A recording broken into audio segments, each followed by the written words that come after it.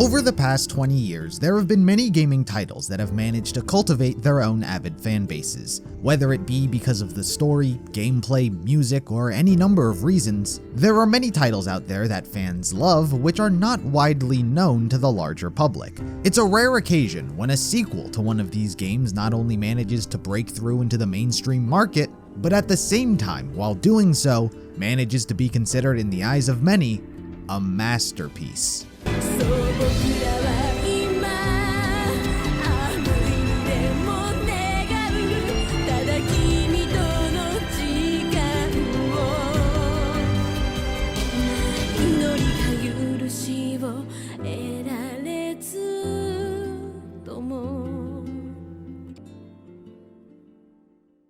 Nier Automata introduced many players to the world of Nier. Its story, themes, music, gameplay, and design was so uniquely and masterfully executed, it was, and still is, unlike many other games you'll experience in a long time. It left many new fans eager to learn more about this franchise's history.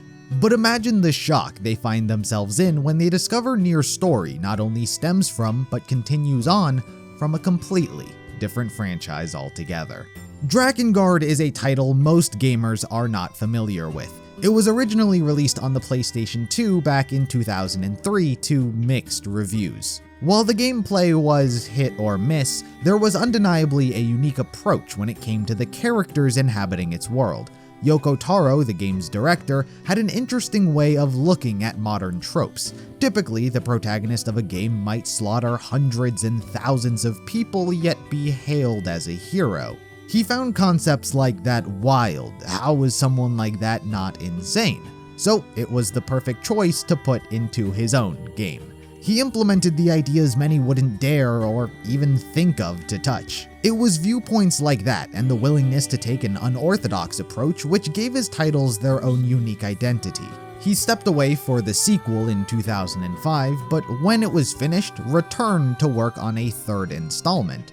During its development, however, the concept wound up straying a little too far from what they intended, and so the game was instead rebranded to what we now know as Nier. But interestingly enough, despite the rebrand, Yoko Taro never stopped treating Nier as though it was a sequel to his past game. As far as he was concerned, he picked up right where he left off. And once more, he continued to implement a unique view on the world through its story. Drakengard would eventually get an official third installment in 2014, and it would be a prequel to the original game. But as the years have gone by, instead of furthering the divide between the franchises, he's actively worked to bring them closer to the point where it's an undeniable fact that the two stories tie into one another. Unfortunately, understanding the timeline isn't as simple as just going through the games. Each game has a plethora of different endings which can and do branch into their own separate timelines. Add on top of that countless different novellas, books, manga, stage plays, and whatever other form of medium Yoko Taro has chosen to dip his toe into, and you have a lot of material to get through. But getting the true timeline is work in and of itself, since Yoko Taro loves to just change things. Considering this timeline is one that theoretically deals with an infinite number of varying branches, Yoko Taro loves to change the events of history anytime a new version of a story comes out. If you're currently watching the Automata anime that's airing and you've previously played the game, you've probably noticed that certain characters have completely changed. And that's on purpose. He's not retconning his story, he's just going down a different path of the timeline. His unique approach to storytelling hasn't changed from his beginnings. In fact, if anything, he's only gotten more bold with the risks he's willing to take. From swapping genres mid-game to tackling the topics others dare not approach, it's almost as if the whole world is Yoko Taro's playground and he's doing what he wants. This video is going to be as straightforward of a timeline as could possibly be. I'm not going to explore any of the irrelevant endings or branches that lead into different paths. There is one flow of history that leads directly from the beginning of this timeline straight to its end. As such, any material that's not part of the main timeline will be left out. These include the aforementioned endings, a manga series, as well as Drakengard 2, since Yoko Taro didn't work on it and he ignores it as well. With that said, I present to you the complete, unabridged timeline of Nier. While the Drakengard universe is what begins this whole timeline and is set in a fantastical world full of magic and dragons, its history actually stems from our very own, literally. Up until the year 856, their world was exactly like ours. The same countries, the same continents, the same past, everything was the same. But in the year 856, earthquakes began devastating parts of the world. The most important was one that occurred in the Iberian Peninsula in Europe. After this, overnight, seemingly out of thin air, a mysterious metropolis had risen, and with it brought all sorts of powerful creatures not native to the world, such as dragons. This location would be known as Cathedral City.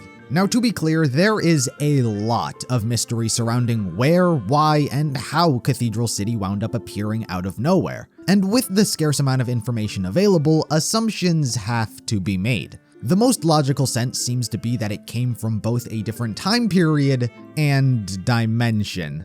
I say this because if you're familiar with the franchise, there is a character named Accord. She's an android meant to observe singularities across the timelines. Singularities in and of themselves are just entities that create a branch within a timeline in which things change from what was supposed to happen. Her job is to monitor these timelines and ensure these singularities don't lead to the downfall of every single timeline, thus annihilating everything. That is her purpose. The reason I bring her up is because she appears as a security measure, keeping a very dangerous entity, which I'll explain here soon, locked away. Cathedral City appears inside the Drakengard universe in the year 856. However, Accord wasn't invented until the year 6230 in the Nier universe. Her, alongside dragons, were both invented to help fight back against an alien invasion. I know that part sounds really weird and random and out of nowhere, but if you know the timeline, then you know that is an event that does happen and we will get to it. But either way, Accord was invented for the first time in the year 6230. Cathedral City, from its architecture and technology, is very advanced. So while never directly stated, it makes sense that some sort of time-space phenomena pulled Cathedral City from the 6th millennium to the Drakengard universe in the year 856. It is possible that everything exists in a type of cycle. Nier's timeline only happens because of the events of Drakengard, and if Drakengard only happens because of Nier, then it's one big cycle with no clear beginning. But anyway, all of that was to say Cathedral City, dragons, and other beings all showed up out of nowhere, resulting in the true start to the Drakengard timeline. But to better understand what is to unfold, we must first talk about the true antagonist of everything that is to come, from here to the end of the timeline, God. God is an entity that is never seen throughout any of the games, novellas, side content, and so on. They have no religious affiliation, it is just God in the premise of being the creator of all living things. The plot comes in when God deems mankind a failure due to their strong egos and uncontrollable nature, free will as it is. As such, God has sentenced humanity to death and created creatures to wipe them out. These are where the Watchers came from, otherworldly beings meant to assist in the destruction of humanity.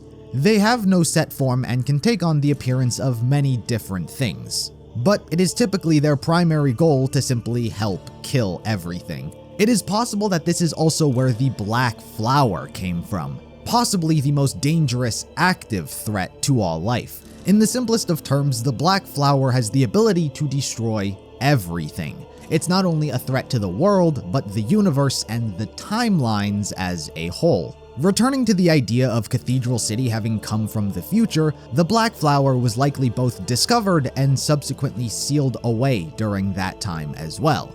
It currently resides locked away within Cathedral City. Accord, whose job it is to make sure the timelines don't end, is a security measure put in place to keep it sealed, and even an android guardian named Bardus is located within the walls to protect it. He is of immense strength, as we will come to see. Where the Black Flower originated is entirely a mystery, but because of what it does, we can assume God created it to wipe everything out. The dragons, however, are an enemy of the flower, and they have the power within them to destroy it. It might have been part of the reason they were created in the first place. But despite their purpose, upon being transported to the year 856, they became the enemy of humanity, likely by complete accident. With the dragon's lifespan so long, all they ever knew was battle. Ever since they could remember, they were always on the battlefield fighting against this alien invasion,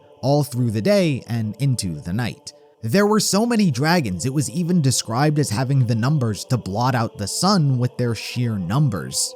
But one day, some white explosion caused everything to vanish. Their numbers became rare, their enemies disappeared, and the Earth itself changed. This moment, whatever this white explosion was, is when they were transported to Drakengard. It is perhaps unlikely that they were even aware of what happened during the moment, as all of this information comes from a dragon in hindsight recounting these events.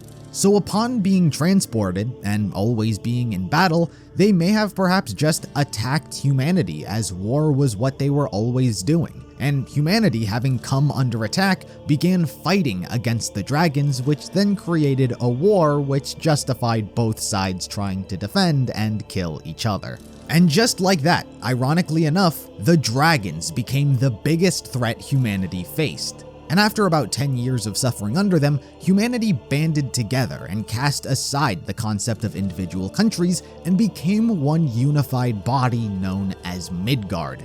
From here, we'll be jumping through time pretty fast as civilization, technology, and life all advances. With cities and villages being reduced to ash, many survivors fled to Cathedral City as they considered it humanity's last shelter. This city would largely consist of nobles and intellectuals from past kingdoms. As perhaps an unforeseen side effect of the dragons and otherworldly beings, they carried a chemical within them known as maso. It's basically a magical element. Humans within areas containing high concentrations of maso began to evolve and change into many mythological creatures we are aware of today. Fairies, elves, trolls, minotaurs, and orcs are but a handful of subhuman species created from those exposed to these magical particles. And as such, magic became a real thing. Many people began finding themselves able to utilize it for strange powers and quickly rose up the social hierarchy.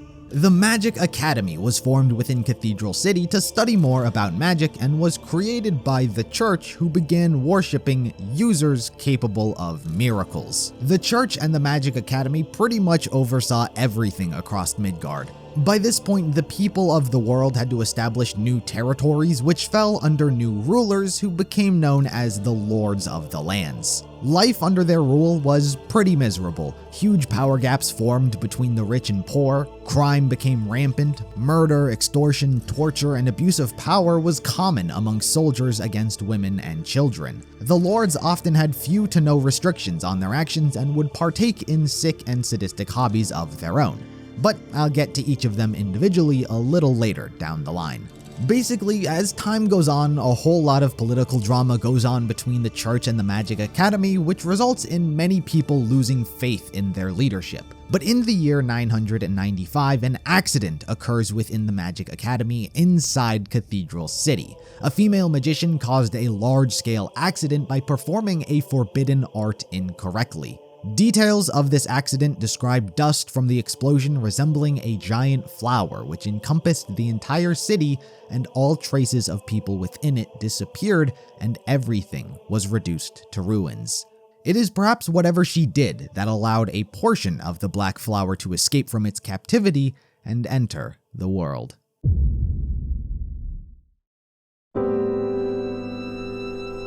Around the year 985 is where we get our first story in this timeline. In the novella, A Reign to End and a Flower to Begin, we follow the life of a young girl who would become our main character for this early part of the story, as we see the events that would inevitably set her off on her life's purpose.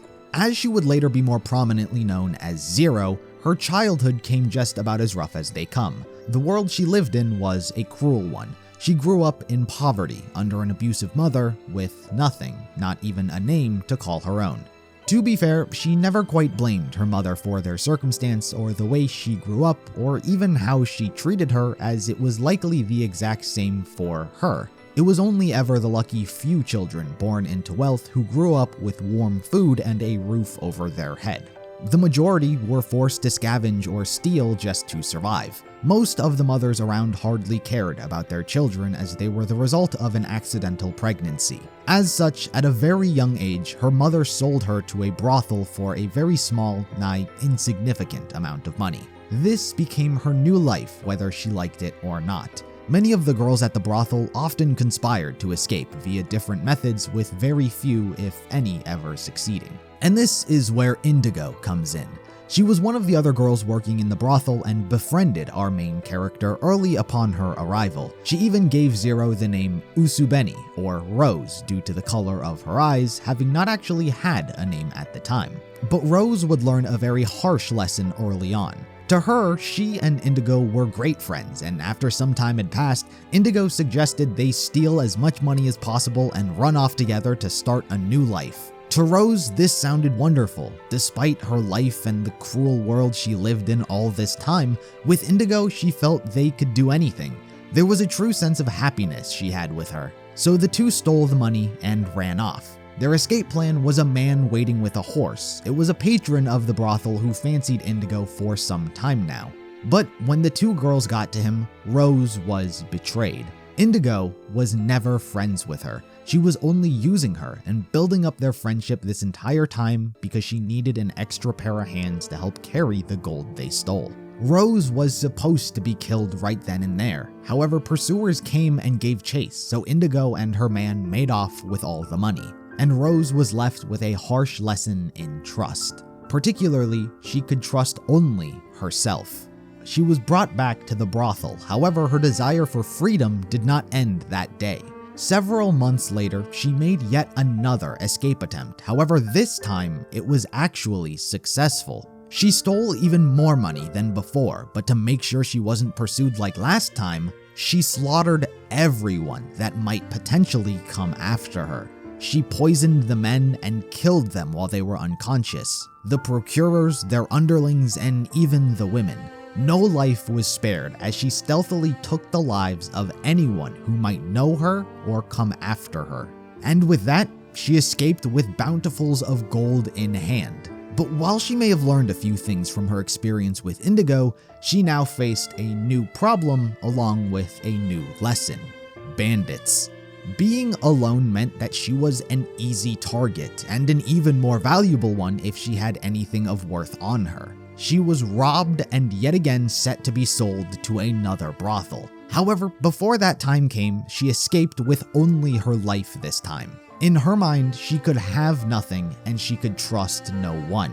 This was the only logical answer for her to live out the rest of her life as. It was miserable, rough, and lonely. And to top things off, she had contracted an incurable scourge plaguing the area and its people, so she was already living on borrowed time. Her life was spent wandering aimlessly, pilfering food and clothes as she came by them, and her habit of killing persisted. If she saw a warm meal on the table of someone's house, she would murder everyone in it just so she could eat. House to house, family to family, whether it was the rich or the poor, it didn't matter to her. So long as there was something for her to take, she would. There was no sense of morality in her actions, simply whatever was best for her. Even when the children of these families begged for their lives, the prospect they would simply forgive and forget her killing their parents was too much of a risk compared to outright killing them. No one was spared the tip of her blade. Her body count racked up well into the triple digits before a bounty was put out for her arrest. The reward was handsome, and so it pretty much became impossible for her to run anymore before she was caught. By this point, the disease had taken its toll, but not enough to kill her just yet. Upon being arrested, she was whipped for every single life she stole, which fortunately they didn't truly know, or else she definitely would have been dead. Afterwards, she was chained up and left to die in the town square. Alongside her were 5 other girls also sentenced to death. Unlike our main character, their intentions were quite virtuous. They attempted to start a revolt against the tyrannical lord who oppressed the people in hopes to give everyone a better life. But their dreams were shot down before it ever had the chance to blossom. One of their own ratted them out, and the 5 girls were captured and tortured. Their bones broken, their fingernails ripped from their hands, their eyes gouged out, and so much more. Even to Rose, their fate felt far too cruel for how good they were. By the time Rose was strung up, 4 of the girls had already died, with the leader, the last one, holding on through sheer willpower alone. The 2 then have a relatively nice interaction, before the remaining rebel dies. But to the end, held true to her sense of justice and belief in her actions in what she was trying to accomplish. As the remaining survivor, Rose was sent to be burnt at the stake. However, before that had the chance to happen, the culmination of her injuries as well as her sickness finally caught up to her, and she died.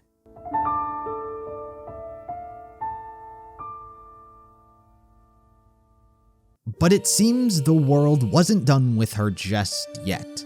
In her dying moments, she bore witness to a rose-colored flower blooming before her very eyes. This was in fact a fragment of the black flower that was sealed within Cathedral City. Like Rose, it was weak and dying, so it took root within her corpse and birthed her with new life. She was cured of her illness and given magical ability far more powerful than that of normal magic. She became known as an Intoner. It's a definition given to those who are magically enhanced thanks to the flower.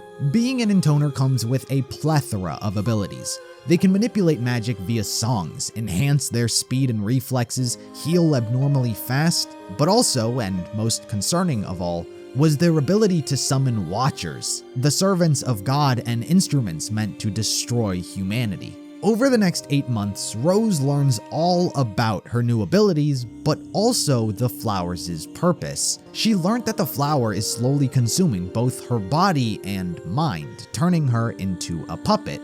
Once the flower fully takes root, it will unleash world devastation.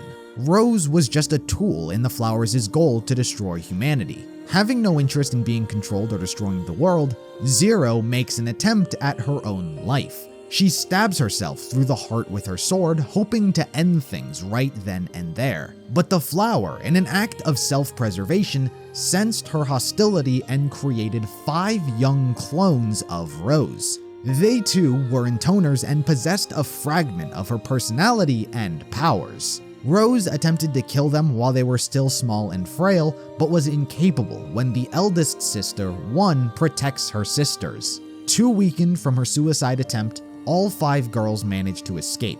Rose would then swear to kill all of them and rid the world of the flower's existence, no matter the cost. Respectively, all of the sisters would go on to be known as 1, 2, 3, 4, and 5. It is also here that Rose adopted the alias of Zero, as she is the original and it is her duty to deal with her sisters. As for the sisters, they are an amalgamation of a few separate things all mashed together in one. Their look, their personality, their memories all stem from different places. For example, the memories of the 5 girls' past are all different. In fact, they would all actually directly come from the 5 girls who died in the square alongside Zero before she obtained the flower. In terms of their appearance, they all came from different people Zero had encountered throughout her life. 5's body, for example, was that of a nun she had killed back when she was stealing food to survive. And 1 was actually that remaining leader girl she had talked to with her eyes gouged out for having tried to overthrow the Lord. 1 possessed the same voice, hair, and likely the same eyes. The other three's appearances are unknown, but they were likely either from the brothel or girls she had killed while stealing food. It's also important to note that each of the girls are afflicted with a type of curse, a price they must pay for their ability to use the power of songs. One's senses grow keener with each passing day. Her sense of smell, taste, hearing, and so on become much more sensitive over time. 2's physical strength gradually grows despite her appearance. 3's hair grows uncontrollably and she needs to cut it daily. 4's fingernails grow at an alarming rate and she's made a habit of biting them off. And 5's breasts enhance with seemingly each passing day. Of course, unlike the other 5 girls, 5 doesn't mind hers as much as it increases her self-confidence and bravado. But in terms of personality, let's take them one by one. Having each received a fragment of 0's personality, 5 represents 0's lustful issues and insensitivity towards sexual topics. She has a relentless craving and, like 0, will kill anyone just to get some food. 5 is crude and horny, full of confidence and greed. She has an insatiable desire for pretty much everything: men, food, clothing. But whenever she gets what she desires, it isn't too long before she becomes bored of it and throws it away. 4 reminds 0 of herself when she was still a young girl thrown into the brothel and how she tried to hold on to the smallest bits of pride she still had left. 4 speaks and acts with grace, with a refined personality of a good and responsible listener. However, she is also 0's embodiment of her desire to be accepted and loved by others. As such, 4 has an enormous inferiority complex. She's jealous of her sister's beauty, such as 5, and constantly craves one's praise and acknowledgement. When 4 becomes paranoid, she rejects everyone in her life, hating the entire world, exactly the same as when 0 chose to stop trusting others. 3 is 0's wild, selfish, and twisted side. 3 has no remorse or empathy for her twisted actions. She's lethargic, lacks much energy, but has a very dangerous temperament. However, her obsession with dolls is completely unlike this side of her. When fixated on something she truly loves, she becomes hyper-focused and very talkative. She's regarded by the sisters as the most beautiful amongst the group, which they find unfortunate due to her general disposition. 2 is 0's life in what could have been. She's bright and cheerful with the ability to get along with just about anyone she meets. She's a type of motherly figure, caring greatly about others and their well-being. She loves the world and is carefree, even able to find true love. And 1 is possibly the greatest aspect of 0, which is her strong sense of justice in the world. In 0's final moments before she died, she was unsatisfied and unable to comprehend why everything was so unjust. She hated wrongdoers, the corrupt, and oppressors. Just before dying, she wanted a just and logical world, and that's what 1 embodies: a strong sense of justice, seriousness, and intelligence. 1 finds it her responsibility to care for the well-being of others and make the world a better place. These 5 were born of the flower's existence and as such serve as vessels of its will, whether they know it or not. Like 0, the flower rooted within them is inevitably going to blossom and bring world devastation. And at the same time, they too are intoners and can utilize the power of song to their benefit. Basically, everything 0 knew in regards of how to utilize it, they kinda know as well. Ironically, these 5 do care greatly about the world and its people, and that would be very evident in what they did with their lives shortly after their birth. The manga series Utahime 5 shows us the story of the 5 sisters running up to the events before the game. The beginning months following these girls' birth were initially spent as a traveling superhero band, as odd as that may sound. But through doing this, they were able to witness the cruelties of the world and see just how corrupt the lords of the lands really are. And so, the 5 girls set off on a journey to overthrow these leaders and free Midgard themselves. Their first target was Lord Bass from the Land of Sands. He certainly is a twisted and ruthless individual. He doesn't care much about anything, including his own kingdom, outside of his own sickening hobbies. He decorates his castle using the flesh and bones of children and slaves. pretty much everything from little figurines to rugs to dolls he crafts using the subjects from his own land. And when the families come to appeal to him asking for their children back, he strings them up, leaving them for dead for all to see. The 5 girls arrive at his castle and swiftly deal with the outside guards. While various traps and other abominations lie in wait on the inside, they too are dealt with until Bass himself chooses to confront them personally. He pilots a giant golem, which he hopes to overwhelm the sisters with. However, it's all for naught. One uses her power of song to increase her physical strength and movement speed, and she is capable of taking down the golem. Lord Bass in his defeat would beg for mercy, attempting to justify his actions. However, he's simply wasting his breath. To truly protect the world, the lords must die. And so one disintegrates his head with a sheer amount of superhuman strength. As the wall crumbles over the former lord's corpse, we are introduced to Partition. He was Lord Bass's assistant, however likely has relations to another lord, Cerulia. She rules the Land of Seas and utilizes magic, most notably to keep a youthful appearance. She steals the youth of others for her own personal gain. Partition, too, is a magician and does a similar form of magic to keep himself looking young. Both of them are obsessed with whatever magical strength lies behind the Mercurius Gate in Cathedral City, which we currently know is the Black Flower.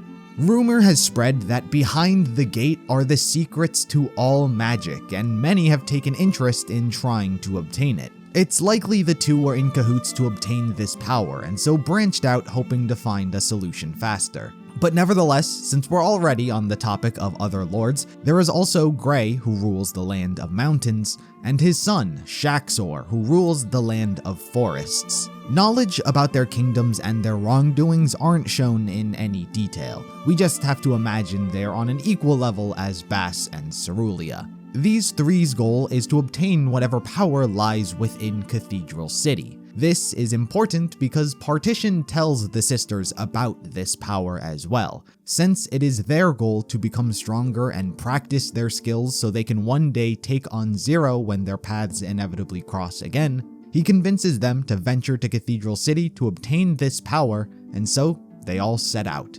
On their journey, however, their ship is attacked by a kraken-like sea monster, and amidst the chaos, one is pulled into the ocean, and none of the sisters are able to help her. Fortunately, one is more than capable of handling herself. She and the sea beast wash up ashore on some random island. However, after thinking the monster was dead, it makes a surprise attack, but is interrupted when a dragon lands on its head and kills it. This is Gabriella, one of the few and only relevant dragons that still roam Midgard. Her encounter with one was not by chance. In fact, she had crossed paths with Zero prior and was curious as to what her existence was. She was able to sense the odd nature of being an Intoner and didn't know what that was. So following the sense of presence, she wound up coming face to face with one, but is notably able to tell the difference in the two's power level. Zero exerts immense strength to the point that even Gabriella describes her as a monster, while one appears weak, but she states her desire to protect the world. Their conversation is interrupted as Gabriella wasn't the only one looking for one. The other three lords have dispatched an assassin to track down and kill the sisters. The assassin is Bardis, who, if you recall, I mentioned was originally within Cathedral City when it first arrived. He was found by the lords within the walls guarding the gate to the Black Flower. A lot of time has passed since then, and he's kind of forgotten his purpose. And so the lords were just able to command him and he followed their orders. Bardis is of immense strength and power. Not only is he physically capable of overpowering both one and Gabriella, but his body is able to regenerate from any damage he sustains. He's most certainly not human, and whatever technology he was made out of in whatever era he was plucked from makes him a real force to be reckoned with. As stated, he easily takes care of one and has no problem overpowering Gabriella. But just when things are looking bad, one unlocks her Intoner mode. She pushes herself further beyond her known limits and unleashes a barrage of relentless attacks onto Bardis, decimating and ripping his body to shreds. But even this was not enough to kill the mysterious warrior. He regenerates, but this time with the physical appearance of a young boy. But it was enough to continue living another day. Having pushed herself past her physical limits, one fell into a coma for the next month. Gabriella was impressed by her capabilities as well as her desire to protect the world, and so she decides to take her unconscious and exhausted body and look after it until she wakes up. In the meantime, there's another story that we need to follow that was happening simultaneously as well, and that's what Zero was doing. After her sister's birth, Zero spent most of her time researching everything she could about the flower's origin. She found some books from Cathedral City which detailed the dragon's connection to it and how they are the only things capable of killing it. Her path inevitably crossed with Michael, the strongest dragon there is. When Zero found herself inside of Cerulea's kingdom fighting her soldiers, Michael showed up and decided to kill Zero as a game. But she used his own attacks in her favor and wiped out the soldiers instead. While he initially came to kill her, he noticed the flower growing within her and simply laughed. He stopped his attacks and chose to indulge in a conversation, as she most certainly is one of a kind. Michael confirms all of Zero's research about the flower and how dragons are connected to it. Zero divulges what has become of her, as well as the creation of her sisters, and how all of them need to die for the flower to be stopped. Michael sees the rivalry dragons have with the flower as his destiny, and so agrees. Though it wasn't as simple as just that. Over the course of the next 2 months, Michael would test Zero's strength and power over the flower by having her kill countless magical beasts. Her final test of strength was a battle with Michael himself. Zero was strong enough to win the fight, and as promised, Michael began fighting by Zero's side as a friend and companion. Now, both Zero and One have made allies with a dragon. As stated, 1 month would pass before One finally regained consciousness and was able to continue her journey. However, neither she nor her sisters were the first to arrive at Cathedral City. The Lords were. They were fully aware that there was now a race to claim whatever power and knowledge lied behind the Mercurius Gate, and they were hoping to be the first ones to claim it. Bardis, who has since reunited with them, is tasked with opening it because he's the strongest and from wherever this stemmed from. But when he tries to open it, the security system rejects his voice data and teleports him away. From here, the Lords have no choice but to simply wait for the Intoners to arrive and ambush them when they're not suspecting it.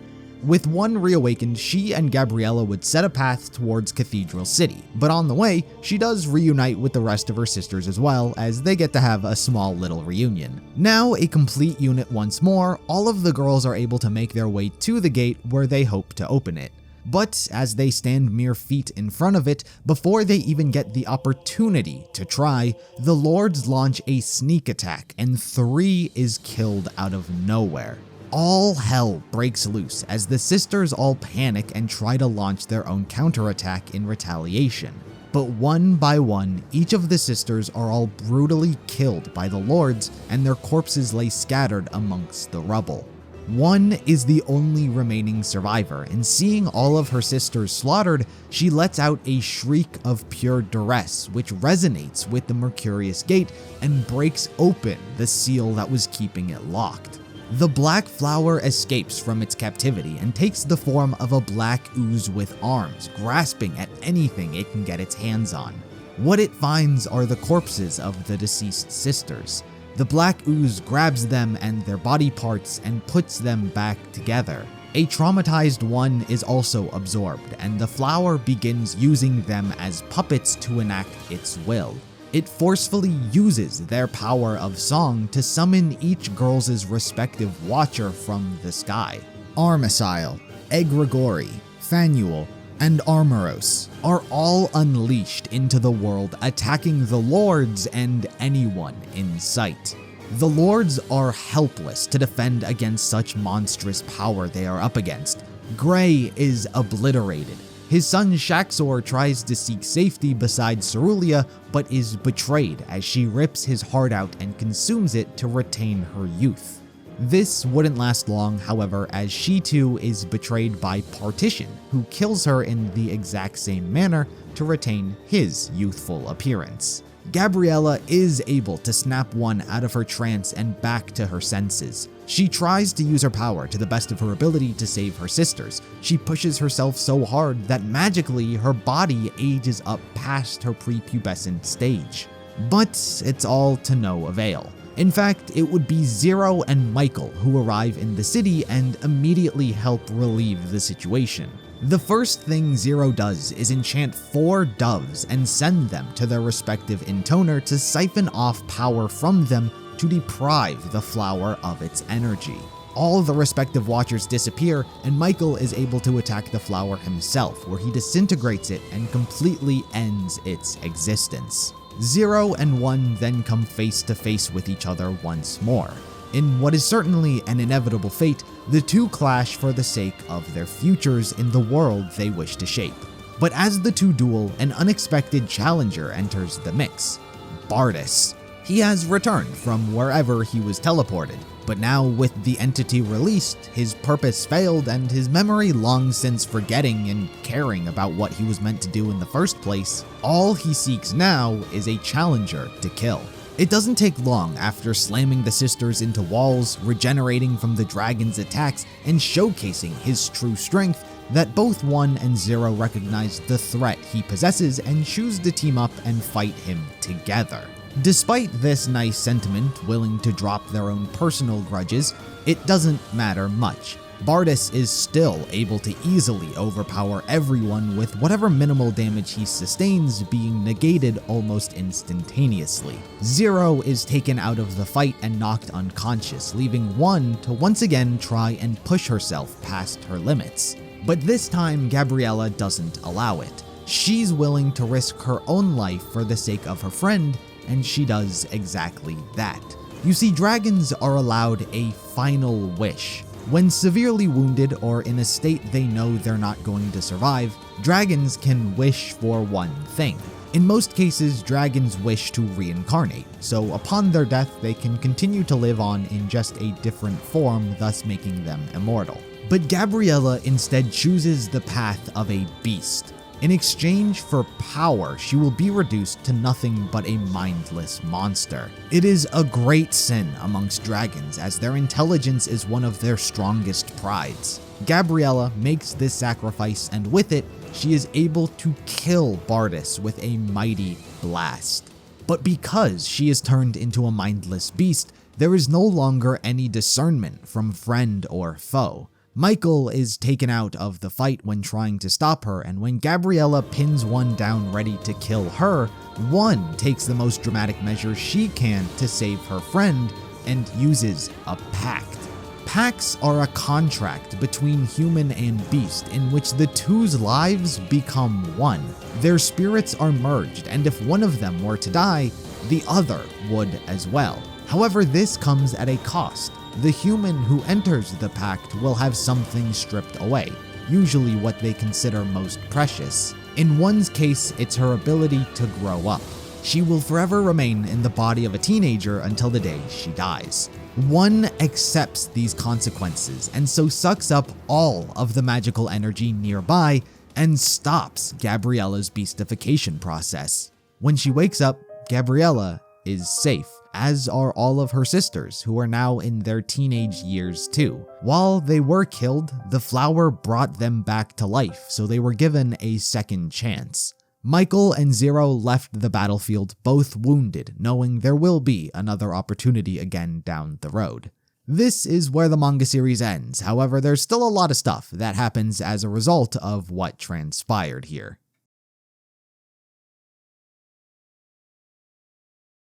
With the lords of the lands having been vanquished, each sister would become the leader of one of each land respectively, and thus the new era of the Intoner Empire began. The girls made swift policies that benefited the common people, keeping them out of poverty and famine, and former nobility were punished, particularly those who tried to oppose their rule. They restructured and formed their own new armies. Within the span of a year, the girls effectively reshaped the entire world. All forms of religion virtually ended and were replaced by Intonerism. Whether it be their loyal soldiers or the everyday common folk, the girls were worshipped as goddesses for what they had done. And honestly, rightfully so. The living conditions were made better for the people, monster population decreased. The world really did become a better place under their rule. From here, each sister would go off and do their own thing in their respective region. One would naturally take up control within Cathedral City, where she spent her time trying to research what exactly she and her sisters were. She's trying to make sure that her convictions are noble and true, but despite her best efforts, there would be no documents whatsoever pertaining to an Intoner's origin, leaving her to simply act on her own ideals. 2 was put in charge of the Land of Sands, hoping that her cheerful and optimistic attitude would be good for the people living in such a wasteland. 3 was given rule over the Land of Forests due to her affinity towards strange creatures. The fairies and elves that reside in the area far outweigh the number of humans, but 3 gave them their space instead of trying to subjugate them like the lords, so everyone's happy. 4 was given the Land of Mountains due to her habit of uncontrolled outbursts. She was unreliable to rule a larger kingdom, and the Land of Mountains has a very sparse population. And 5 was chosen for the Land of Seas. Its people are very rowdy, and 1 was hoping that 5 would rein them in, which she naturally did.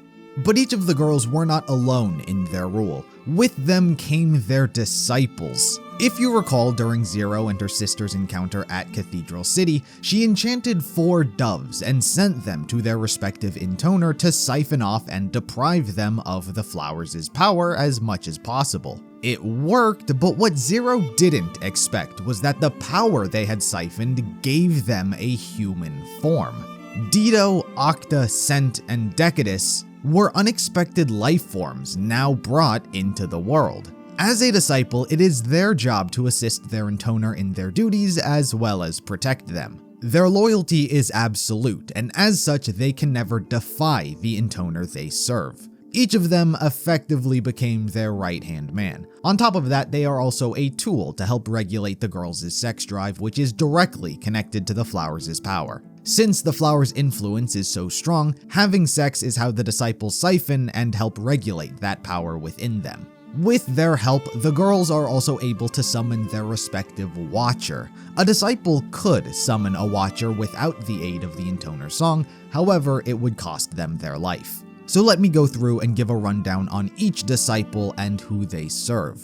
Dido is Five's disciple. He's a very abrasive and baneful young man. Despite his boyish appearance, he is deceptively cruel, sarcastic, impatient, and can be incredibly vulgar at times. Unfortunately for him, he hates being Five's disciple. She is the most sexually active of all the sisters and has the highest libido.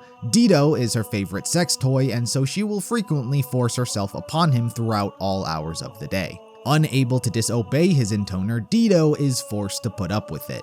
He does always express his disdain for her and her appearance, which she only finds adorable. This is only really a problem for him because his real attraction is more towards the grotesque. He finds the inside of a human, such as guts, much more of a turn-on than he does that of traditional beauty standards, which Five possesses. Decadus is Four's disciple. Comparatively to the others, he is the most normal and is considered to be the most loyal amongst them. He is often described as a perfect gentleman as he speaks in a polite and mannered style. However, behind his perfectly well-mannered demeanor, he is an extreme masochist. Any form of pain and agony he goes through gets turned into his own personal reward. Whether it be physical or mental, whenever something harmful is happening to him, he can't help but get off to it, though he tries to suppress it, which often fails. Octa is Three's disciple. He is the wizened old man of the group. He takes his job as a disciple very seriously, particularly when it comes to the sex aspect. He spends his day reading books for obtaining pleasure and perfecting his craft. He is so horny that his outlook on joy is seen as a hole itself which needs to be filled. He sees every hole in the world as a potential lover, including a black hole within space. It doesn't matter the age, race, sex, or even species, to him, each hole has their own charm to it. Scent is 2's disciple. He's the suave and good-looking one of the group. However, he's incredibly dull. His intelligence is very minimal, and he'll often exaggerate or completely lie just to seem more bright and strong. What makes him different from the other Intoners is his relationship with 2. Unlike everyone else, Scent and 2 had fallen in love and are a perfect match for each other. Dido is repulsed by 5, but cannot disobey her advances. Decadus is a perfect gentleman to 4, but 4 wishes he was more forward and aggressive, making a move on her. And Octa is often not able to display his sexual expertise, as 3 is distracted by her own personal pet projects. Scent and 2 are the only couple whose interests align. 2 is infatuated with his suave personality and ravishing good looks, and Scent cherishes her entire being, willing to dedicate everything to protect her smile. As for 1, she was the only Intoner not designated with a respective disciple. This didn't matter to her, as she was able to bypass many of the negative effects inflicted without using one. However, she still wanted some sort of insurance policy, a backup in her fight against 0 just in case she failed. And so 1 used one of her very own ribs and gave birth to a clone of herself. This clone would also be known as 1, however would often be referred to as Brother 1. Unlike the other disciples, Brother 1's existence was kept a secret from everyone, including her sisters. He was trained in absolute secrecy with a single purpose to his life. If 1 were to die at the hands of 0, it was his job to take her life. He was entrusted with a special sword made from one of Gabriella's fangs and sat in waiting for the inevitable day. And this leads us to the beginning of Drakengard 3. All of the Intoners gather in Cathedral City to fend off their eldest sister together, while 0 launches an assault on the capital. Her first victim is Partition, who we met during the events of the manga. He was using magic to keep himself looking young, but when 1 saved Gabriella by sucking up all the magic in the area, he was transformed back to his real age. Since then, he's been writing stories singing the praises of the Intoners and their accomplishments, but it doesn't last much longer.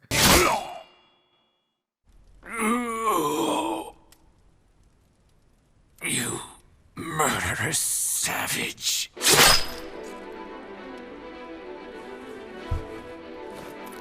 Savage? I think you mean Intoner. She's in there! Take her down! Kill the traitorous demon!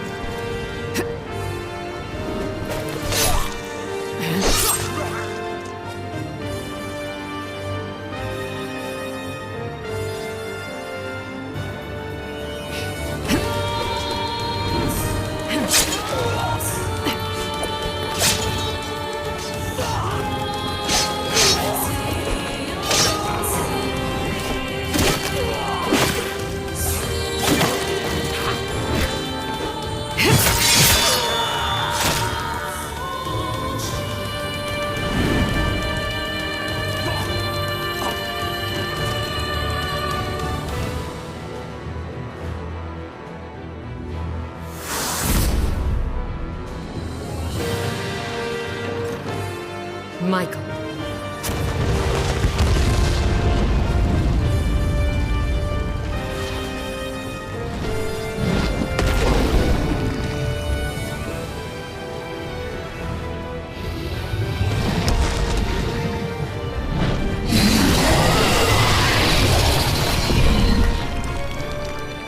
It's time to put an end to the Intoners.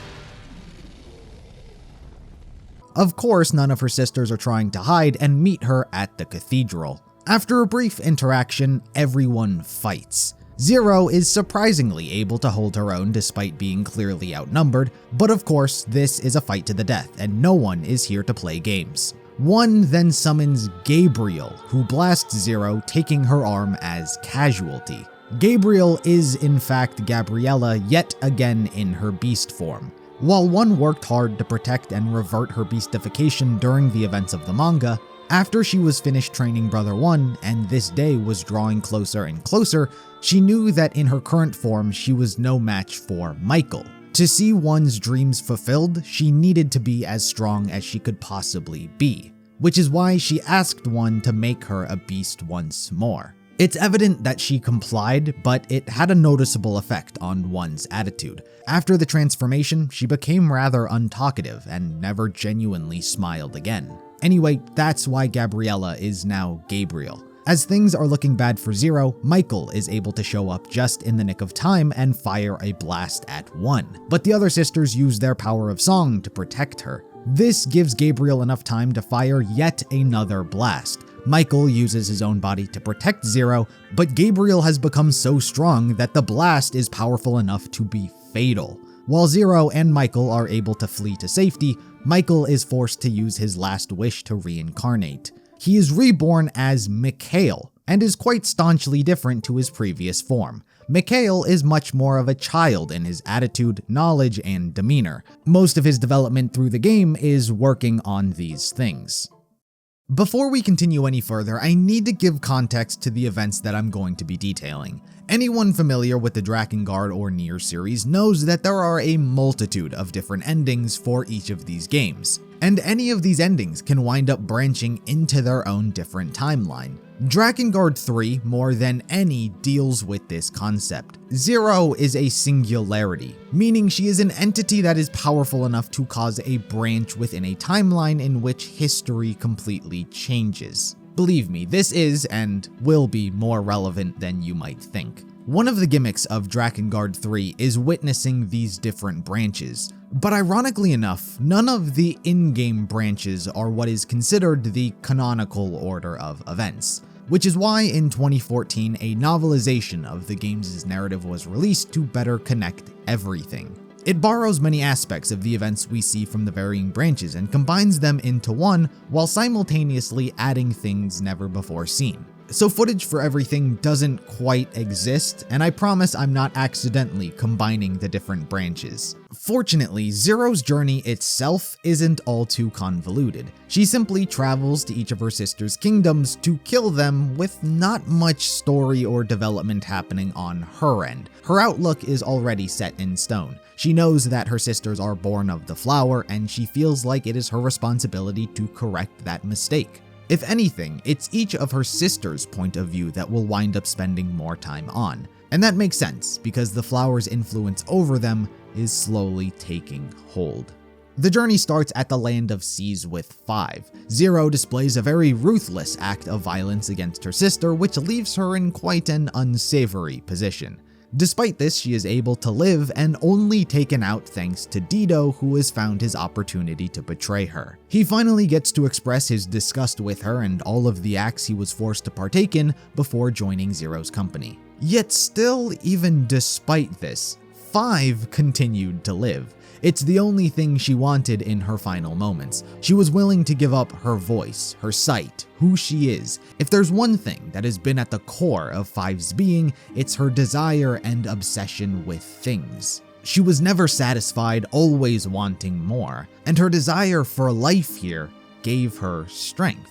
Or it gave the flower enough strength to be reborn. But she wouldn't play a role again until later down the line.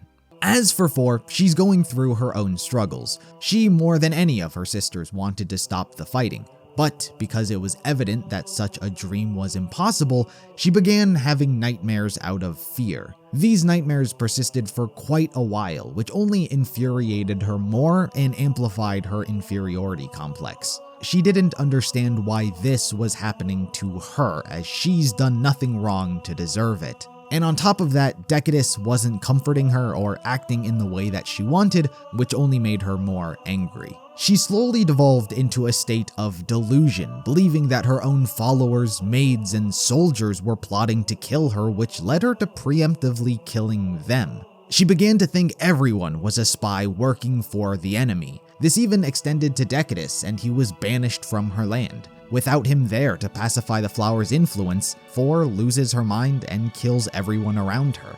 Zero and the others stumble across Decadus, where they have him lead them to her so they can put her to rest. After seeing the mental state she's in, Zero kills her.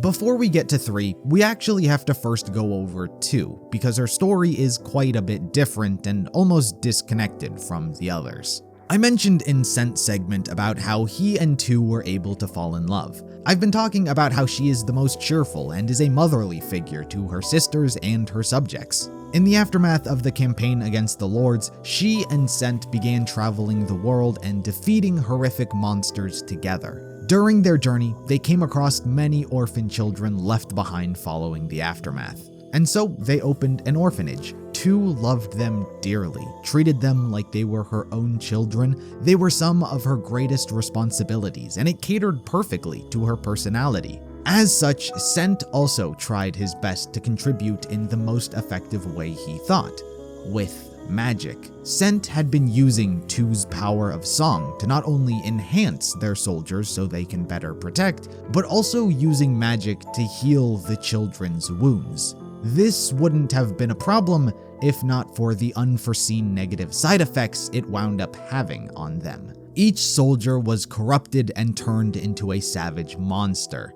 As for the children, they were horrifically all conjoined and merged into a homunculus. Scent and 2 had to fight their way through and slaughter their own soldiers and people, as well as having to put down the innocent children that she loved, all because of an unforeseen accident. To be fair, while Scent was using the magic, he had no idea it would turn out this way. It still originated from the Black Flower, after all.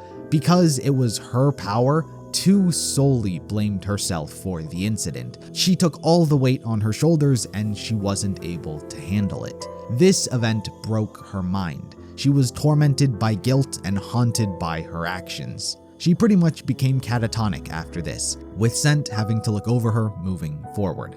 But to be fair, this event wasn't the sole cause. It just so happened to be the thing that pushed her over the edge. The truth is, 2 was incredibly keen to the flowers' true nature. In the beginning, she believed her power was altruistic. She never doubted it and thought that with it, she would be able to protect her loved ones and the world would be able to find peace because of it.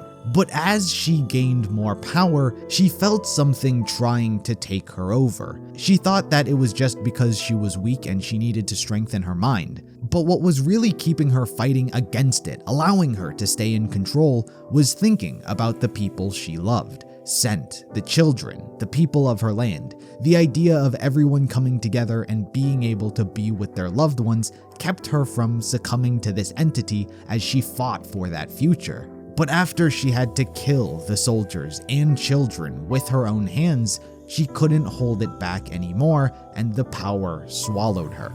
Since then, she never eats, she never talks, she hardly moves, she's just a shell.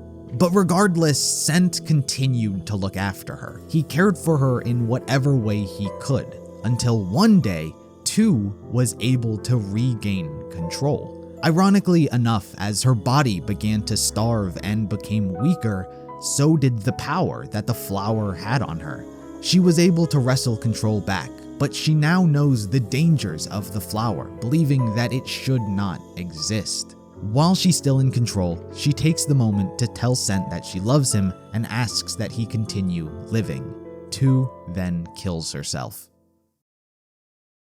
This story was important to include here because Scent would honor her final words. This is how he ends up in the company of 0 and the others when they go in search of 3 in the Land of Forest. However, before their search, Zombie 5 makes a reappearance. Having reattached all of her limbs, whatever little consciousness or understanding of hers remains was drawn to the flower's power that was resonating in the center of the forest.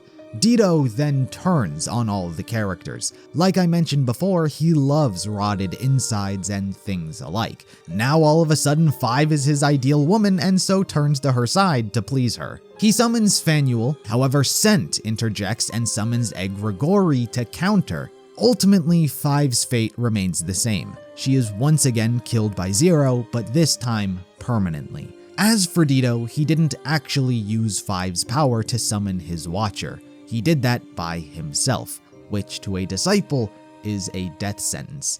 As such, all the power is stripped from him and he is reverted back to his dove form. The same fate befalls Cent, however, he takes solace in his death. Oh well. There's no point in living in a world without Lady 2 anyway. Now I can rest.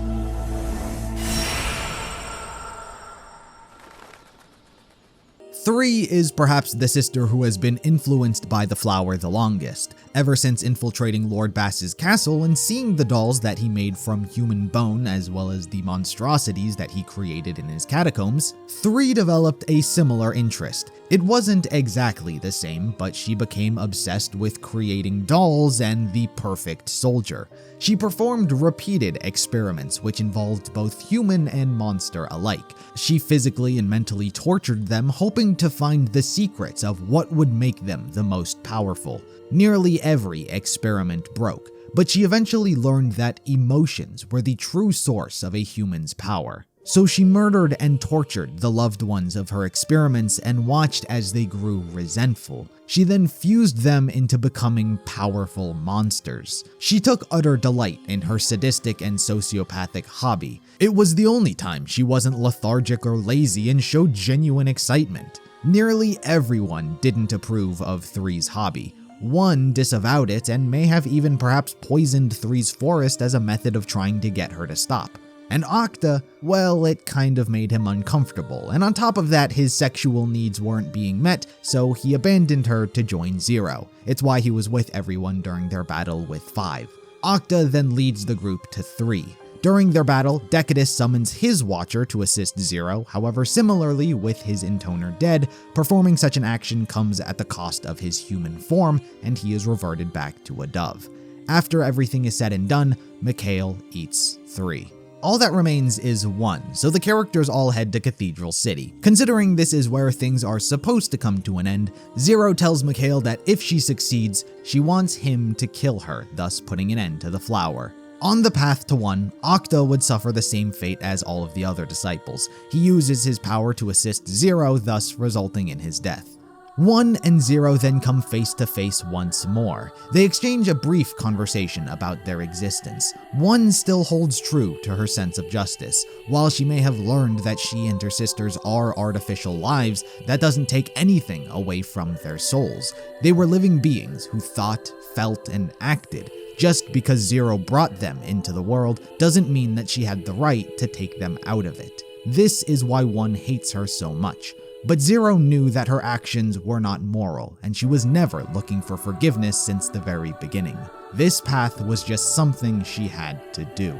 One then summons Abdiel, but ultimately, after its defeat, she summons Raphael. After having discovered the poison in the Land of Forests, she got the idea to use it to weaken Zero and Mikhail. Zero was quite taken aback by this action. Summoning not only one, but two Watchers without the aid of a disciple and not succumbing to the flower's influence was a frightening amount of power. But like Abdiel, Raphael is also defeated. But fortunately for One, the poison had done quite a number on Mikhail. And finally, in response, One summons Gabriel to finish things off. The moment gets quite passionate between One and Zero. One has known for some time that the life she's being forced to lead is inevitably going to lead to death. She's kept searching for an answer that made sense as to why it had to be this way, but never found it. The two then activate their power of song and rush at each other, but Zero wins the duel. She impales One and slashes through her, killing both her last remaining sister as well as Gabriel. The two did have a pact after all, which entwined their lives. But it wasn't over just yet. Gabriel had managed to deal a fatal blow to Mikhail before dying, which left his lifeless body in the aftermath. Zero was uncharacteristically saddened by this sight. Seeing his body made her reflect on their entire journey. Not only what they had been through, but also her own life. For all the people she had betrayed in her lifetime, for how she never truly trusted anyone, it wasn't until Michael and subsequently Mikhail came along where she could finally place her trust in someone else. For the first time, she wanted someone other than herself to actually live. As she grieved over Mikhail's corpse, she began blaming the flower for everything. But amongst her rage, she got the idea that perhaps she could use the flower's regenerative ability, which brought her back to life, to bring him back as well. She knew it was wrong, as using the flower to resurrect Mikhail would place the same curse that she lived with on him. But she didn't care. She wasn't acting on logic, she was acting on her own feelings. And so with the flower, Zero forged a pact. In exchange for his renewed life, he will be cursed with the flower. Mikhail returns and is brought back, but the reunion is short-lived. While she isn't looking, Brother One finally reveals himself and stabs her. Zero's plan completely backfired, as saving Mikhail combined their lives into one. So since Zero is killed, so is Mikhail. In her final moments, she simply just tries to apologize to him. But regardless, she knew it was the end for her. She knew that no matter how she felt, whether she was forgiven or saved, it was the end. And in the end, everything always returns to nothing.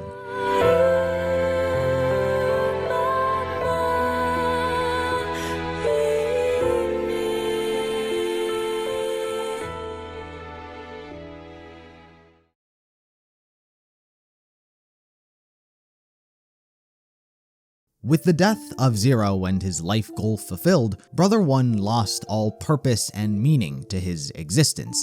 His sister's plan for him was to originally kill himself using his blade, thus putting an end to the flower's influence forever. However, what winds up happening is that Brother One panics. He grieves over the loss of his sister, only wishing to see her again. After catching a glimpse of himself inside a nearby mirror, he sees her still alive. Considering they are twins, in this case, they share the same clothes, face, and even body. In his mind, she was still alive. He wanted her to continue living on, and so through him, he intended on doing so.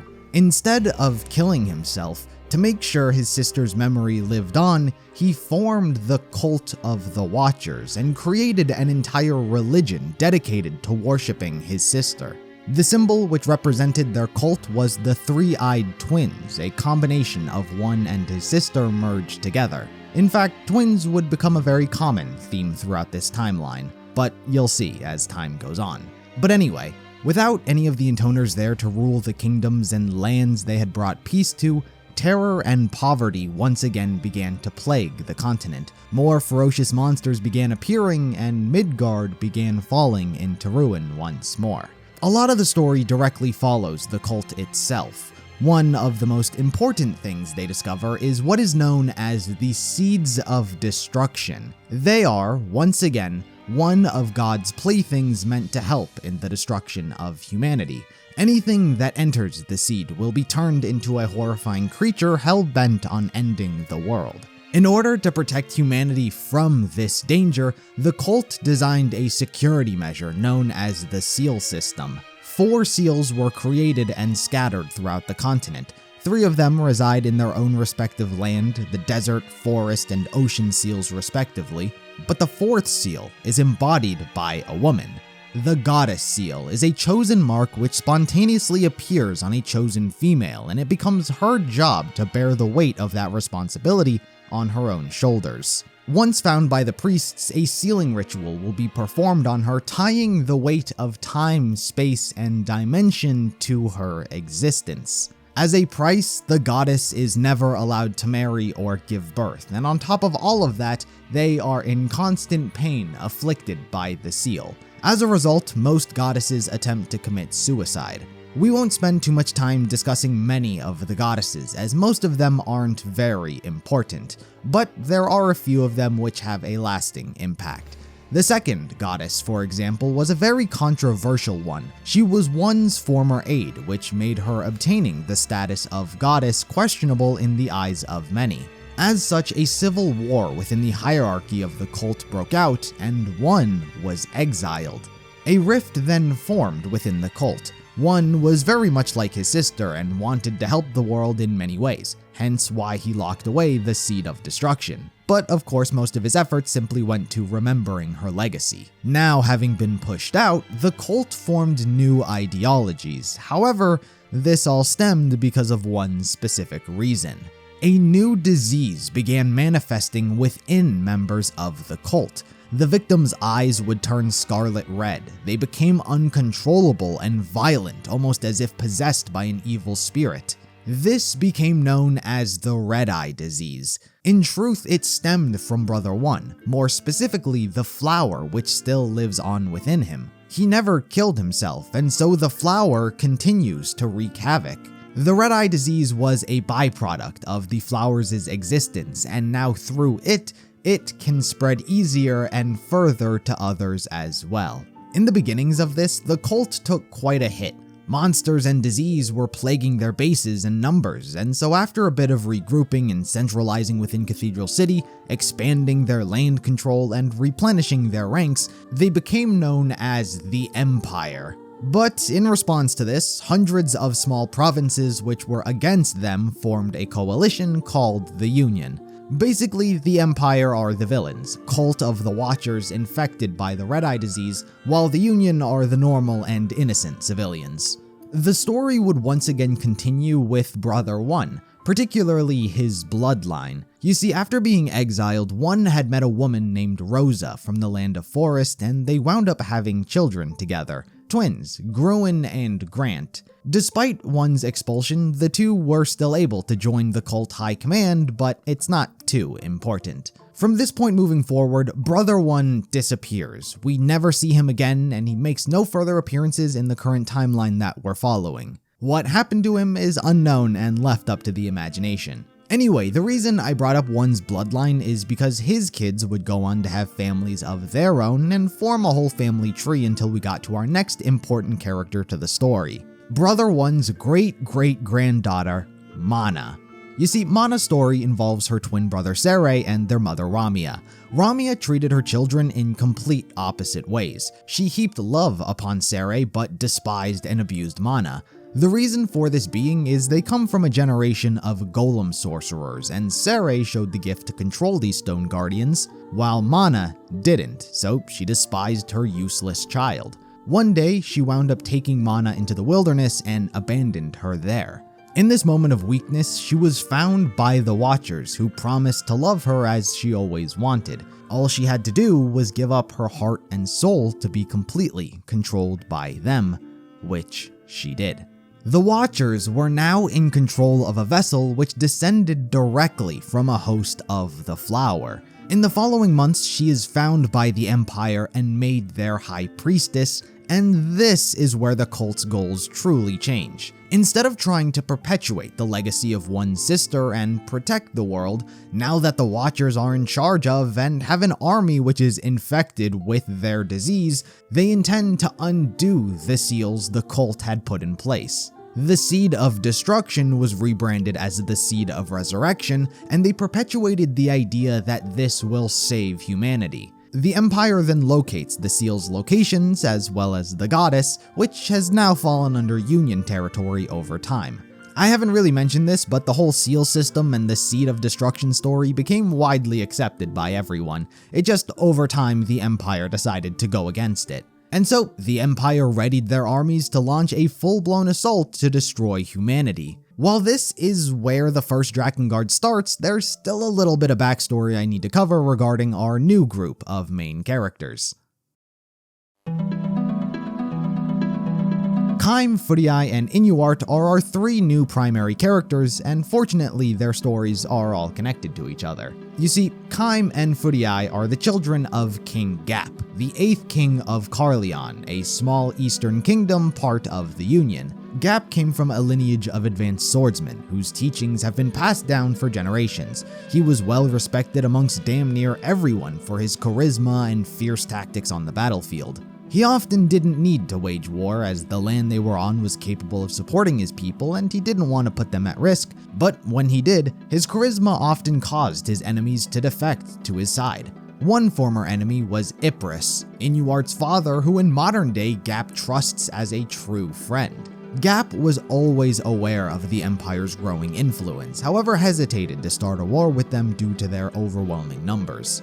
Instead, what he spent his time doing was training Caim to be his successor. He taught him, as well as Inuart, the family swordsmanship.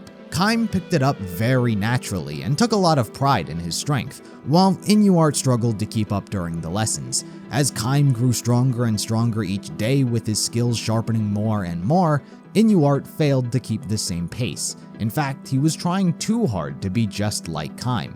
He wound up finding himself to be much more attuned to that of the harp and music. He was much more poetic than he was a brute, and so found success in this aspect of his life. But still striving to be strong so he could protect the love of his life, Furiae. Furiae I haven't really been talking about because at this point in her life, she doesn't have too much going on.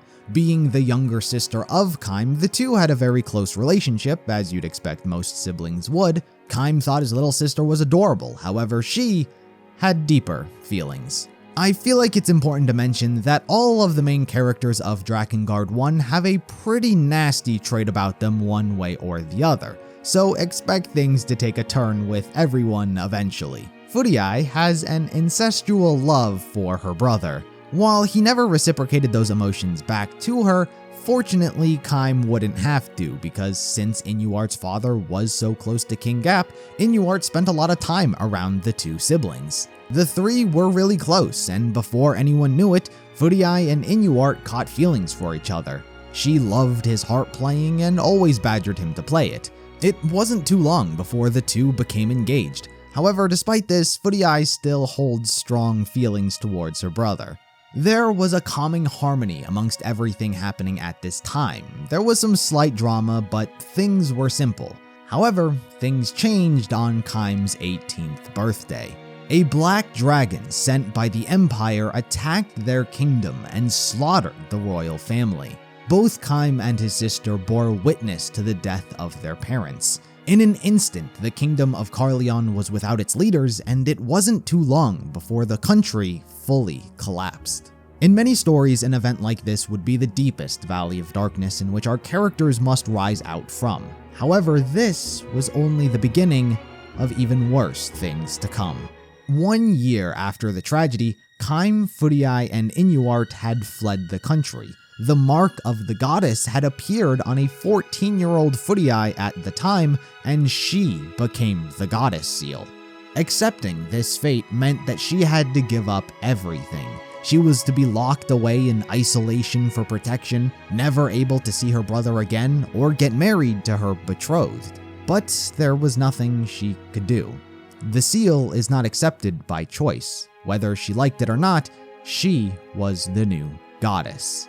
Her life was now void of any joy she had hoped to have. She was placed in the care of Vertile, the hierarch of the Union Church. It was his job to overlook the goddesses and ensure their protection. He's not too bad and is dedicated to his job and feels much sympathy for her, as he can tell that she's much too empty for someone of her age. To be fair, her worries weren't as extreme as she feared. Both Caim and Inuart could stop by and see her on occasion, and Inuart would play the harp for everyone. However, the joy that it used to bring never quite was the same.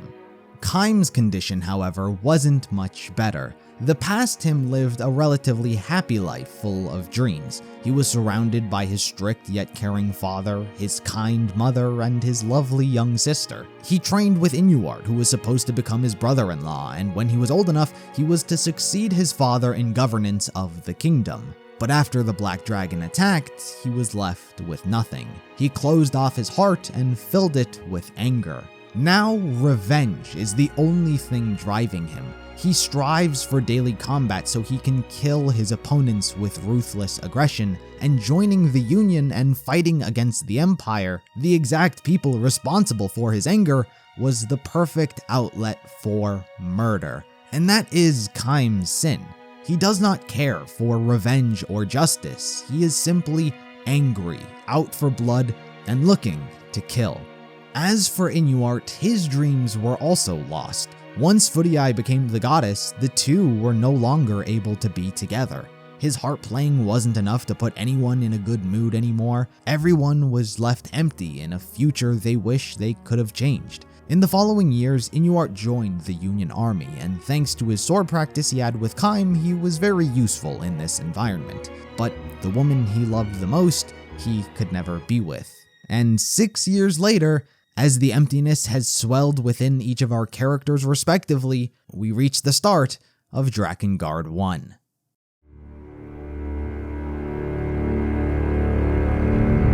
Drakengard's story opens with the Empire initiating their plan to destroy the seals and attacking the castle protecting Furiae. Caim, alongside Union soldiers, are fighting against the Red-Eyed forces.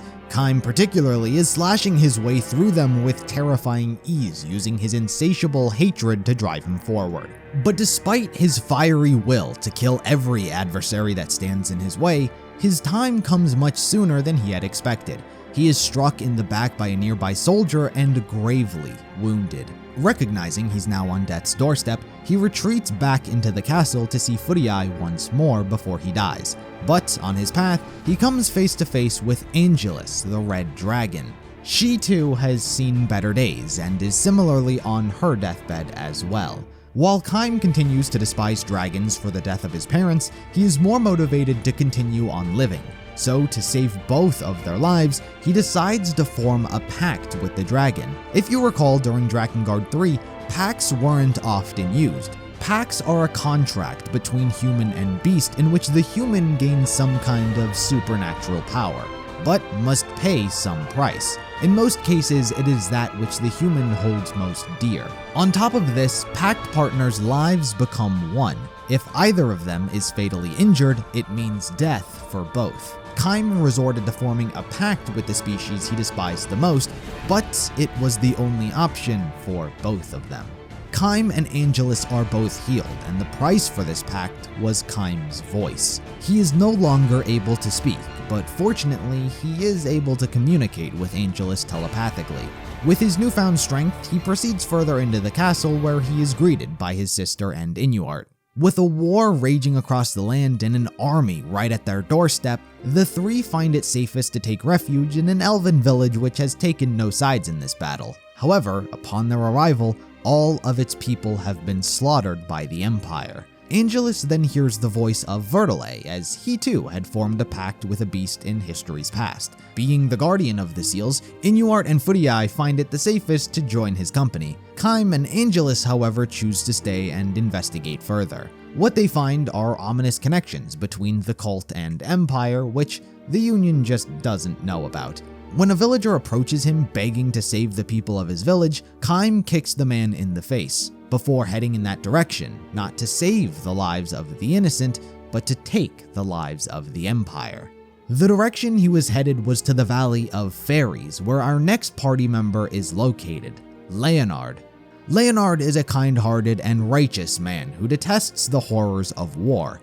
Both of his parents were killed in the battle between the Empire and the Union and was thus left to raise his three younger brothers all by himself. However, like Caim, Furiae, and many others in the story we've still yet to meet, Leonard isn't without his wicked nature. He is, in the simplest of terms, a pedophile.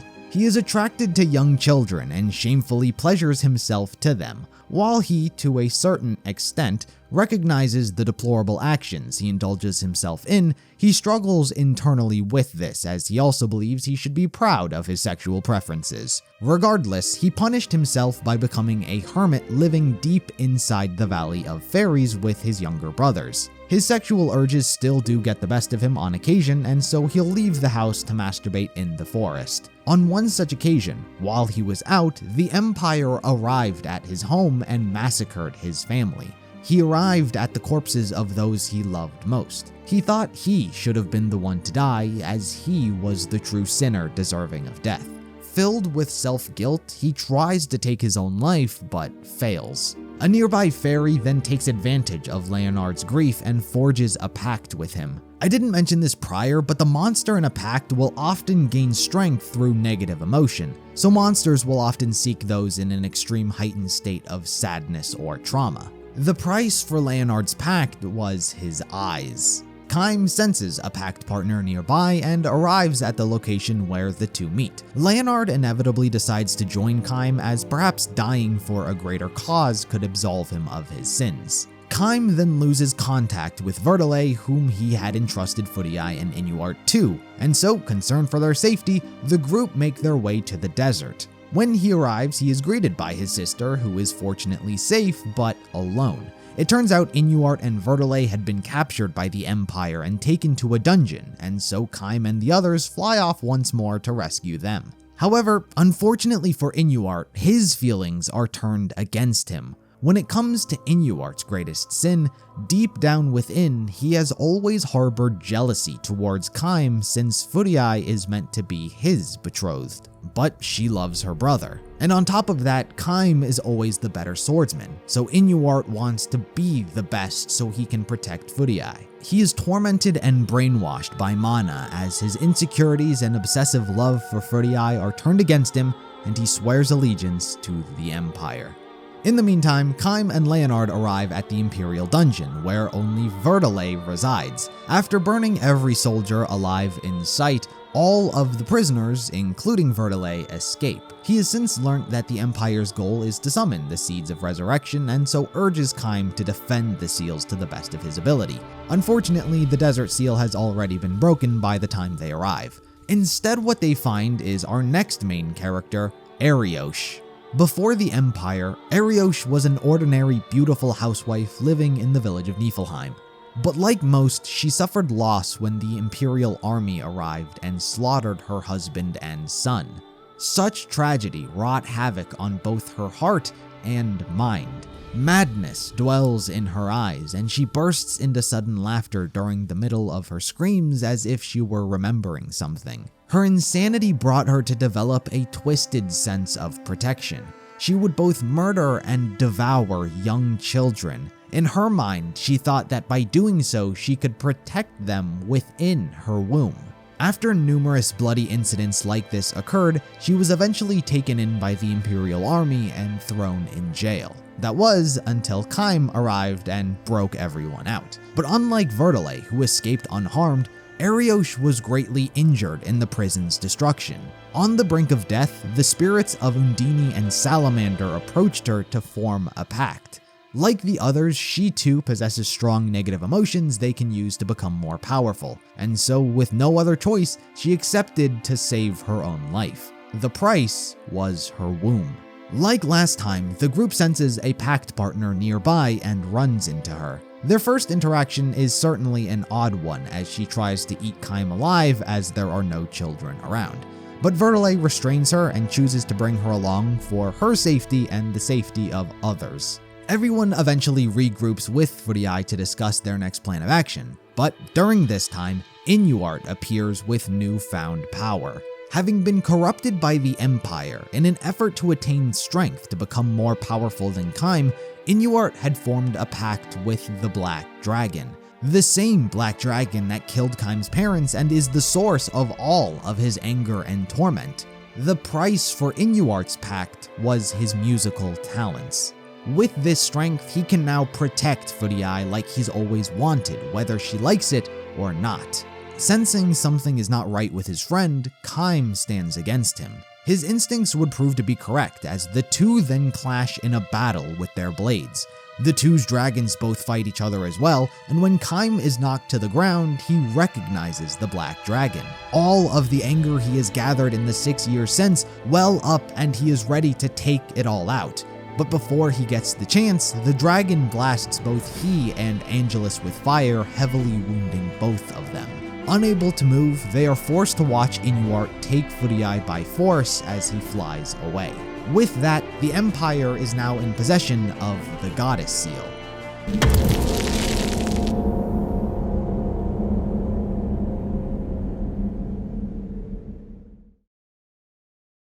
After a few days of rest and recovery, Caim is ready once more to save his sister. On the path towards the Empire territory, we meet Manah's twin brother, Sere. I've already briefly covered the two's backstory, so there's not too much new information. I've talked about how their mother only loved Sarai as he inherited the ability to control stone guardians, but mostly left it at that. While Sarai did love his mother as she treated him well, as the story goes, the Empire wound up slaughtering many people during their tirade, and Sarai's mother was one of them. In her dying moments, she forced her child to form a pact with a golem to save his life.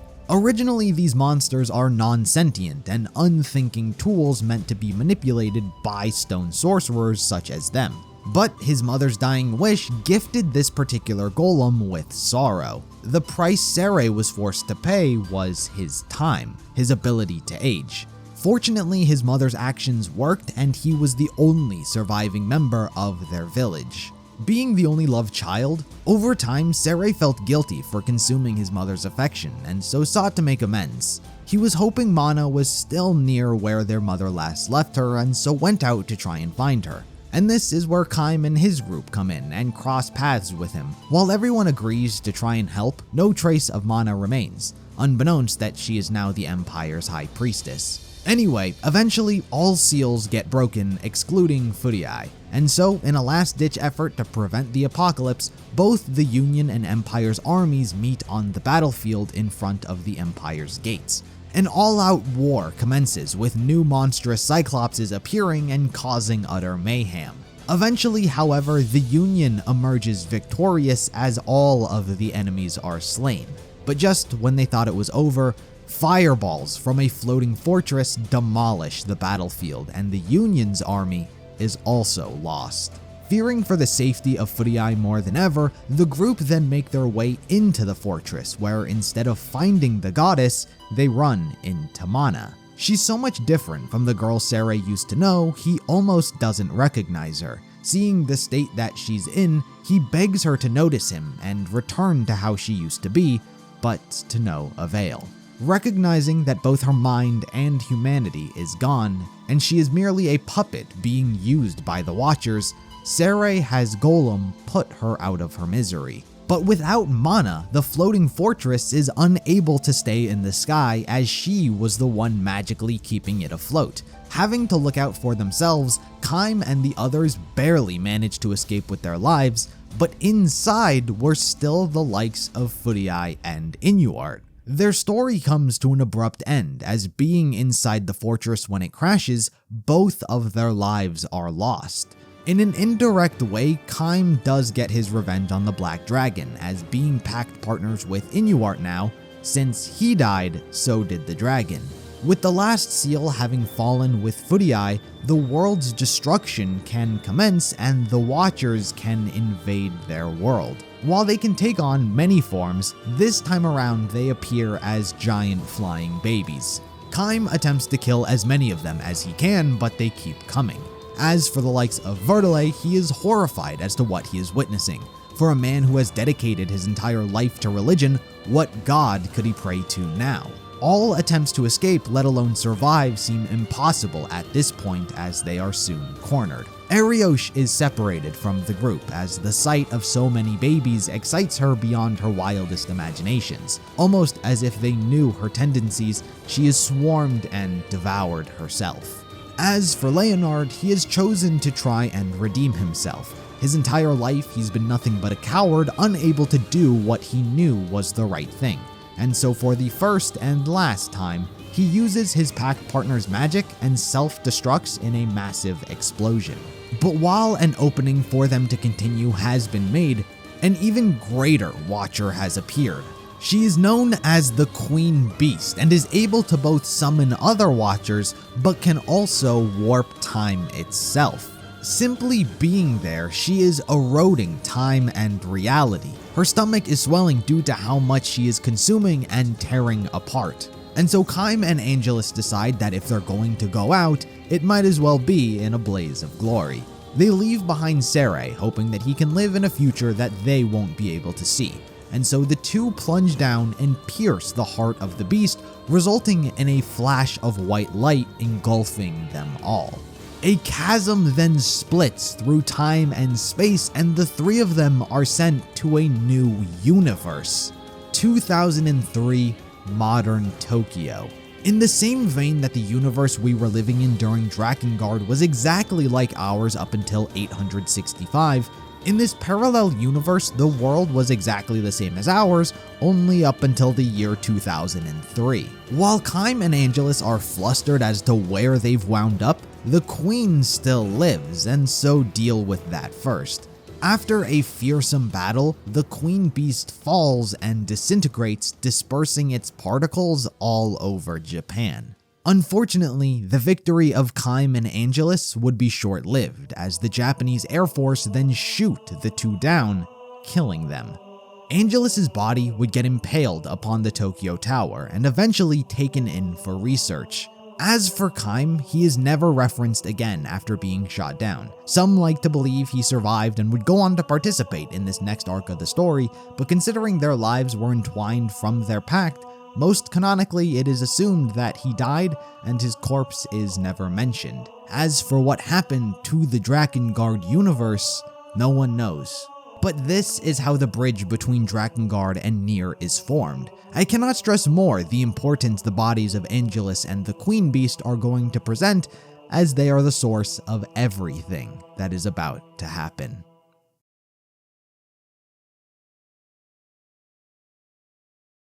June 12th, 2003 is the day this world changed forever. You'd imagine the shock that befell the nation of Japan when an unidentified giant as well as a dragon appeared in the middle of Shinjuku, leading to the death of 56, with hundreds injured and hundreds of millions of yen worth of damages incurred. While both threats were neutralized, it was a much too large scale of an incident to simply sweep under the rug. A gag order was established to attempt and prevent all media, news, or internet coverage of what happened to spread, but of course it did. Soon the entire world began theorizing as to what this event possibly was. Other nations mostly believed it was an act of terrorism by some unknown organization and began planning accordingly, as they always do. But for the most part, it was just chaos and confusion left in the wake of this incident. As stated, the situation largely resolved itself. The giant was defeated and dispersed, leaving little, if any, traces left behind of its physical existence, while Angelus the Red Dragon was shot down, impaled upon Tokyo Tower, and subsequently taken in for research in a top-secret location by the Japanese government. But a mere 6 months after the incident, a new disease began emerging. Residents within Tokyo, the location where the 612 incident took place, began turning into salt. Their entire body changed colors, solidified, and people simply turned into statues of pure salt. The mortality rate was 100%. Due to the nature in which everything appears, the disease was dubbed white chlorination syndrome. And it wasn't too long after cases like this began appearing that a rush to find a cure started as well. But as the numbers of infected patients began rising, doctors began seeing an alternate response. Some of the infected became hyper-aggressive and violent. They don't turn into statues of salt, but their mental state is reduced to that of a savage. It was almost exactly the same as the red-eye disease, and that's because it was. A mutation of it you can consider. As you might expect, white chlorination syndrome was not as simple as people's immune systems reacting negatively to a foreign object. Rather, it was much more complicated. Yes, the disease was stemming from the Queen Beast, but the reaction those infected were having wasn't a coincidence. What was truly happening here is that due to the Queen's origin as a watcher and servant of God trying to destroy the world, the Maso, the magical element that's present within these creatures, is spreading and getting into the systems of these humans. The humans infected would be presented with a pact. They can either accept the pact and serve God in his goal to destroy humanity, becoming nothing more than a mindless savage, or reject it and die. It's evident which people took which option. Many aren't so willing to simply give up their lives, and so they became servants of God. The Japanese government was quick to pinpoint where exactly all of this was stemming from, not that it was hard to figure out, and so planned to cordon off Shinjuku. This was initially a very questionable decision by the larger public as a whole due to humanitarian reasons. That was until a key figure was killed by one of these berserked individuals. After that, everyone approved of sealing off the city. An immense wall dubbed the Wall of Jericho was erected, and they were officially sealed off from the rest of the world. A few members of media stayed behind to continue covering the event from within, however, it didn't take long, in fact mere days after its construction, until all transmissions ceased. The last thing they saw was a giant white creature appearing. Just like that, the outside world lost all insight into what was happening within the walls, and so had to simply observe the situation from a distance. Over the next 4 years, they would continuously keep a close eye on anything they could. An inexplicable dark spot appeared on a satellite photograph, but it is for some reason disregarded as not important. One of the more immediate threats the Japanese government had to repel was the attack they underwent when some group attempted to obtain Angelus's corpse. This entire time, they've been experimenting on it in their labs, learning all they can, so it's understandably an item of interest for many people. But the Japanese forces successfully repel this raid and keep the dragon's corpse safe for now. One of the other observations they made during this time was the dwindling number of berserked individuals. Over the years, they began making less and less noise and weren't as prominent of a threat as when things started. But this wasn't by coincidence, and to the dismay of the entire world, it wouldn't be for good reasons either. They were becoming smarter and more dangerous than they ever were. The white figure that was last seen before all media coverage stopped entirely was now the form the infected took. They were no longer just raging humans, they were becoming a collective unit, and they were being led. These white beings would become known as the Legion, and their leader is someone aptly named Red Eye. We never truly know who Red Eye is, as he's only ever referred to by that name. Fans love to theorize that it's actually Caim, as we're never updated on what happened to his body after being shot down. But nothing ever suggests that that's the truth and is 100% a theory. Either way, under his leadership, the Legion is a major threat to the military, and in 2008, the Wall of Jericho is destroyed from the inside. Red Eye and the Legion launch a full-on assault, killing everyone they can. The moment the wall fell sounds like the ones heard during the 6/12 incident echo once again.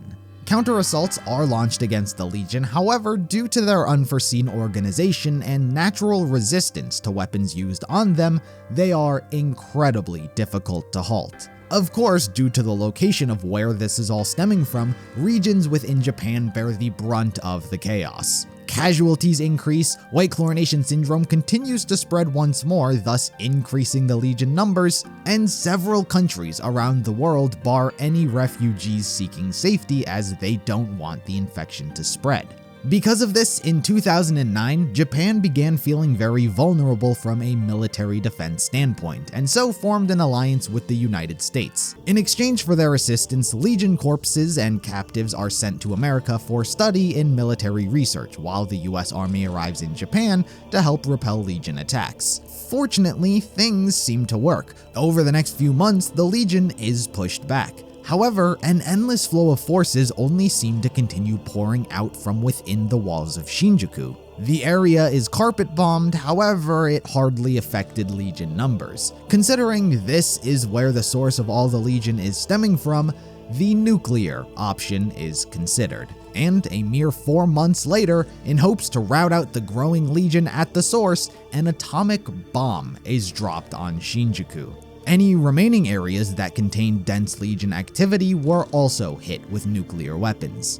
The majority of Japan was devastated from these bombings. However, initially it appears to have been a success. In the following months, all traces of Legion activity in the country appeared eradicated. And while yes, no members of the Legion appeared for some time after this, in truth, they weren't gone, and neither was the threat of white chlorination syndrome. In fact, nuking Shinjuku was quite possibly the worst thing they could have done. While the physical forces that made up the Legion disappeared, the element within them that was causing it to happen in the first place, the Maso, didn't. The nuclear attacks only served to spread this element and blast it across the globe. And by the time the research they had conducted uncovered this, it was already too late.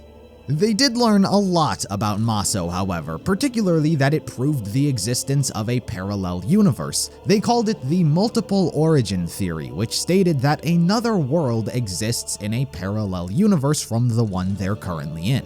So, the Maso that has been the source of this infection is not native to their world and should not exist in their universe in the first place. They learn how it's transmitted, such as through bodily fluids and waste. Coughing and saliva can also transmit it, but also there's no physical means to destroy it, such as heat from explosives or nuclear weapons. Basically, all of mankind was now susceptible to being infected, and they had no idea how to stop it. And to top things off, less than a year after thinking they nuked all of the Legion out of existence, they re-emerged, as did their leader, Red Eye. It now became a race against the clock, not only to find a cure, but to simultaneously fight a war. Also, just to add on top of the bad situations, the dragon's body was also stolen the following year. An unknown armed party raided the classified facility that was conducting the research and had taken its remains. Rumors believe it could have been some kind of religious cult or possibly the United States. However, no one stepped forward to claim responsibility, so it remains unknown who it was and no further information is given past this. So Angelus's body disappears, but a fair amount of research had been conducted on it by this point, so it's not all lost.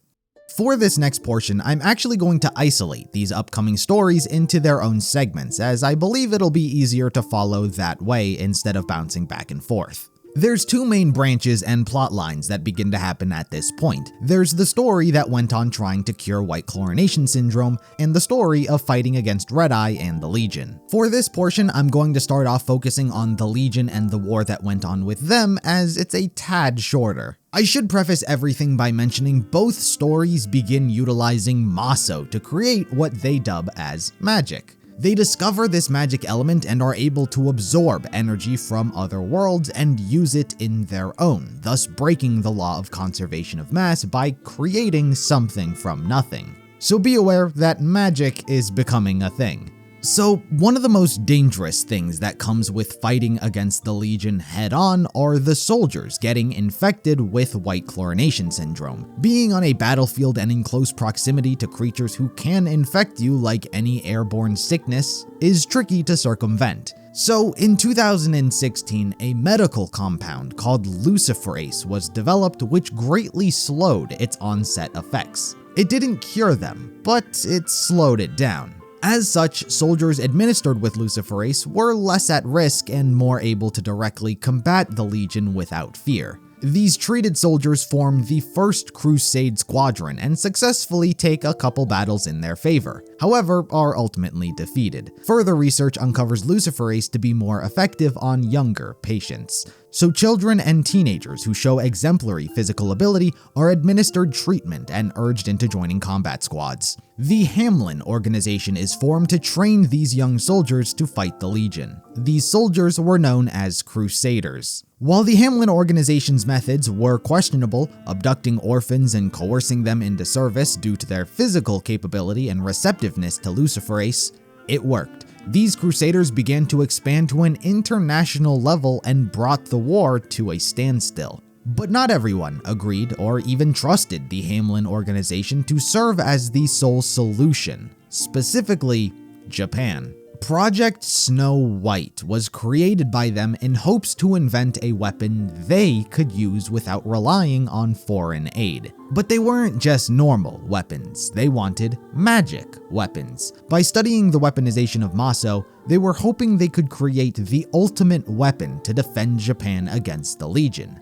However, like the Hamlin organization, children were the primary test subjects. It wasn't a gun or any form of artillery they were looking to create, it was a living being they were hoping to enhance via magic. A classified secret lab known as the National Weapons Laboratory was created and disguised underneath a mansion in secret to not draw any suspicion. It was here that various children were tested on with Maso. Two of the children present are very relevant to this timeline: Emil and his sister Halua.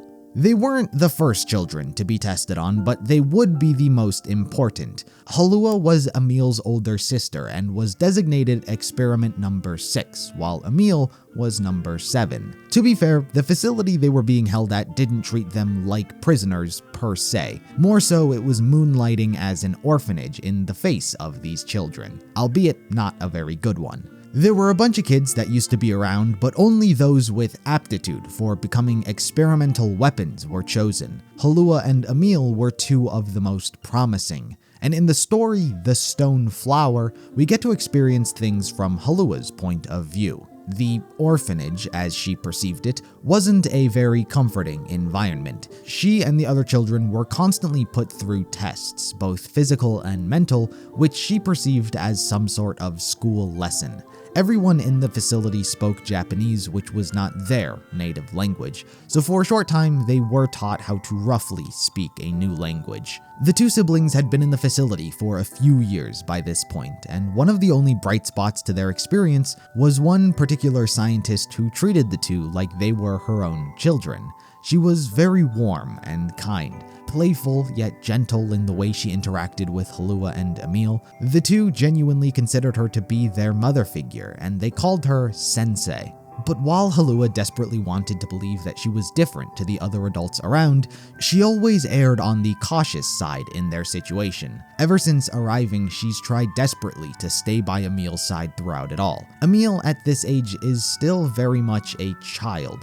He's ignorant to anything going on. He watches the clouds, bangs on the piano keys in their room, and draws the same picture over and over again each day, the entire time with a smile on his face, completely oblivious. It was Halua who was staying vigilant for the two of them, keeping track of the lessons they had each day, what they ate, what they drank, the adults they met, and what they spoke about. Over time, she came to only one conclusion. That was, don't trust the adults, Sensei being the only exception. But despite her erring on the side of caution, there wasn't actually much power she had to do about anything with their situation, and she wouldn't be able to. The day inevitably came when it was time to turn both her and Emil into weapons. On one unsuspecting day, she was put through the regular checkup and routine she usually does. However, afterwards, she was escorted to a different room. She was told that she had a serious illness and she needed to undergo surgery to save her life. But of course, Halua knew it was a lie. She didn't believe anything anyone was saying. She was panicking and crying, worrying about the well-being of her brother, but there was nothing she could do. She was strapped down and held in place. Everything faded to black, and when she came to, she was taller. She felt weird. Her body wasn't the same. She looked like a skeleton. Halua had been successfully transformed into experimental weapon number 6, the ultimate weapon designed to fight back against the Legion hordes. She was strong, could utilize magic. Just by wishing it, she could destroy things in all kinds of interesting ways. She was no longer a human, but rather a monster. But Halua was still in there. Her conscience was still perceptive to what she could see and how she was acting. She was still afraid, but as she overheard the scientists in the facility refer to her as a weapon, she came to the realization of what the facility was, how they were using the children, and how they were trying to create whatever it is she is now. More than afraid, Halua became angry, and the power she now possessed manifested. She broke out of her constraints, cut through the walls, and went on a rampage, killing all the adults that crossed her path in absolutely brutal ways, trying to find her brother and make sure he was safe. She even came across her sensei, which broke her heart even more, as she believed she was someone that she could trust. She cherished the time they spent together and how she made her feel loved. Halua saw what looked like her apologizing and saying she was sorry, but she couldn't hear a thing. With all of her strength, she mowed down what was in front of her as the white coat shot straight at the wall and stained it red. The facility was being reduced to rubble, but then Halua heard Emil's voice. You see, Halua wasn't the only one turned into a weapon. Emil was as well. But unlike Halua, who was meant to fight against the Legion, Emil was created to be a countermeasure against her. He was given the power to turn anything he looks at into stone. So, considering they lost control of Halua's power, she was deemed too dangerous and needed to be stopped. So Emil's power is used on her and she is petrified.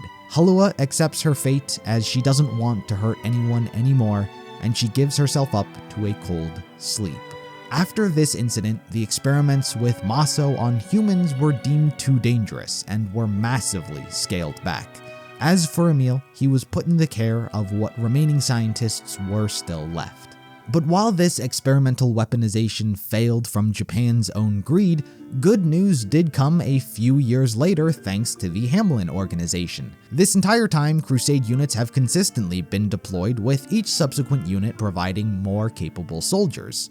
And in the year 2030, Red Eye, the leader of the Legion, is slain in Jerusalem by the leader of the 13th Crusade unit. The commanding officer who dealt the final blow, however, is mortally wounded during the conflict and dies of his injuries shortly after. But with the defeat of Red Eye, the Legion is no longer able to coordinate their attacks. They don't disappear entirely just yet, however, they're not nearly as much of a threat as they once were.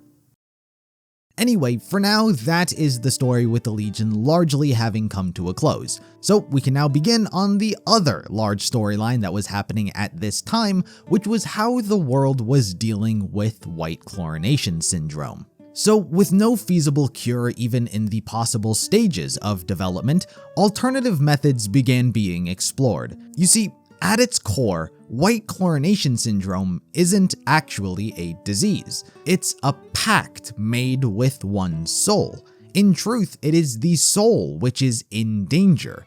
So what happens when you remove the soul from the body and protect it? It turns out both sides wind up becoming safe. The soul is incapable of existing by itself, for a lack of a better term, so it can't get corrupted by the gods. So thus, there is no fear of succumbing to white chlorination syndrome. And the body, well, there's nothing to form a pact, and so it's left alone. And thanks to the use of Maso, which effectively created magic, they were able to utilize this, but almost in the reverse manner. Where white chlorination syndrome stemmed from a pact with the giant and the Watchers and the gods, scientists were utilizing Angelus's corpse for a pact by creating a vessel that was to hold the soul, and refining that through the dragon's corpse, they could initiate a contract. When a pact is initiated, the soul is pulled from one's body and exchanged with another being. But since Angelus is dead, there's no soul to exchange. So scientists are effectively allowed to pull the soul out from people with no negative consequences. And in the year 2014, they successfully managed to pull it off. A soul is removed from a test subject's body, stored, and reunited. This whole operation was known as Project Gestalt. In case the term Gestalt is a tad confusing, it's basically another term when talking about the soul. So if you ever hear me use the term Gestalt, it's simply referring to the soul. Considering it was 2014 and fairly early into everything happening, public reception to this idea was less than enthusiastic. But as the years passed and it became more evident that a cure for white chlorination syndrome wasn't going to be found, Project Gestalt became the most promising endeavor and the one that was going to be greenlit. But removing the soul from a body wasn't without its problems, one of the most prominent being the body itself. The soul is ageless. It can survive as long as it needs to without aging a day, but the body is still flesh and bone and will rot over time. And so the idea for replicants was created, vessels based on the genetic information of a person. It was a shell that was genetically designed to perfectly house whoever it was made for. And with these two processes in place, they could store all of humanity's souls for however long it took until the Legion and white chlorination syndrome was eradicated from the world entirely and return as if nothing ever happened. Considering that, theoretically, every human is no longer going to be around during this process, overseers are created to ensure Project Gestalt sees the success it's meant to fulfill. Several Devola and Popola units are then created. Unlike the replicants, these two are androids. Replicants are more akin to clones. They're not robots, and they still age, just without all the human parts. While the androids are forever ageless. It's Devola and Popola's job to oversee all replicants as they rid the world of the Legion and both gather and dispose of all of the harmful maso causing white chlorination syndrome. They oversee their maintenance, and even if a replicant body were to die, it was their job to simply just create another one until the day came for that particular soul to be reunited. There are a few flaws that came from this, but I'll hold off for now and explain it a little down the line when it becomes more relevant. But you can imagine the amount of effort that it would take to individually return every single human soul back to their respective body. Or even more worrying, what would happen if something went wrong and the natural process was interrupted? For this, a failsafe needed to be implemented, a way to simultaneously force every single soul into their corresponding replicant on a large scale. For this, it required immense magical power, and so the Grimoire Project was devised. It's never quite delved into what exactly the grimoires are, but in the simplest of terms, they are books that contain enormous amounts of magical energy. But there's a catch. A soul must be embedded into one to unlock its true power. So who else but the Hamlin organization stepped in to provide their own resources? The Hamlin organization by this point had defeated Red Eye and merged into Project Gestalt, and so helped out where they could in their child soldiers. All those children who were given Luciferase to fight against the Legion weren't immune to becoming infected. All Luciferase did was slow it down. All of them were infected and would inevitably succumb to white chlorination syndrome given time. Those who lived have proven themselves amongst the strong and capable. So the Hamlin organization rallied together 13 of the most promising previous soldiers, kidnapped them, threw them in a room, and provided each one of them a unique grimoire and ordered them to kill each other. Only 2 were allowed to live. This is the story we hear in And Then There Were None. We're never given the names of any of the characters, but for the sake of following the story, I'll call the main character in this Weiss for what will become obvious reasons. You see, Weiss was actually one of the child soldiers, part of the 13th Crusade unit that took down Red Eye. A few years have passed since then, and he's now in his late teens. He was always a capable soldier and one of the few lucky and skilled enough to survive. He woke up in this room with 12 past soldiers, all from different branches around the world. The only one he did recognize was a girl who was also part of the 13th Crusade, Rubrum, as we'll call her. She was not nearly as seasoned as Weiss was to combat. She was a bit more aloof and borderline not ready to be deployed when she was. But she was a quick learner and physically formidable. Weiss during the war saved her life, but they were eventually split up. Them meeting here is the first time they've seen each other in over 3 years. As you might expect, there's much confusion between 13 strangers trapped in a dark room with a mysterious grimoire at their feet. But the confusion quickly escalates to panic when a man and woman begin arguing and things turn physical. The man grabbed for the girl, but the grimoire at her feet spawned a black hand and grabbed him and crushed him to death. The corpse of the man was then sucked into his grimoire. The color changed and a face appeared on the cover. While everyone initially sat in stunned silence, an uproar began as everyone panicked to understand what the book in their possession did. Various voices on an intercom interrupted, all speaking different languages so the respective participants could understand it, but all with the same message: use the books to kill each other. Only 2 can survive. With no further clarification or reasoning as to why this was happening, all everyone could do was fight for their own life. Initially, things broke out physically instead of via magic. The girl was jumped and strangled to death by another participant. Her body was transferred into her grimoire, and while 2 other participants then tried to jump the man who just killed her, he fell to the ground and died in a very painful way before they had the chance. It's likely the observers have some kind of kill switch to rid anyone who simply tries to kill normally. What they want is magic, to understand it, to unlock it. They want these soldiers to unlock the potential of the grimoire so they can manipulate it. So everyone quickly went back to examining their books so they weren't killed. Weiss and Rubrum attempted to work together and be the 2 survivors allowed to live. And while Rubrum was very thoughtful about the situation and the potential requirements needed to utilize it, her thought process is quickly interrupted when she sees a black lance hurtling towards an unsuspecting Weiss. To repay his act of saving her life during the war, she pushes him out of the way and is skewered herself and dies. She too is sucked up into her grimoire. The color turns the shade of blood, and the face that appears looks nothing like her own. Weiss cries out in distress, and amidst his cries, he activates his grimoire. Everything goes white. Countless letters begin appearing. When he came back to his senses, everyone in the room was dead. They were skewered amongst a horde of protruding spears from the floor. Weiss did not do this. His grimoire simply protected him from this attack. The one who did was Noir. Weiss and Noir were the 2 victors, so to speak, or so they thought. As per usual, everything was a lie. They were allowed to live, but they weren't allowed to leave.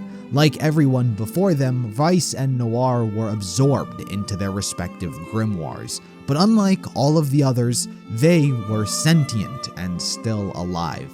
These 2 became instrumental in Project Gestalt's plans. Noir became a new instrument to separate soul from body. The whole thing could now be filtered and done through Noir. And Weiss was the tool to reunite the soul and body. While the books themselves have their own level of power to them, their main purpose was to act as an activation system. When Noir and Weiss are activated at the same time, a massive amount of energy is created, which will send every soul back into their replicant body. As for all of the other grimoires, they appear to be meant to serve as a reserve system, extra energy to support these 2 in case they need it. For the most part, Project Gestalt would continue as planned. Replicant bodies would be put in production and souls stored for a later date. But there's still one more story that we need to cover before things fully kick off, and this time, it does involve our 3 main characters.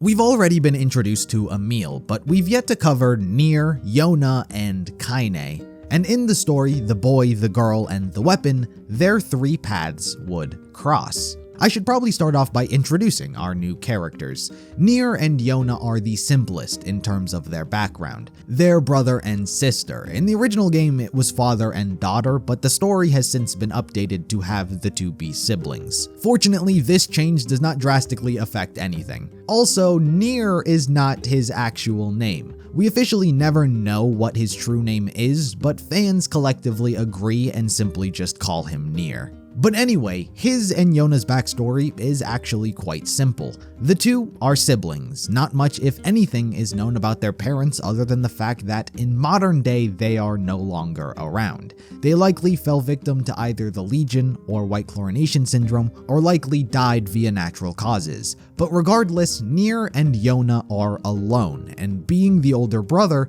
Nier finds it his responsibility to look after his sickly sister. Yonah's immune system isn't the strongest, and she's often in a generally weakened state. Not by white chlorination syndrome, but by normal sicknesses, it would seem. The 2 are very much civilians traveling from different help centers, trying their best to survive the chaos of the world brought upon by the Legion and white chlorination syndrome. For now, that's all there is to them. Kaine is a lot more unique in the sense that she's not a normal human. She was, like many, an experiment. She was born from the DNA of her grandparents, which technically makes them her parents, but I'll get to that soon, and Legion DNA. She was a designer baby, genetically altered as just another experiment.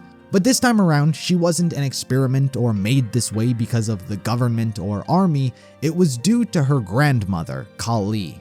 Being her grandmother was simply just a cover story, likely due to her age. The reason she has so much pull to have a designer baby is because she's considered a war hero, and not just a simple one at that. Kali was given the credit for killing Red Eye. She was the vice captain of the 13th Crusade, the one that took him down.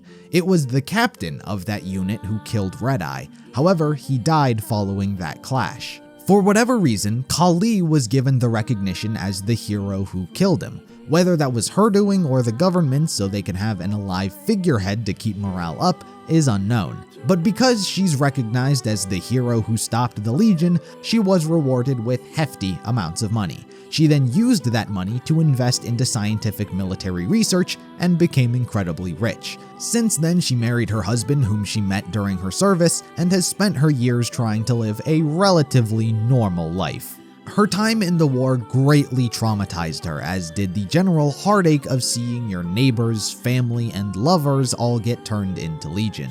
She developed a very brash personality because of it. She's vulgar, fierce, and often stubborn. Her language has next to no filter, and she'll often speak before ever considering her words.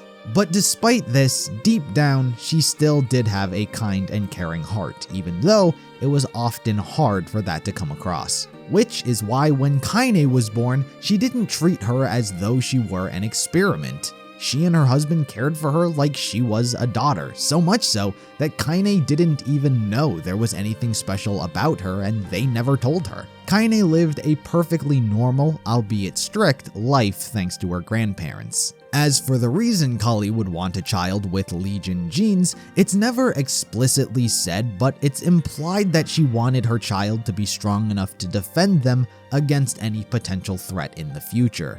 It makes sense because her safety is always in consideration, as in conjunction with having a warrior daughter, she pays for her own private military to guard her at all times. But as for Kaine, she's actually quite different personality-wise to the girl we get in-game. In fact, Kali is a lot more reminiscent of her attitude. Kaine here is a lot more soft-spoken, as she was raised to be fairly obedient by her grandmother. Her grandfather felt a bit guilty about this and so bought her a white dog. Kaine was a formal maiden of high society, so she wasn't very vulgar. Outside of the occasional arguments with her grandmother, she lived a peaceful life she was happy with, though she could always sense something eerie in the back of her mind. Whatever that Legion part within her was, she instinctively felt it. And with our new cast introduced, I can finally talk about the events from the boy, the girl, and the weapon. The event that kicks everything off is an unexpected Legion attack. By this point, with Red Eye dead, the Legion weren't nearly as coordinated or dangerous, so they were relegated to be dealt with by smaller and local forces. Where this story branches is the Legion attack, however, they're accompanied by Red Eye. This story treats the term Red Eye more so as a classification of Legion, as if it's the most dangerous form one can reach. The Red Eye leader is definitely dead. This Red Eye is just a very dangerous and powerful Legion. But for this story, I will be using the term Red Eye. When an attack occurs in Shinjuku, panic breaks out amongst the public. Amidst them are Nier and Yonah. During the chaos of all the civilians running around, the two are separated, and Yonah winds up making her way to a nearby mansion, which, as you could guess, belongs to Kaine's family. Kaine is kind enough to console the distressed Yonah, calming her down and bringing her inside to ease the nerves of the chaos. Nier eventually finds his way there as a passerby on the street saw someone of her description and pointed him in that direction. He thanks Kaine for being so kind and keeping her safe. But while all of this is going on, there's still what's happening with the Legion and Emil. Emil, ever since the incident with his sister, has been in the care of the few remaining scientists that remained after the project was downsized. Fortunately, it seems these scientists were a lot more caring for Emil than how he was treated during his time before. They call him Emil, they don't treat him as though he's a weapon. Generally, it seems to have been a better environment overall. But that only lasted for so long, as a new character named YorHa, or as he would later be more popularly known as Tyran, decided to kidnap him. He was the section chief of the Countermeasure Against Special Biological Organisms Department, as well as the commander of the Shinjuku Area Defense Team. He's a very bloodthirsty and ruthless individual. He has no problem using force or killing people to get what he wants. He has a high position because he is very intelligent and has an apt way of resolving problems. But he's infamous for his violence. He raids the facility holding Emil and takes him hostage to use as a weapon to fight against the Legion and Red Eye. Emil, not wanting any harm to come to any of the scientists, goes with him. But where does YorHa fit into the rest of this story? Well, it turns out he's in charge of the military group that Kali hires to protect her and her family. She's been personally funding most of his endeavors, which has allowed him to accrue the weapons and resources he has. And because of this, when the Legion attack breaks out, Kali calls him to come and defend her, which he's paid to do. And so YorHa, his soldiers, and Emil all make their way to Kali's mansion. When they arrive, they immediately deploy all sorts of weapons, most notably a P-22 unit, an early version of what we later see as the P-33. It shoots the Red Eye with a laser, severing its arm, but much to everyone's shock, it grows more arms out of its skin. Legion come crawling out from it as well. The Red Eye is much more powerful and dangerous than anyone could have predicted. The damages extend onto the mansion in which Emil, Yonah, Kaine, and her grandparents all reside. Red Eye makes his way inside while the Legion attack YorHa and his forces. Kaine's grandfather is stabbed, saving Kali, and when he tries to pass on some advice to Kaine about how things are only going to get worse, he is crushed to death. Meanwhile, as the Red Eye runs rampant within the mansion, YorHa grabs Emil from the truck to deal with all of the new Legion numbers. He forces Emil to use his powers and turns everyone to stone, including his own men. YorHa shows no sympathy for his willingness to sacrifice the lives of all in front of him just to save his own. Emil begs for him to stop as he doesn't like what he's being forced to do, so YorHa injects him with some kind of drug which makes Emil lose control of his powers. Having just lost control of his greatest weapon and Red Eye still causing mayhem, he sees no victory in this current situation and so abandons the scene and runs away. As for Kaine, unfortunately the death of her grandfather wouldn't be the only tragedy that struck. Kali is there contemplating the death of her husband. She feels a lot of regret never disclosing to their daughter the truth about what she was. And before she has the chance to tell her, she too is grabbed by Red Eye and swallowed whole. Kaine witnesses this, and the devastation she feels swells up within her. The sadness, the anger, the confusion, the rage, every single emotion is swirling around her head. She deep down feels the dark power within her. She screams in pain and loses control, entering this rampant state where she can utilize her hidden power. She rips Red Eye's stomach open with her bare hands, to which Kali emerges from still alive. Kaine then rips Red Eye to shreds and kills it. The Legion and Red Eye are no longer a problem. It's now Emil and Kaine who are both berserking. NieR, for some reason, feels obligated to stop them. He doesn't physically do anything, but he shouts at them to stop. Even when the soldiers and everyone around them believe them to be monsters, NieR continues believing in them as humans, and so begs for them to stop fighting, which they do. Emil and Kaine return to their senses. By this point, it can be assumed that some multiple timeline bleeding occurred, which led to this innate connection he felt to them in the first place. But all that mattered now is that they stopped. Emil was sedated and taken back to the facility, while Kaine cries with her grandmother because she's scared. The story ends there. The characters just go on their separate ways. But it wouldn't be the last time fate brought these three together. With that story out of the way, it's time to return back to Perfect Gestalt. I mentioned earlier that the project had a few flaws when it came to separating soul from body. One of the more minor ones was that the vessels the souls were placed in for the indefinite amount of time were actually weak to sunlight, hence why they would later be nicknamed shades. Yes, if you're familiar with the game, every single shade is a human soul waiting to be reunited with its body.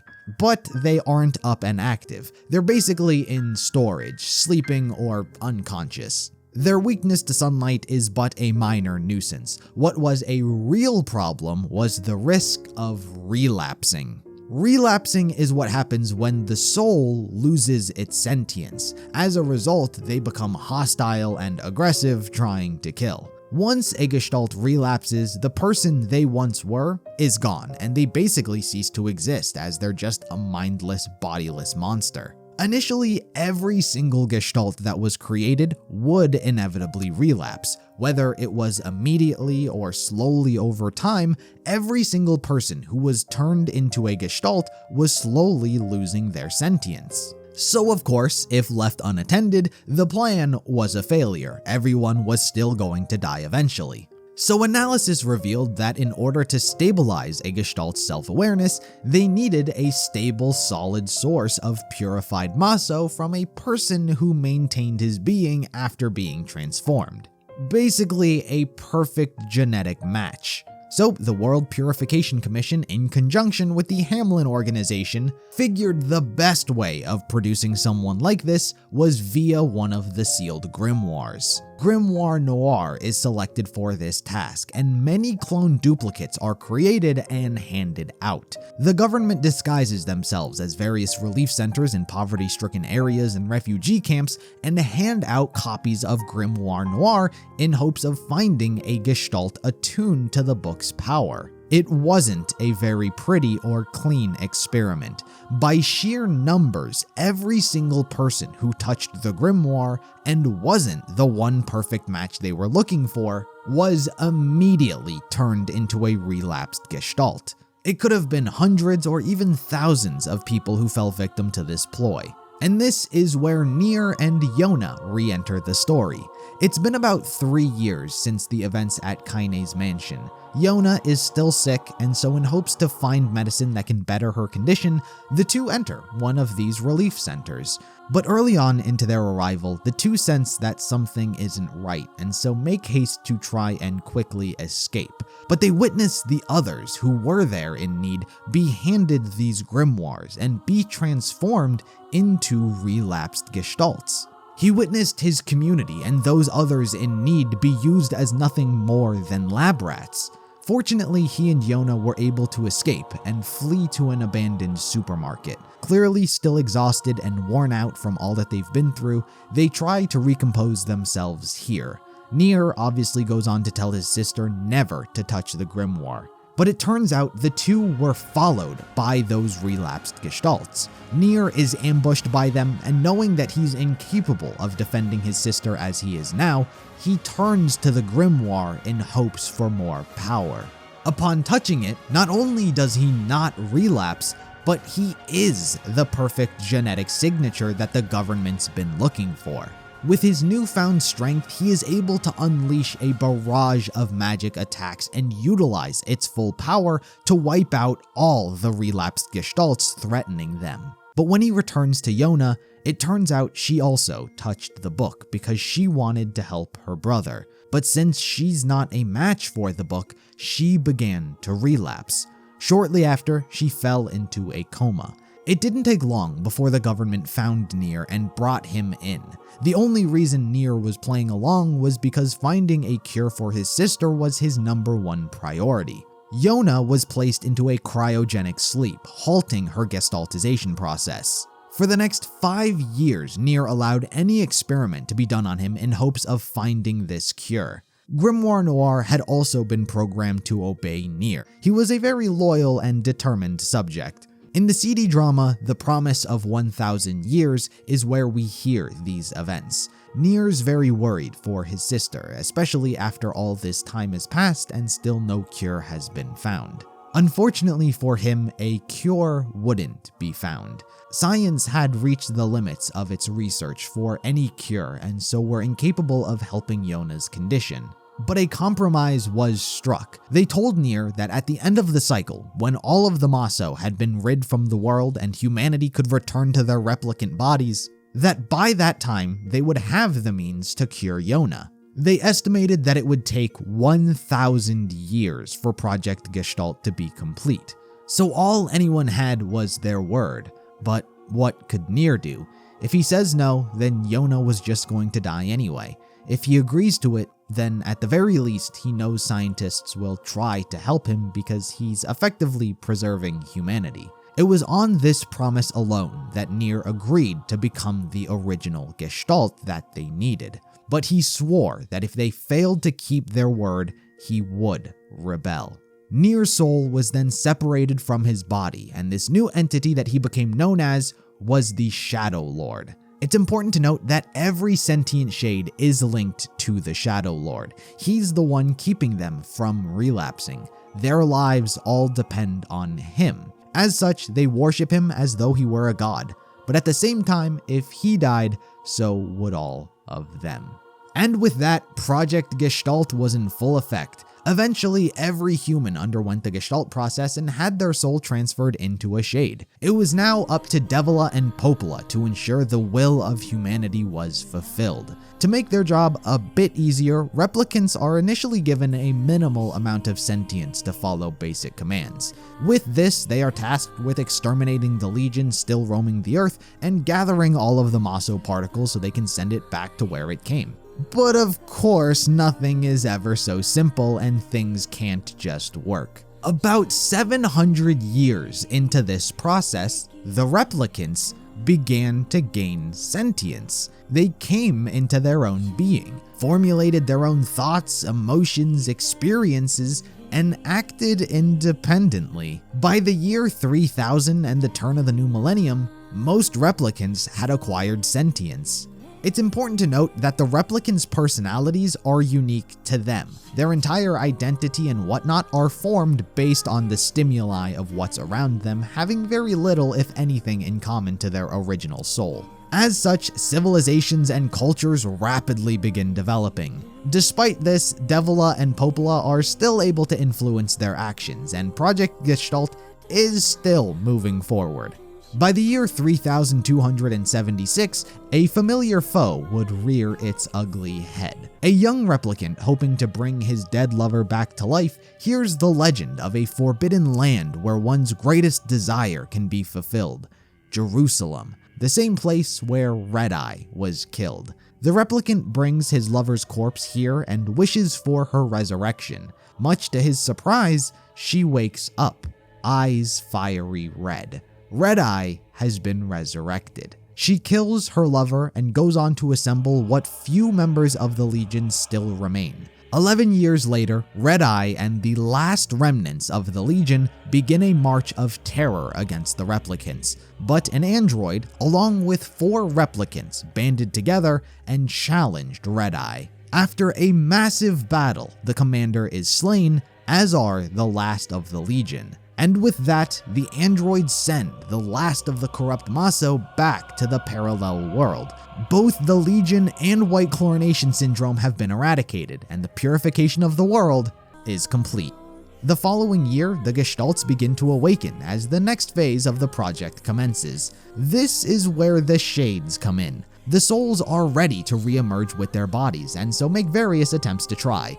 But the newly self-aware replicants see these monsters as body snatchers and so attack them on sight to defend themselves. Battles between replicants and Gestalts continue for the foreseeable future. It's the replicants who dub the Gestalts Shades due to their weakness to light. Devola and Popola try quite a bit to influence replicants into accepting the merger with their soul, however, it's very rare. After about 12 years of trying things the peaceful way, they come to the conclusion that it's not going to work, and so look towards the Revival Ceremony, or the Grimoire Project, to forcefully reintegrate everyone. As for NieR, or Shadow Lord, He's been consistently providing Maso to the Gestalt system for over 1,200 years. He's been awake this entire time. He was initially told it would only take 1,000, and yet here he is, and the project still hasn't been completed. He starts losing trust in the system and fears Yonah will never be revived at this rate if he does not act himself. And this is where we can finally start following our new Replicant cast. We're not at the beginning of the game just yet, but we can at the very least start talking about the life of our new Replicant Nier. So, considering all of the Replicants formed their personalities based on their surroundings, this Nier has a lot in common with the original, specifically his connection and care for his sister Yonah. The two stories begin fairly early into the beginning of their replicant lifespans. Nier's entire existence is solely dedicated to providing for his sister, considering their parents are no longer with them. The two do have very vivid memories of their parents, however. Apparently, their father worked in a faraway city and was rarely at home, but sometime after Yonah's birth, he died outside, leaving Nier hardly remembering much about him. As for their mother, she lived with them, keeping the family up and running, largely tending to the garden they had outside. However, she wound up getting afflicted by the Black Scrawl, something I have yet to mention up till this moment. To the replicants, it is an incurable disease in which black runes appear on the skin, which is guaranteed to result in death. Anyone can be afflicted. It's unlike any disease or sickness to ever appear. Young, old, healthy, or frail, it comes unexpectedly and will always take the victim. But what the replicants don't know is that the Black Scrawl is actually a reflection of what's happening to their gestalt, to their real soul. When the corresponding soul begins relapsing, losing their conscience, or dies, the replicant gets the Black Scrawl as an indicator that they are going to die forever. If the soul dies, the replicant system isn't able to retrieve the data from it to create the replicant. Thus, they will cease to exist. As I mentioned earlier, replicants can be created as many times as they need so long as there's a soul to spawn it from. In fact, it's necessary. The replicants age like any human would. They have a life cycle that's fairly natural. And considering Project Gestalt had been in place for over 1,000 years, the replicants have gone through many lives. They grow up, they grow old, and die. Once the replicant dies, Devola and Popola create a new one from whenever their soul originated. They memory wipe them and reintroduce them into the community. In their mother's case, her original gestalt relapsed, and so Nier's mother went along with it. She died suddenly in front of a 10-year-old Nier. He went to Popola for answers, hoping she could explain, however, she said nothing. Of course, she knew exactly what happened, but could only share her condolences with the now orphaned boy. In fact, it would be because of Devola and Popola that the term Black Scrawl even came to be. The two are constantly having to make up history about the world and what things are to quell the curiosity of the people. But fortunately, due to their genuine kindness and caring disposition, they were very much trusted by the people. Her and Devola, along with many of the other villagers who knew Nier's family, prepared a funeral and laid her to rest for good. Yonah was much too young to understand this at the time, being a little under 2 years old. But this is where Nier began caring for her. As a replicant, Yonah is still a sickly young child, but what she suffers from is different from her original human counterpart. Yonah here develops the Black Scrawl just like their mother. She isn't born with it, but after their parents' death, that is when it appeared on her body. But what makes her unique is that Yonah is always going to be afflicted with the Black Scrawl, and that's because her soul is being kept in cryostasis. When she touched Grimoire Noir, her soul began to relapse and the doctors froze her, leaving her permanently in that state. So while she's not technically dying, her replicant will always have the Black Scrawl. It was a rough job for Nier, going from a child into his teen years, having to be the sole person responsible for taking care of his sister. And in the story The Red and the Black, we hear the lengths he's willing to go for her well-being. As stated, Yonah winds up developing the Black Scrawl, something that makes him very worried. Symptoms of the disease are not unlike the flu in fevers and coughs, however, it also comes with pain. The patient's body is constantly hurting, and it persists, only escalating as the scrawl worsens until they inevitably die. Yonah, even as young as she is already constantly in pain, and while no cure exists, Popola informs NieR of a medicine that he can give her that can, at the very least, lessen the burden on her body. The problem is, the ingredients needed don't grow locally, so the medicine was very expensive. Fortunately, in the beginning, their parents had stashed away some funds, so he was able to afford getting her some medicine and seeing just how effective it was. And so while he couldn't cure it, the least he could do was constantly supply her with the medicine she needs, and to do that, he needs money. NieR was always asking villagers if there were any jobs he could do for payment. Occasionally, people gave him small little errands to run. It's reflected in-game as well. It's why so many side missions are simple, mundane tasks that the person giving the job can likely do themselves, like delivering a letter or a package or just collecting things. They want to give NieR something to do for some spare coin. It became normal for villagers to do this, but not so consistent that it was any sort of comfortable living for anyone involved. The village is already relatively small and poor, so the jobs were sparse, and even if people wanted to help, they weren't exactly in a position to help. Because of this, he was eventually told of another job he could take up out of the village and in the town of Seafront. It's a nearby port town that overlooks the ocean. He'd never been there before, but if it was to earn some extra cash, then he might as well. The job was relatively easy, just to deliver a letter to someone in the city. Eventually, he made his way there and was able to complete the job, but being unfamiliar with the area and with all of the large buildings obscuring his view, he easily got lost. And this is when he came into contact with a very titular character to this story. He's never given a name, but his impact would be insurmountable. This man is a pedophile who's willing to pay NieR money to satisfy his twisted sexual perversions. While NieR initially runs away from the situation, clearly understanding the abhorrent intentions of the man, his desire to provide for Yonah is a cause nothing can surmount. So against his better judgment, he reluctantly takes the man up on his offer. NieR would go to the man on multiple occasions for money, hating it every single time. It's because of this that NieR wears his hair tied up. The feeling of it brushing back and forth on his shoulders has sort of become a traumatizing sensation. He decides he can't cut it because if anyone asked why he did so, he wouldn't be able to respond normally. This went on for a bit, so much so that Devola and Popola seem to have found out. In the grand scheme of things, they genuinely have no reason to care. But because they have their own personalities, they are very caring. So once they found out, they didn't tell NieR or let them know that they knew. They instead offered him a different job: shade slaying. It was clearly much more dangerous than the casual errands he would run for people, but if it could be a new stable source of income instead of returning to the man in Seafront, then he would take it even despite the increased risk. A small hunting party is formed to take out a nest close by, but when NieR meets up with everyone, the man from Seafront is also there. Turns out hunting shades is what the man does for a living and how he has all of his money. And now NieR was part of the same hunting party.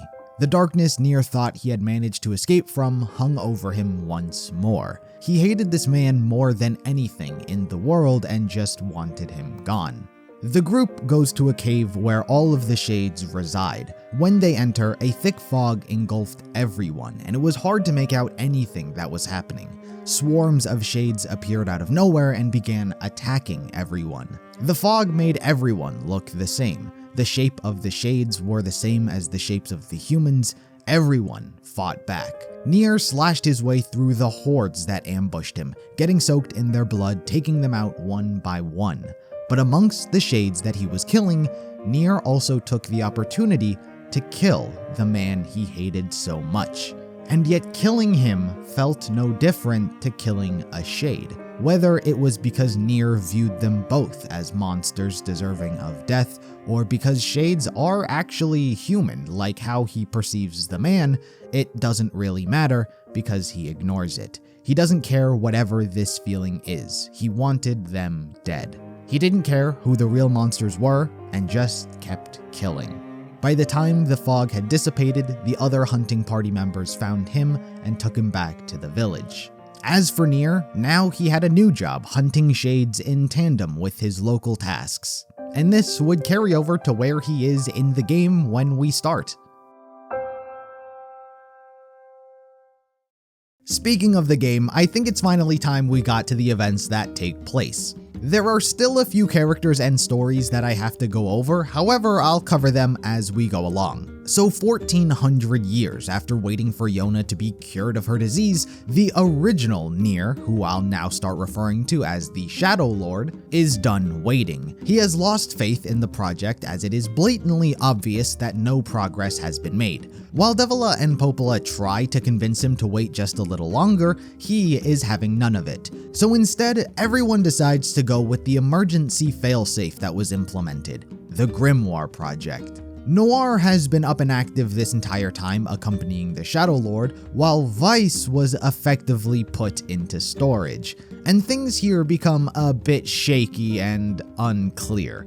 Unlike most stories that have this master plan that was incredibly thought out and executed being perfectly manipulated behind the scenes, Devola and Popola's actions here are very much just winging it. They are making choices they see fit given the current situation. They may or may not make a whole lot of sense when you think about them in the grand scheme of things, and not a lot of information is given about it in the first place. So assumptions have to be made, and I will try my best to follow what they might have been thinking. I say this because they nor the Shadow Lord are the ones to retrieve Weiss. For this, they send NieR. It's not exactly clear why. They kinda just started using him instead of doing it themselves. The reason for this, I believe, is because the Shadow Lord is eventually going to need his replicant body anyway. So by using NieR at the end of the journey, he'll effectively deliver himself straight to the Shadow Lord. I believe this is why they chose to go with him.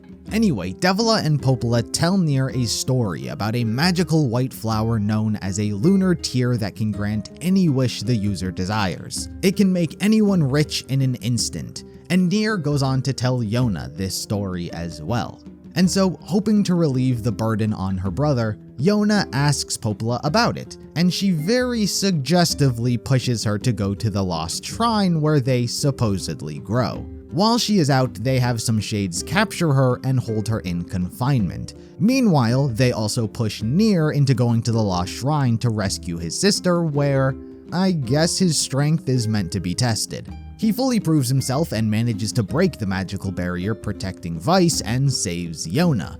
Weiss is awoken from his slumber, however, due to the blunt force trauma NieR used to wake him up, Weiss loses all of his memories. All of his important memories. He knows that he's magically powerful, but his purpose and what he's supposed to do, he doesn't know. Because of this, he kind of just latches on to NieR and joins his company. When the two return back to the village, Devola and Popola then proceed to feed NieR an entirely made-up story. Devola sings the Song of the Ancients, which supposedly spoke about Weiss, while Popola tells him the story that it's supposedly based on. She makes up an entire prophecy about an evil black book which brought upon calamity and disease being vanquished by a good white book, Weiss. But to do so, he needed sealed verses. No one knows what these sealed verses are, but they're some kind of magic. This whole prophecy was made up just to string NieR along. If Noir is the source of the Black Scroll, then if he wants to save Yonah, he has to collect the sealed verses and complete Weiss. And it worked like a charm. NieR became very invested in fulfilling this prophecy and completing Weiss. As for the sealed verses, these are just fragments of his magical power. It can be assumed that he was split into many pieces so as to not accidentally initiate the failsafe. Anyway, fully invested in this fantasy story, they are motivated to collect the sealed verses to complete Weiss and are directed towards the Eyrie as one of the sealed verses lie there. The town resides suspended over an extremely deep canyon held together by crude craftsmanship. The two go on to talk to the mayor about an alleged shade invasion, but unfortunately he along with all of the other residents are shut-ins that refuse to leave their homes and tell NieR to get lost. As they leave the village, the two catch a glimpse of something shiny in a tent just outside of town. It's a wreath made of lunar tears, the flower he told Yonah about. This tent, along with the wreath, belong to Kaine. I've talked about her human past, but I've yet to cover her replicant life, so I'll do that now. Her story actually isn't too dissimilar to her human counterpart, particularly in her relation to her grandmother, still named Kali. Personality-wise, she is almost exactly the same as the original, minus her military background. She's a foul-mouthed and crude woman who has next to no filter. But unlike her original human self, she is much more expressive and open in her love for Kaine. As such, the two have a great relationship. It's because of her Kaine loves lunar tears. They're an incredibly rare flower, but her grandmother is able to cultivate them. Kaine as well, unlike her human self, acts exactly like her grandmother and too is very crude and vulgar. The two's relationship is only further amplified because Kaine isn't exactly loved or treated well by anyone in the village. You see, Kaine is bullied because she is intersex, meaning she possesses both male and female genitalia. There was an error in the replicant system which created her body incorrectly, giving her a predominantly female physique, but with a notably large male member. The other kids bullied her specifically because of this. Ironically enough, genitalia on a replicant is purely cosmetic. They are incapable of reproducing, and they serve literally no function other than aesthetic. And because everyone is a replicant, theoretically anyone could be born with whatever genitals they wanted. But because they don't know this, Kaine is looked at as a freak and treated as an outcast by everyone. Everyone except her grandmother. It's because Kaine is so self-conscious of her body that she dresses very scandalously. She wants to highlight her feminine features to the best of her ability, hopefully distracting you away from anything else. The event that changed her forever is when a very large shade named Hook attacked their family home. Kaine was away at the time but saw the destruction from a distance. While she rushed back to try and help her grandmother, Hook was far too powerful. He pinned Kali down under the rubble of their house as well as his foot before outright murdering her. Kaine did not sit back and let this happen, however. While she possessed a fiery spirit, she had no practical skills to truly do anything. Kaine's left arm was torn from her body and she lost an eye in the process. She was left mutilated in the rubble of her own home with the person she cared for the most dead.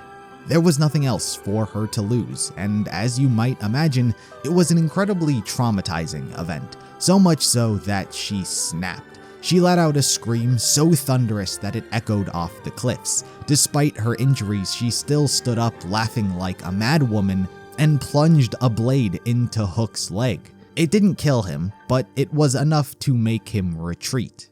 Kaine was left bleeding to death. In her final moments, all she had was the insatiable desire to kill Hook. But Kaine didn't die that day, and that's all thanks to a single shade named Tyran. Yes, remember him? Originally named YorHa, he was the commander of the military unit that the human Kali hired to protect her. He wound up choosing to save himself when he lost control of Emil and determined the Legion invasion couldn't be stopped. After this, he went into hiding. However, the military considered his actions so deplorable and dishonorable, he was removed from the Gestalt program and his replicant was destroyed. This is when he began going under the name Tyran. He circumvented the replicant protocols and underwent the Gestalt process. However, with no body to ever return to, he was forced to hop from replicant to replicant. This is what inevitably led him to Kaine as she was dying. He tried to take over her body before she passed, however, she refused to relinquish control. She instead expressed her desire for revenge and to kill Hook. So, Tyran, in need of a body, decided to compromise. He'll let Kaine stay in control of her body, and he'll ride shotgun inside of her head, but she has to kill. Tyran is a bloodthirsty psychopath. He thrives on killing and the joy it brings him. Kaine is full of hate in this moment, and he sees her as the perfect vessel. So, as long as she kills, his power is hers. This is where Kaine's strength comes from. He heals all of her wounds and promises that if she ever goes soft, he'll take her over immediately. Unfortunately for Kaine, life only continued to get worse. As part of having a shade within her, she developed the Black Scrawl. This can either be because her original Gestalt had relapsed, or because Tyran is relapsing and he's latched onto her body. Either way, Kaine suffers the effects. And on top of that, if she needed any more reason to hate the people of the Eyrie, they found out about the Shade and began bullying her more than ever. She was pretty much exiled by everyone, and making things even worse for her was Tyran. I don't want you thinking that he is simply just a bloodthirsty psychopath who idly sits by as Kaine suffers. He contributes to her suffering to make her life as miserable as possible. And one of the biggest instances is in the story The Witch's Sabbath. The story follows the perspective of a traveling female pilgrim. She visited the Eyrie towards the end of her pilgrimage and began hearing stories about Kaine. The people of the village spoke ill of her, but this woman was very open-minded. She virtues tolerance and peace, being educated and open-minded. After a shade attack breaks out, Kaine arrives to save her along with a few villagers. Everyone is still afraid of her, seeing her as worse than the monsters. But the woman sees Kaine as a hero. She doesn't understand how she could be an outcast and so extends an olive branch to be her friend. Kaine hesitantly accepts her offer and invites her back to her home. The entire day is taken up by the woman passionately delivering her message about tolerance and goodwill towards man. Kaine fell asleep, and so the woman decides to rest as well. But the woman was woken up in the middle of the night by sounds of Kaine, or should I say Tyran, forcing Kaine to pleasure herself. Tyran's sick and twisted mind takes so much joy in not only killing shades, but making Kaine uncomfortable that he pleases himself. And remember, Kaine is intersex and possesses a very large male member. This terrifies the woman. Half shade, both genitalia. She snaps and calls Kaine all of the horrid words imaginable. Disgusting, revolting, hateful. She hates her. She's a freak. She doesn't feel bad saying these things because Kaine's not human. She's a monster. And that's the sort of effect that Tyran has on her life. He actively attempts to ruin it and tear Kaine down even further and isolate her even more. That being said, Tyran doesn't play too much of an active role during the events of the game. He is largely isolated to color commentary, and I won't be touching too much on him until it's relevant once more. Anyway, Kaine has lost all connections to people. She kills shades, and her only goal in life is to get revenge on Hook. Returning to where we left off in the story, seeing two people rummage through her home and messing with something she holds very dear to her heart, she isn't exactly very pleased with the strangers and so attacks them. Their scuffle is brief, as not soon after, Hook appears. Clearly being Kaine's primary target, the two decide to put their differences aside and work together. While the two put up a valiant effort, Hook manages to escape the encounter with only losing one eye as a casualty. Kaine took her own fair share of damage from the encounter as well, and so passed out. NieR and Weiss rest her in her tent and share pleasantries when she wakes up before parting ways. Fortunately, their trip wasn't for nothing, as they did obtain their first sealed verse. Eventually, NieR is ready once again to start hunting more sealed verses, but is a little underpowered to take on some of the larger, more dangerous shades. So he is sent to the junk heap in order to obtain a better sword. What they are met with are two siblings running the shop, Jacob and Gideon.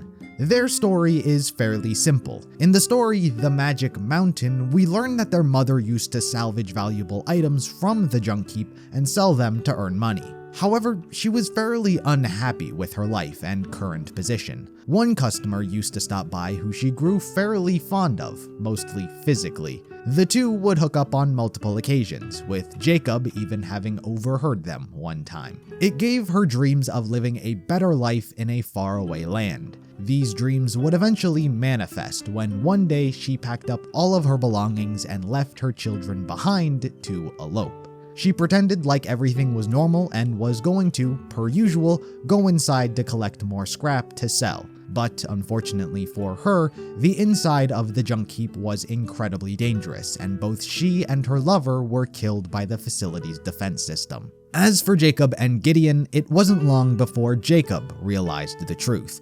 Gideon is very emotional and adolescent in his mindset. Because of this, Jacob was left to care for his brother. Over the past years of being taken care of, he developed his own skills in craftsmanship, which he now utilizes to try and make money. 1 week after their mother's disappearance is when NieR walks into the shop. The brothers are hard up for money and food by this point, and so take on NieR's request. He is told to enhance his weapon, he needs to gather the materials himself. But before he heads off, Gideon throws yet another temper tantrum about their mother, to which NieR decides to try and help them out by investigating it.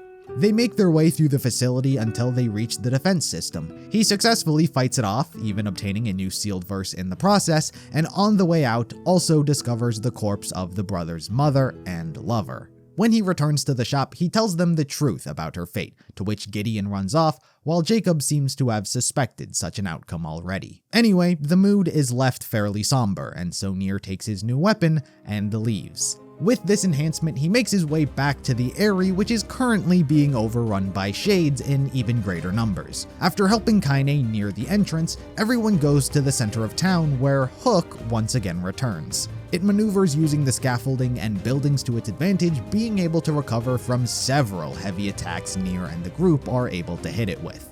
As NieR runs through the village, chasing it down, he overhears everyone's negative outlook towards Kaine and how they treat her like dirt. This obviously gets on the nerves of NieR, but he and the group have to continue fighting on. Kaine winds up being attacked with a hallucinogenic miasma, which makes Hook start speaking in the voice of her grandmother. But this trick doesn't work. Kaine goes into a battle rage, and together everyone is able to slay the monster. Kaine is flung to another platform and is almost ready to finally let herself go. But the concerned calls from NieR and Weiss wake her up. Considering the Eyrie has been less than kind to her, Kaine joins our characters in hopes to try and find a true home. I had my revenge, and now it's over. Oh, now see here, this is rich. Weiss? We help you in some mad quest for vengeance, and now you think to bid us adieu? How can a fighter so skilled be cursed with such a thick head? A true warrior would fight. They would give all in the service of their friends. Friends? That's right. He's right. Kaine, we're friends now. See here, that was hardly the point. Okay, then what is the point? Kaine, we need your help. Will you fight with us? Fool, you cannot simply ask her outright. There is a proper order to these matters. One must ease into the topic with carefully considered words before commencing negotiations. Book? How dare you? I am Grimoire Weiss, wielder of arcane... Weiss, then. Do not abbreviate my name. You're an ass. But you're right. I can't just live for revenge. You mean... you're coming with us?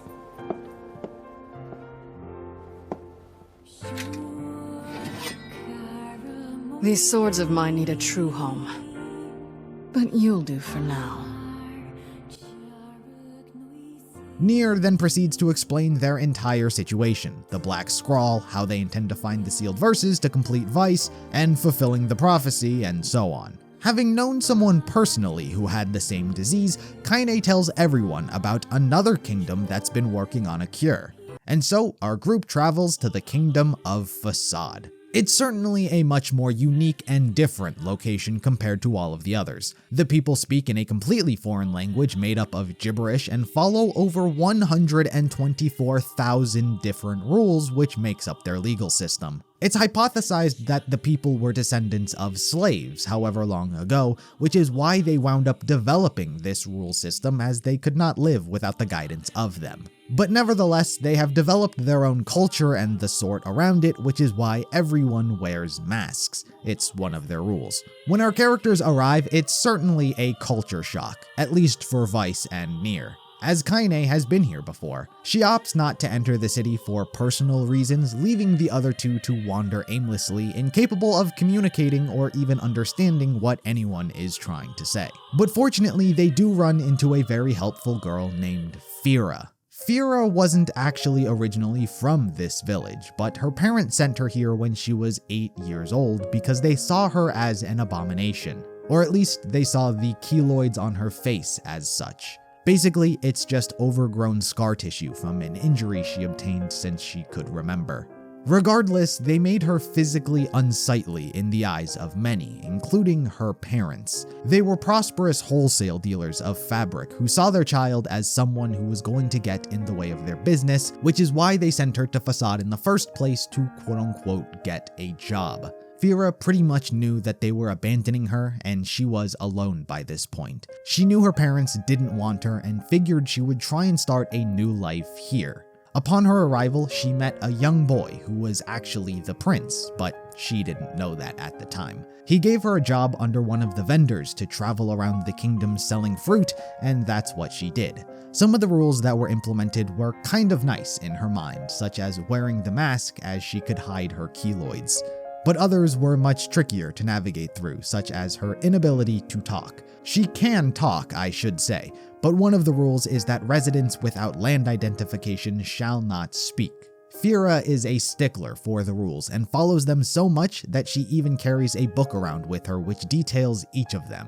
Anyway, selling fruit without talking is a difficult task for most, which is why she mostly communicates through gestures and body language. To make a long story short, Furiae eventually learns the prince's identity, who has constantly been popping in and out of her life, and the two become friends. While there is an initial sense of betrayal on his side, as he made a bet with the vendor on how good of a seller an outsider could be, he soon forgot his bet as he saw just how beautiful her way of life was and how hard she was trying. He deeply apologized to her as she threw her mask away because she wanted him to see her real face. But he did not flinch. He did not care about what she looked like. All he did care about was making right by her and being friends. Furiae accepts his apology and things end off on a good note. That was 2 years prior to modern day. Also, it should be important to say that at some other point, Kaine wound up saving Furiae from danger while she was out working, which is why she knows Facade and is welcomed by its people. Anyway, returning to the events of the game, our characters meet Furiae, who is kind enough to give them a tour of the kingdom. Ever a stickler for the rules, she still refuses to talk, but is able to communicate with everyone else. By the end of the tour, Weiss effectively deciphers their speech and is able to communicate and understand their language. Unfortunately, the reason they came here was for naught. The king has since succumbed to the Black Scrawl, leaving the prince as the new king. They wish to speak to him, but he has gone missing. Turns out he felt the country lost trust after his father's death and so went to the Barren Temple to obtain the royal mask, the city's proof of kingship. The temple is dangerous, and due to the city's absurd amount of rules, only nobility may enter. But since they're not from Facade, Nier, Kaine, and Weiss offer to go instead. Furiae is the one who leads them to the temple, but cannot enter because of said rules. They do find the prince, but he is taken by some temple cubes. Kaine is also taken. After passing numerous trials, the characters end up in a bigger room where more cubes form together and create a new foe. Eventually, this foe is slain and the prince is saved, having successfully retrieved the royal mask. Nier does not walk away empty-handed, as he did obtain yet another sealed verse. With the mask, the prince is able to claim the title of king. However, unfortunately, he has to tell our characters that they had no success in dealing with the Black Scrawl. So everyone returns home, but they did make some new allies. The next story arc involves the Forest of Myth, and this location is very important. During his sleep, Nier has a weird dream of a boy trying to say something. He can't hear him, but he makes out the words sealed verses, dreams, and Forest of Myth. He awakens only to learn that Yonah had the exact same dream. He goes to confront Popola about the odd situation, but is shocked when she presents him a letter from the mayor of a small village in the Forest of Myth. Seeing this as important, he immediately rushes to the village. When he arrives, he is met with an unsettling aura. The villagers, along with the mayor, are distant, weird, almost not there. Turns out they are afflicted by what is called the Death Dream, which has spread across the forest and trapped the villagers in their own dreams. To better understand what is truly happening here, I need to first go over what the Forest of Myth and the Divine Tree that is located here actually are.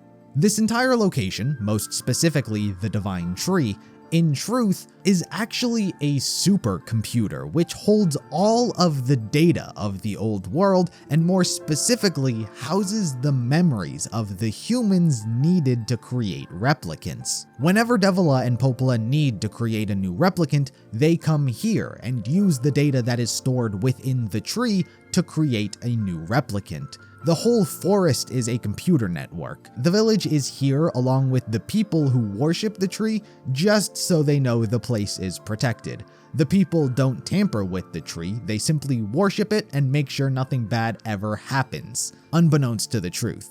But something did happen. Not because of them, however. A shade somehow winds up getting inside the tree itself and started devouring the data, causing a memory leak. We don't learn about this shade just yet, and it's not causing too much damage relatively speaking for now. But it can be presumed that this is what the Death Dream is. Data is disappearing. It's leaking out and affecting the replicants as they are losing what they're based on. They're being fed memories the tree possesses while simultaneously having their memories taken away. And when Nier arrives in the village, he too is sucked into the Death Dream. The dream itself is a bit crazy to detail and largely not important the specifics. But basically, old memories begin bleeding into each other. Past versions of the mayor recall meeting Nier despite the two current iterations having never interacted before this moment. But past thems have. They don't fully grasp what it means, only giving the faintest hints of deja vu, but the Divine Tree is accidentally letting memories they shouldn't have slip in. Fortunately, our characters don't get it at all as they're only concerned with rescuing the people. They do manage to escape the Death Dream and restore all of the villagers back to normal, and even walk away with a new sealed verse. But this wouldn't be the last time we visited the Divine Tree. The next story takes us to Emil. It's been a while since I've talked about him, but he has been alive these past 1400 years. If you recall, the experiments he went through stopped him from aging, and he never went through the Gestalt process because he didn't need to. The scientists who were caring for him had to put him in the care of someone else while they were gone, which is where Sebastian came from. He is an android just like Devola and Popola, however is much more robotic, so he might not be as advanced as them. He's been taking care of Emil this entire time. As for how Emil has remained sane for so long, it is perhaps he truly hasn't realized how much time has actually passed. When you enter his mansion's proximity, everything turns black and white, almost as if time has stopped. As if Emil's power was so strong, and he has remained in this exact same location for so long that it has indirectly frozen time around them. Not literally, but enough for it to have not felt like 1,000 years. Anyway, Sebastian, like Devola and Popola, has grown attached to the person he's caring for. He feels bad for Emil's condition and the fact that he can't look at anyone without turning them to stone. He wants to find a cure, but the documents that detail petrification are in a library that has since been overrun with shades. He doesn't have any combat prowess and so has been unable to procure them himself. But he's been hearing tales of Nier's adventures and how he's been helping out so many people. So he wrote a letter asking for help and sent it to his address. However, it was intercepted by Yonah, who began writing back, thinking she had a pen pal. A few letters were exchanged until eventually she wound up asking NieR to go to the mansion and help, which is what Sebastian was trying to accomplish in the first place. NieR agrees to help and eventually makes his way to the mansion with Kaine, where everyone is greeted. Sebastian escorts them to a room where he asks them to wait while he tends to other matters. He leaves the room and the game turns into a horror and spooky aesthetic.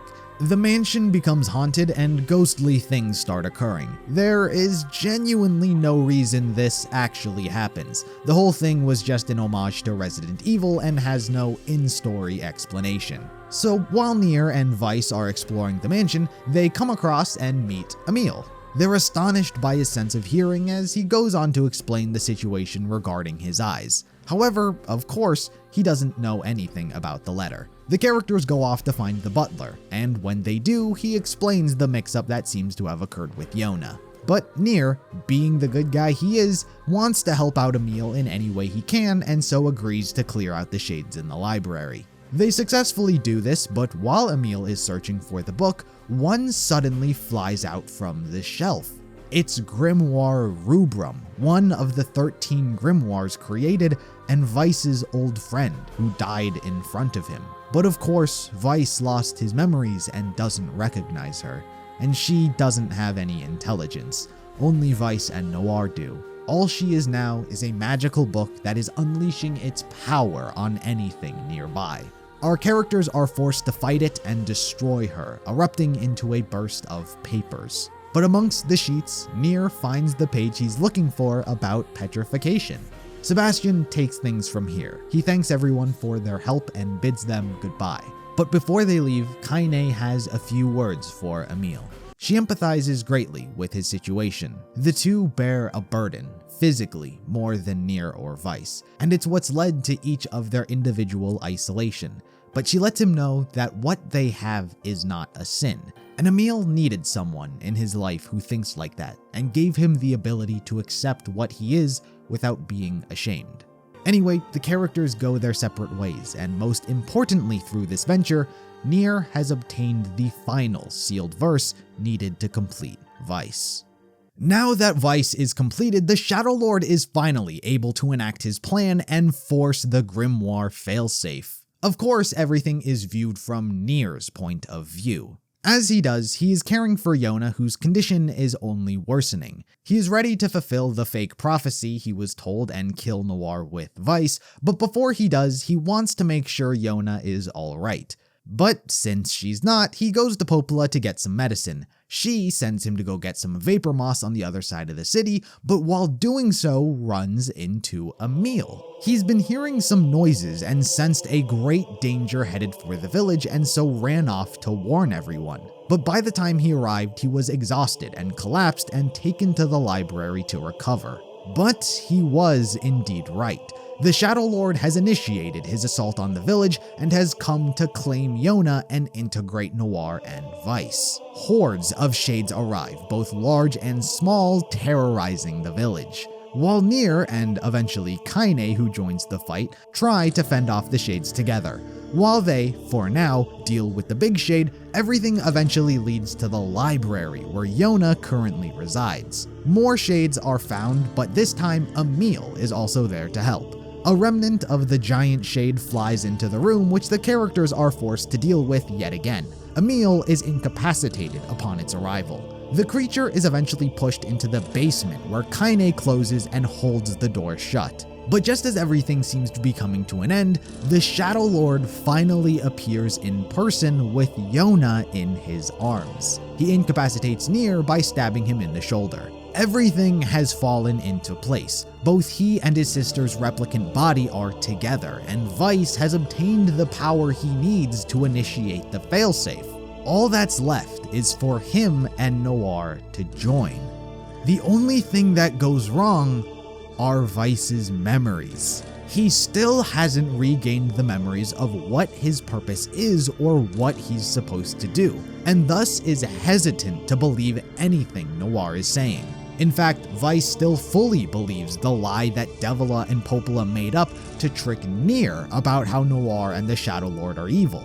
Don't get me wrong, Noir has his own fair share of blame in this moment due to his cryptic way of speaking and his traditionally evil tone of voice. His inability to be direct and just explain the situation to Weiss leads to him rejecting Noir and not fulfilling his purpose to restore humanity. He stands by Nier, Kaine, and Emil, much to their chagrin. Noir then goes on to take Weiss's power he obtained from the sealed verses, however Nier is able to fight back and return them. After the fight, Nier is impaled and greatly wounded. However, with Weiss refusing to accept the merge, the Shadow Lord figures there's nothing he can actually do in the moment and so chooses to retreat.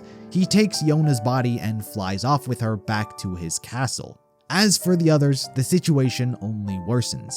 Kaine is still holding the beast behind the door, and in their current state, they are most certainly unable to fight it off. So seeing it as their only option, Kaine asks Emil to petrify her so her stone body will brace the door. While undeniably an action Emil wishes not to do, he concedes his emotions and says his goodbyes before petrifying Kaine. Nier is left bleeding on the floor as he swears to make things right in the future.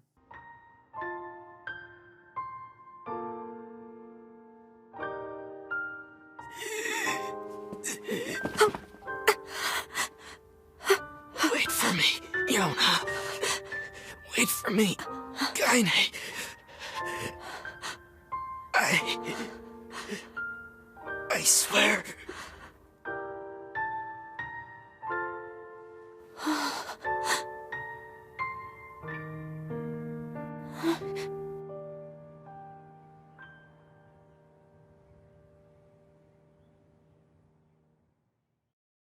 This event marks the halfway point in the game, so to speak. If you're familiar, this is where a 5-year time skip occurs. But instead of immediately picking up with the story, I should first go over a few things, because nearly every character's motivation has now changed. Nier perhaps goes through the greatest change overall. After his encounter with the Shadow Lord, with seemingly everything in his life having gone wrong all at the exact same moment, this caused him to have a breakdown, and it affected him in a major way. His cheery and optimistic worldview he held as a child, such as helping people and things always going to be alright, largely went away. As an adult, he acts more violently. He puts up with significantly less, but perhaps the biggest change is his absolute disdain for every shade. His life goal was no longer about protecting Yonah, though he wouldn't forget about that. It was now all about killing every last shade. It's an insatiable bloodlust that gets in the way of his critical thinking. But you'll see as the story goes on. As for Devola and Popola, they find themselves between a rock and a hard place, and perhaps in the worst situation of anybody. Not only has activating the failsafe failed, but now the Shadow Lord has taken Yonah and locked himself away in his castle. So now they don't have access to either of the grimoires and need to figure out some way to get them both. But contrary to what you might think, the two didn't actually do anything after this event. Not really. You can consider that they deemed the plan a failure, all because of Nier, and his involvement is exactly why they weren't doing anything. Firstly, they severely underestimated his abilities, which has allowed him to thwart the failsafe measure. But most importantly, they cared for him. As I've stated many times, Devola and Popola are not emotionless. They possess great empathy and sympathy for all of the people they look over. And Nier has always wound up being one of the most prominent. And because of this entire journey, which became solely unique to this one iteration, he has had to go through so much heartache and tribulation and has been leaning on the two throughout it all. He has grown close to them, unbeknownst to their motives, but they in turn did as well. So with him being much more capable than they anticipated and growing much too close to him, the two were just simply waiting for him to die. They couldn't kill him, at least they didn't want to. They were hoping to wait an entirely new generation until this Nier died of old age, and another one could be created in hopes that they wouldn't grow so attached to the new version. That is why 5 years passed. It's not because they made a move, it's because Nier got back in the action. Needless to say, the world changed quite a bit following the Shadow Lord's attack. Not only have replicants become much more cautious and fearful of shades, but the shades themselves have also evolved. They began wearing armor to protect them from the sun, allowing them to roam during all parts of the day. But anyway, Nier, now 21, is even more capable than when he was as a kid. He's dedicated himself to improving his combat so he could one day rival the Shadow Lord and save Yonah. The story picks back up when he receives a letter from Emil. After the events with the Shadow Lord, Emil returned back to his mansion to continue studying more about his petrification. What he found were the blueprints to the lab underneath the facility where, of course, he was tested on. But over the years, he's kinda forgotten or repressed these memories due to the trauma he suffered. So while he and Nier make their way through the facility, his memories slowly start coming back to him as they find documents all about Project Snow White. Eventually, they come face to face with the only thing still alive down there, Halua, experiment number 6, his sister. Upon seeing her, all of Emil's memories come flooding back to him as he remembers everything. He explains how she is the greatest weapon to ever be created, and with her power, he would be able to reverse his own petrification. But to do so, he must absorb her power and combine into one. A sketchy plan, to say the least, but the only one he can think of. Halua consumes Emil's body, and while Nier fights it off in the real world, Emil gets a chance to talk with an apparition of his sister. The two harmonize well, and Emil is not consumed by the overwhelming power she possesses. He absorbs all of the strength she had, but things don't go quite as he hoped. Emil's physical body was changed. He was now in the form of some type of skeleton with Six's head. While a self-conscious appearance, Nier does not care and is glad that he's safe. Welcome back, Emil. You've been through a lot. But my body... I can't stand to be with you when I look like this. What'd I tell you? We're here for you. No matter what.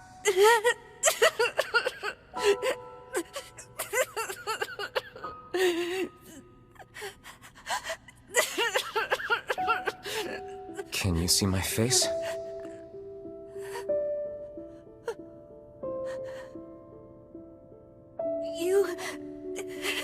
You look just like I thought you would. You look really cool. Right.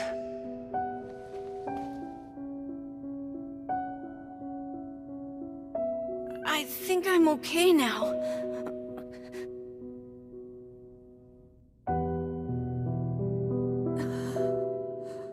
If this is how I look now, then so be it.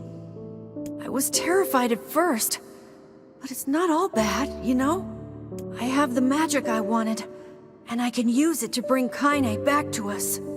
Everyone returns to the library, and with his newfound power, Emil frees Kaine from her slumber as she is returned back to the world of the living. But lest you forget, the reason she was frozen there in the first place was to hold the powerful shade they were once incapable of defeating. But this time around, Nier is stronger, so much so that he easily finishes it off. As for Kaine, she is understandably shocked by Emil's new appearance, however, like Nier, is very understanding and gentle towards him. Emil, you were the one calling me, weren't you? You still recognize me? Of course. I knew you right away. Thank you, Kaine. Welcome back, Kaine. Wow, you grew up. So, how long has it been? 5 years. While a happy reunion on behalf of our main party, Popola arrives to tell everyone that the villagers are uncomfortable around them, specifically Kaine and Emil. As such, they are forced to sleep outside of the village. This leaves Nier feeling pissed. As he states himself, it's the first time he ever hated Popola and questioned the twins' decisions. But the next day, after he's had some time to cool off, he apologizes, as do the sisters. Speaking of which, considering Nier has decided to take action once more and continue trying to hunt the Shadow Lord, the two have to begin acting again as well, and so have to formulate a plan on the spot. The most obvious problem is that the Shadow Lord is locked away in his castle, and so figure they'll use Nier to collect the various key fragments needed to unlock it. He and the group are first sent to the Lost Shrine, where Weiss was first obtained. While there, they come face to face with Gretel, one of the two shades that was originally guarding Weiss. I didn't talk much about them, but a common thing that will begin happening from this point moving forward is we'll also be getting the perspective of the shades to contextualize the situation. In many cases, it may seem like more sympathy is being thrown their way in the story. But be aware that Nier and the others' worldview have mostly been shapen by this point. In this case, Hansel, the other shade that was paired with Gretel, was killed. After his death, Gretel sunk into a period of madness and for a long time seemed to lose its heart. But that changed thanks to the kindness of the smaller shades. Gretel always looked down on them due to his arrogance, believing himself to be better and stronger. He was filled with pride. But at his lowest point, the other shades comforted him and he regretted his arrogance. He came to see the smaller shades as his comrades and equals, and Gretel wanted to become strong enough to protect them. That is when Nier and his group arrived. Gretel tries its best to defend the shades, but at the end of the day is incapable as Nier and the others kill everyone. To be fair, Kaine is the only one of the group who may understand the shades and their language thanks to Tyran. It's not clear if it's a one-for-one translation or simply just a feeling she has. She knows that they're not just mindless monsters and have sentience, but to the extent which she's aware is unclear. As for Nier, he fully believes they are nothing more than monsters who deserve to die. After Gretel's death, the group collect their first key fragment. Popola explains that there are 4 others, and so the group are sent out to find them. The first location is the Forest of Myth. I've already talked about the truth of this place being a data center which holds all of the information of history's past. It's since been getting ravaged by a shade on the inside, just consuming things and causing the tree to lose data. The characters return once again and get pulled into yet another death dream. But this time around, the tree begins sharing the actual truth about what happened with the dragon, white chlorination syndrome, Nier being the perfect gestalt to save Yonah, and so on. All of the information is disjointed thanks to the shade eating vital pieces of info, but regardless, our characters don't piece anything together. All they do is find the shade responsible for this. However, thanks to the death dream, the shade talks and Nier and Weiss understand it. A revelation they didn't think possible. Despite this, Nier does not care and strikes it down. This is one of many instances where even despite the perception he has perceived the shades to be being challenged, he seems to willingly turn a blind eye to the situation as he is so headstrong in his determination to kill them and save his sister. Anyway, the shade is killed. They are freed from the death dream and retrieve the second part of the key. The third location is back to the junk heap where only one of the brothers resides, Gideon, the younger one. It turns out within the 5 years, Jacob was apparently killed by a little shade and a P-33 robot. And now Gideon is seeking revenge for the death of his brother. Nier obviously accepts the job. The truth of the situation, however, is quite different. 1 year after their mother's death, Jacob and Gideon were investigating the junk heap, where Gideon got a bit too careless. He accidentally causes some concrete slabs to collapse, to which Jacob dove in to save his brother. Gideon obviously survived, however, Jacob was crushed to death. He tried to pull his brother out from the rubble, so much so that one of his arms detached from the corpse. This mentally scarred him, and in the distance, he saw the P-33 unit along with a shade, and blamed them. Being traumatized from the event, Gideon also subconsciously began injuring his own arm and damaged it to the point where it needed to be replaced by a robot one. As for the P-33 unit and the Shade, their story is a little bit different. The young Shade's name is actually Khalil, and during the era where Shades were awakened and replicants began fighting back against them, Khalil and his mother were chased into the junk heap by replicants. The replicants were fully aware that Shades had fled to the area and weren't going to leave until they killed it. So Khalil's mom, in an act of sacrifice, gave herself up as a diversion to protect her child. It worked, however, Khalil was left alone and sad. That is when the P-33 unit found him. As part of the facility's defense system, he is supposed to kill any intruders, and the Shade is technically one. However, it is intrigued by the tears that it sheds in sadness. After hearing Khalil's story, the P-33 unit, who Khalil names Beepy, decides to protect him. And that is how the two became friends. Beepy was very curious about the emotions and all of the general things Khalil had to talk about. In fact, Beepy may very well have been the first robot to attain an advanced state of artificial intelligence naturally. They spent their time dreaming about how they would one day explore and learn all about the world together. Considering their home was the junk heap, they were present when Jacob died. However, contrary to how Gideon perceives it, Khalil was actually very worried about him, hoping that he was okay after the incident. But considering Gideon had a mental breakdown and pinned all of the blame on these two, when Nier and his party came by, they were given his point of view. So the group heads down into the junk heap because maybe this has something to do with a key fragment. Much to their surprise, they did come across Beepy and Khalil, which in their mind only confirms everything that Gideon said as true. Of course, the sight of a group of replicants isn't welcome for Khalil or Beepy, as they are also intruders. So together they try and fight off everyone. However, like many, they are unsuccessful. Despite Beepy forming together wings and Khalil trying to fight them himself, they are both defeated and slain. Khalil is killed, however Beepy simply malfunctions and is inoperable. That is when Gideon shows up and reveals his vengeful and mentally unstable state. He continuously kicks Beepy, however the outcome does not help his distraught mood. Despite getting what he wanted, he is no better than he was prior. All Nier can do is stop him as he obtains his next key fragment.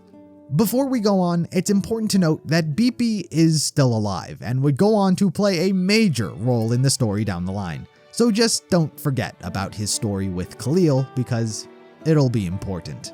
The next story is back in Kaine's village of the Eyrie. The Eyrie is a particularly unique location whose history and background I didn't really discuss at the time because it wasn't relevant to what was going on. But now it's very important. You see, the Eyrie is the only location, at least around Nier's village, in which Gestalts and Replicants successfully re-merged. Body and soul were reunited, willingly. It wasn't perfect, it was still unstable, but the soul got its body. It's why everyone in the village is a shut-in or stays indoors all the time. Either they are afraid of the re-merged humans, or they are afraid of the replicants. But over time, these humans became much more comfortable and weren't proud of how they were acting, making the Eyrie an unwelcoming and cold settlement. As such, they decided to set up a marketplace and open themselves up to the general public to show that they're changing. Not everyone agrees with this, however. While many of the replicants and humans live together in harmony and peace, some, like the chief, still don't agree and are even more fearful. It is these scared replicants who have caught wind of Nier's adventures in shade-slaying who forge a letter pretending to be the chief and send it to Devola and Popola. The two ask if anyone in the village knows anything to do with key fragments, to which they say that someone does, urging them to come to the village. And this is when Nier is shown the letter. Our characters go to investigate only for the chief to deny knowing anything about it, which leads to a dead end. They figure maybe someone at the flea market could perhaps have a lead and talk to a few of the villagers there. When conversing with a guard, the conversation eventually drifts to the topic of shade hunting and how the group intends on killing every last one.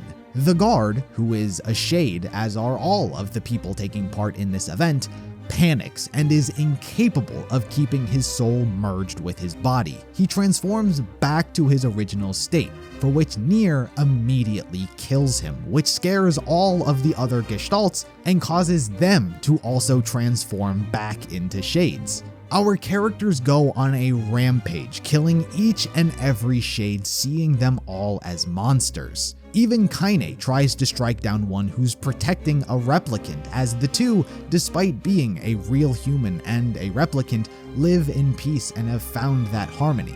But our characters turn a blind eye to this. Get out of here! No way! I'm not gonna abandon my own sister! Kaine, what's going on? Don't be fooled by this lady. She's a shade.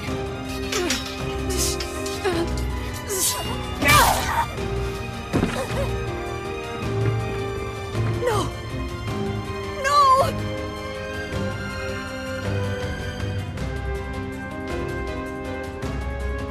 You people are the monsters here! Stay back, kid. Your sister is one of them now. I don't care what she is! She's my sister, and I love her. Kaine gets incapacitated while NieR continues slaying shades. Eventually, it's obvious that individually all of the shades are going to die if they fight alone. And so, in a last-ditch effort, the remaining Gestalts all merge into one singular being known as Wendy. While this helped them gain a lot of power, fusing together like this also made each of them immediately relapse. Wendy is very strong, even being able to rival Emil's power. While Kaine is out of the fight, NieR and Emil together are able to land some pretty significant blows. Wendy pushes Emil so far to where he is forced to tap into his actual strength as the ultimate weapon. But his instincts take him over and he is incapable of controlling it. The ball of energy he unleashes completely wipes out the Eri and all of its people. This is perhaps the biggest event they've experienced up to this point, which has left them feeling numb to everything. Emil is saddened, Kaine silent, but NieR, showing his ever so headstrong mentality, chooses not to look back, to keep moving forward with determination. What have I done? I killed innocent people. I killed them all. But you saved us. If it wasn't for you, we'd all be dead. We owe you. But It's all right.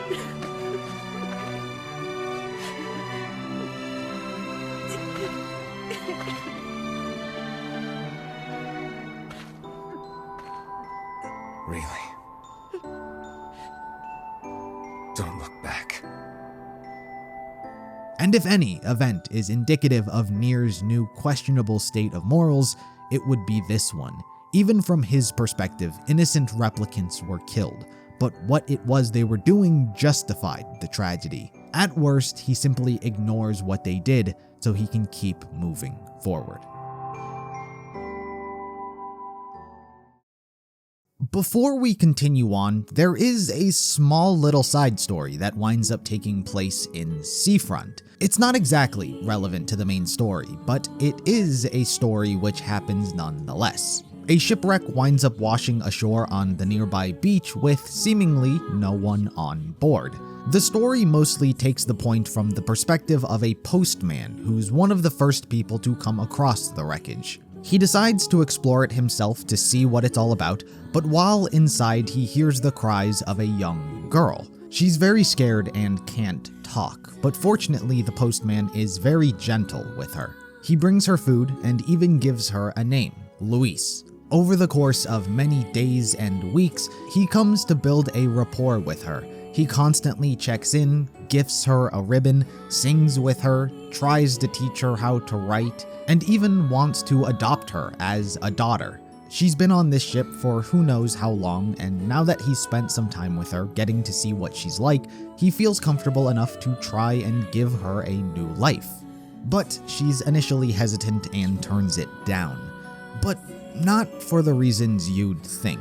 The truth is that Luis is actually a shade, and an incredibly powerful one at that. Tyran, as insane as he is even taken aback by her power. In fact, her strength is so formidable that Devola and Popola were going to use her as a backup to fight the Shadow Lord in case he refused to cooperate. That's just how strong this little girl is. Details about how she came to exist, however, are nigh non-existent. There are a few facts that we do know. One of them is that she does not have a replicant body to return to. It's an odd situation to be in, as the only other character we know who does not have a replicant body is Tyran. His replicant was destroyed for dishonoring his role in the military. But as to why a little girl wouldn't have one is unanswered.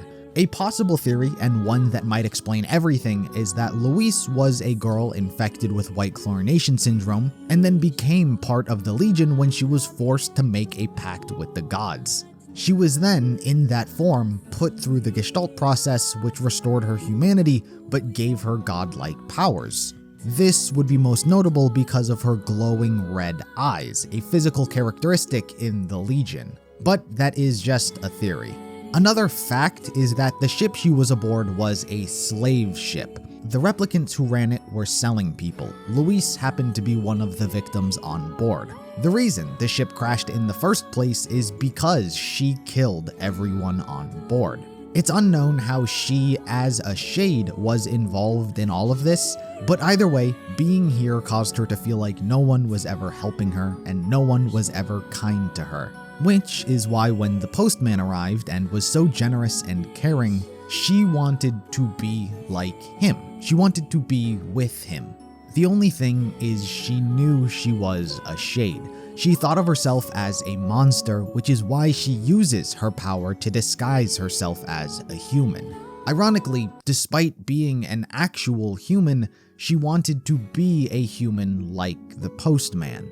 She can't go out into the sun because she is a shade and will lose her disguise. So she needed a different way to become human. And for whatever reason, she thought the way that would happen was through eating replicants. Somehow, by consuming them, she herself would turn human. In between the visits from the postman, Luis began devouring the residents of Seafront who passed by. When an associate of NieR's goes missing, it eventually puts him on this trail while investigating. Tyran and Kaine also sense her power, and so she and Emil also make their way to Seafront. As you might expect, the situation goes just about as well as they all do.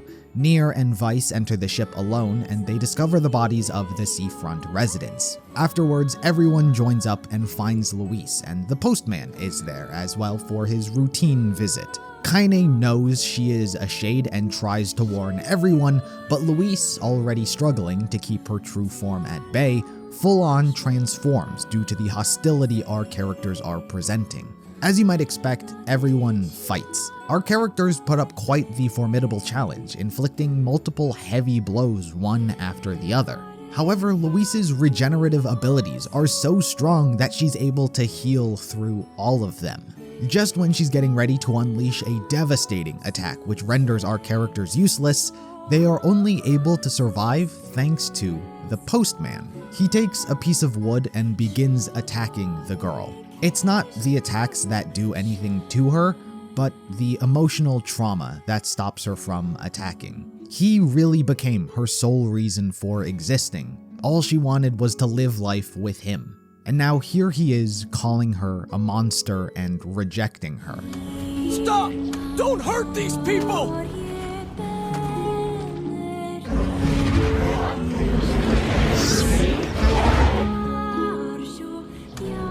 So you've been lying to me this whole time?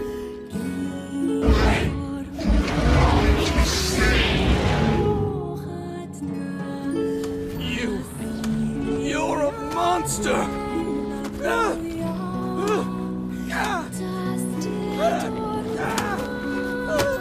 It stopped. Focus on the source of its magic. Aim for the head.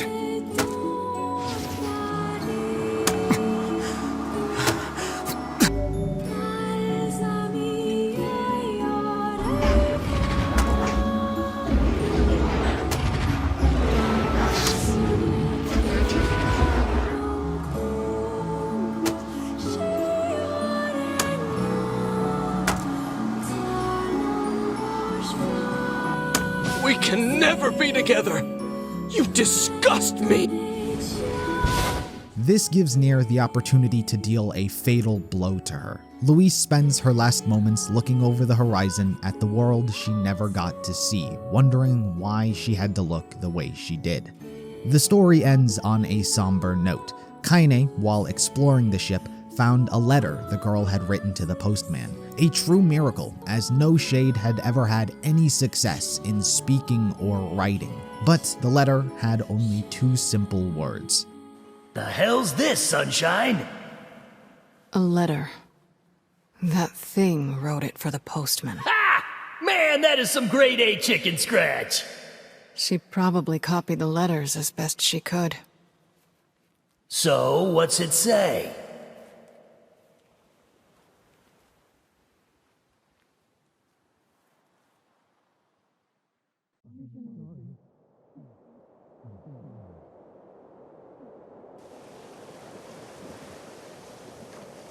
It's like I was stuck in some kind of dream. Hey, letter guy.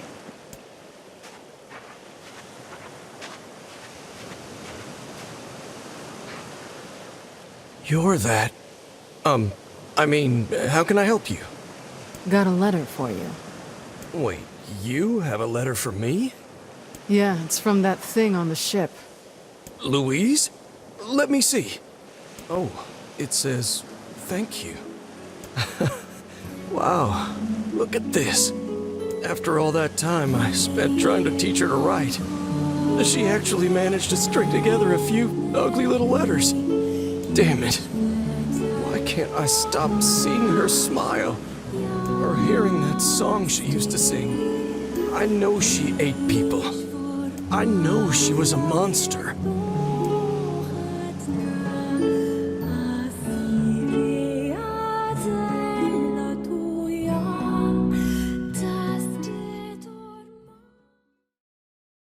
The next story returns to the kingdom of Facade. Our characters get a letter from the king inviting them all to his wedding. It turns out he's getting married to Furiae, and considering their past, it's an offer he cannot decline. So our characters all make their way to the kingdom to prepare for the wedding. The day of the ceremony, everything seems beautiful. The wedding goes off without a hitch, everyone is in good spirits. But during the event, a group of wolves launch an attack on the city. Before anyone can act, Furiae is ambushed and mangled by their leader, Rock. Understandably, all hell breaks loose. Fortunately, Nier and the others are there to help the people fight back. They are successful and the wolves are forced to retreat. But as for Furiae, she would unfortunately not survive. She speaks to the king for the very first time, breaking the rules she lived by ever since arriving. The rules she was thankful for, just so she could thank him herself.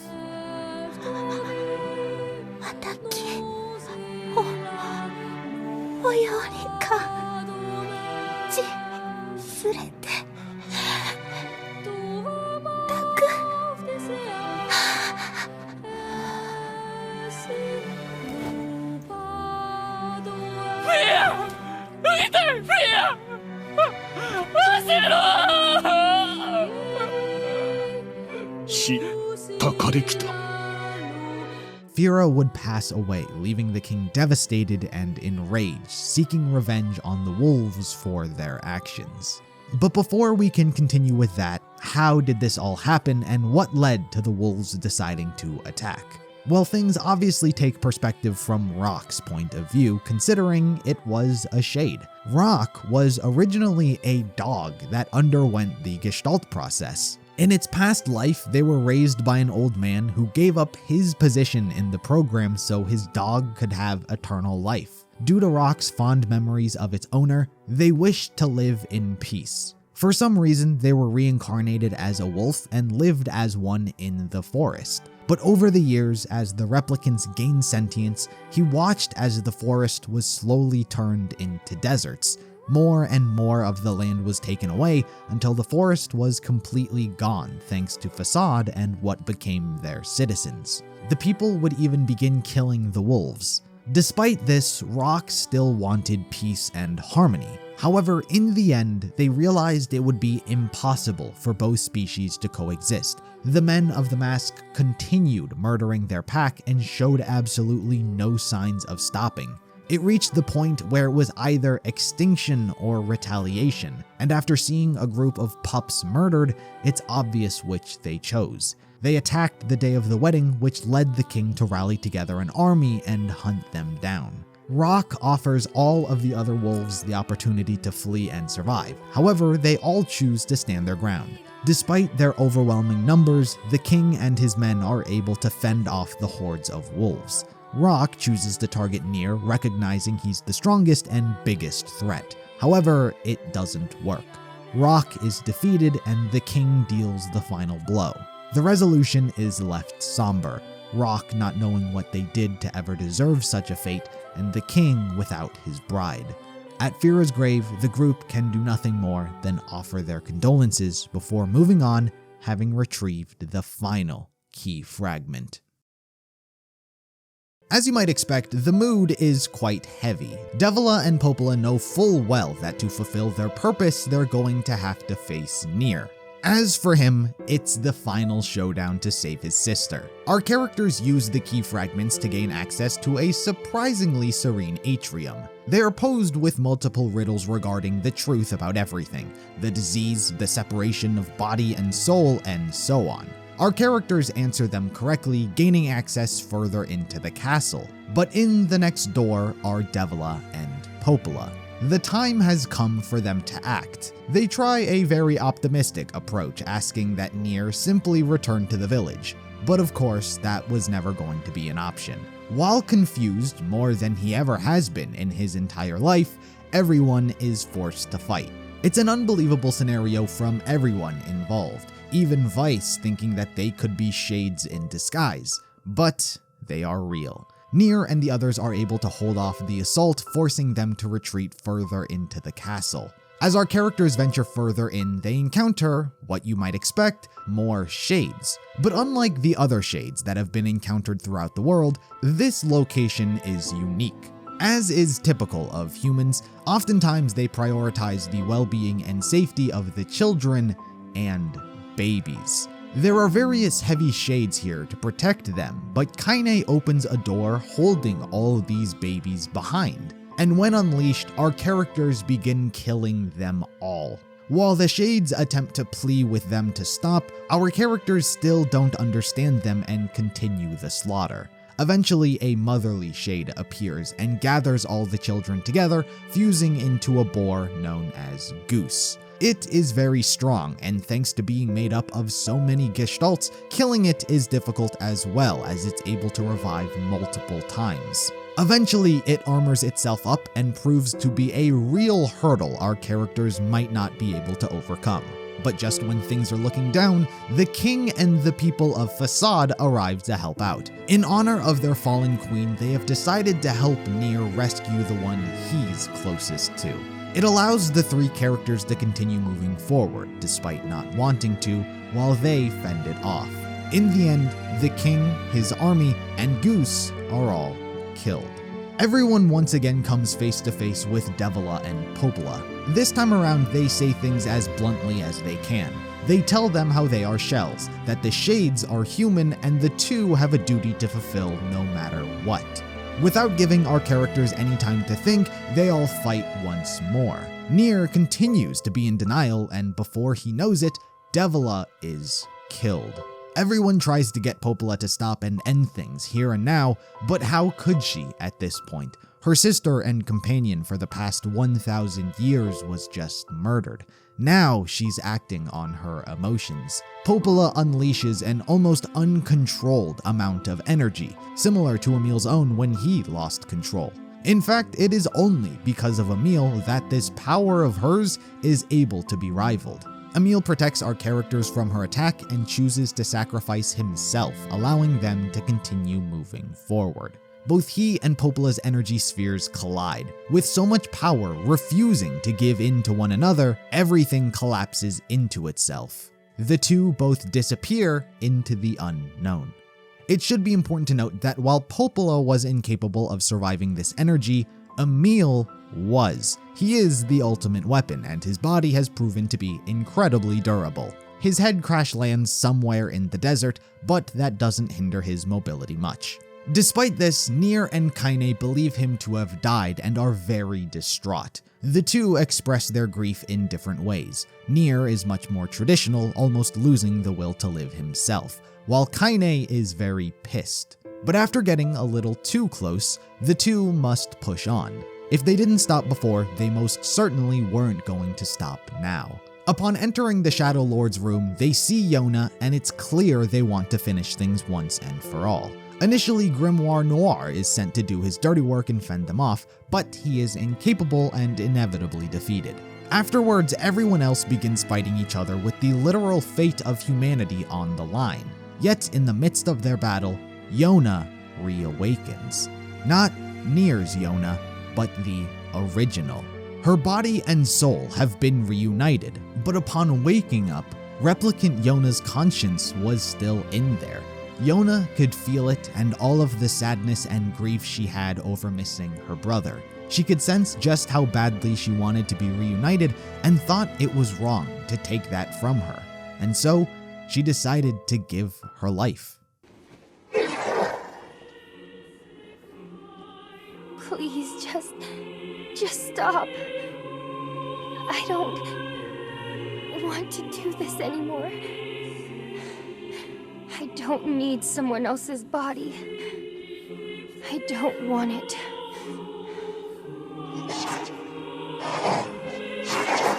There's another girl inside this body. I can hear her. She won't stop crying. She says she wants to see her brother. Yonah's been possessed? This girl loves her brother too, just as much as I do. It's not right, you know? It's not right that she can't see him.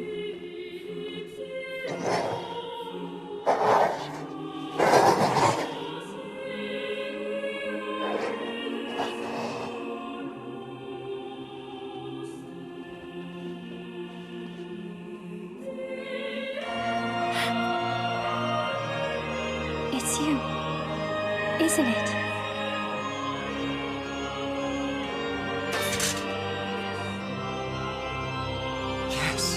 It's me. Let's go home.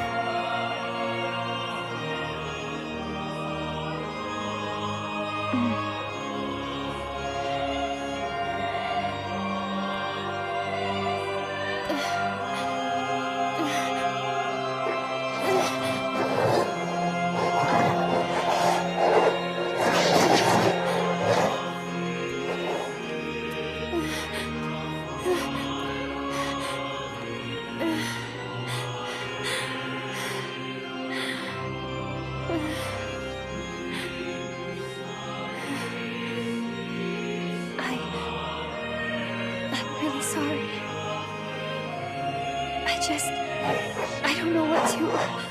I'm so very sorry. No matter what. Just know that... I love you.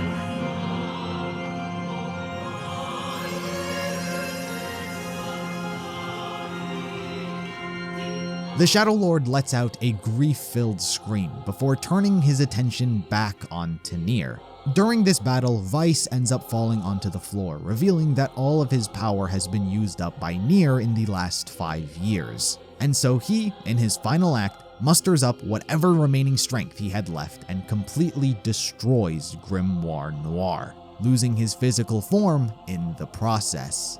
Ultimately, the Shadow Lord concedes to his fate. I mean, how could he not? The only reason he was doing all of this, the reason he was in the position in the first place, was to help his sister. He waited over 1,400 years, and in the matter of minutes after waking up, she was gone.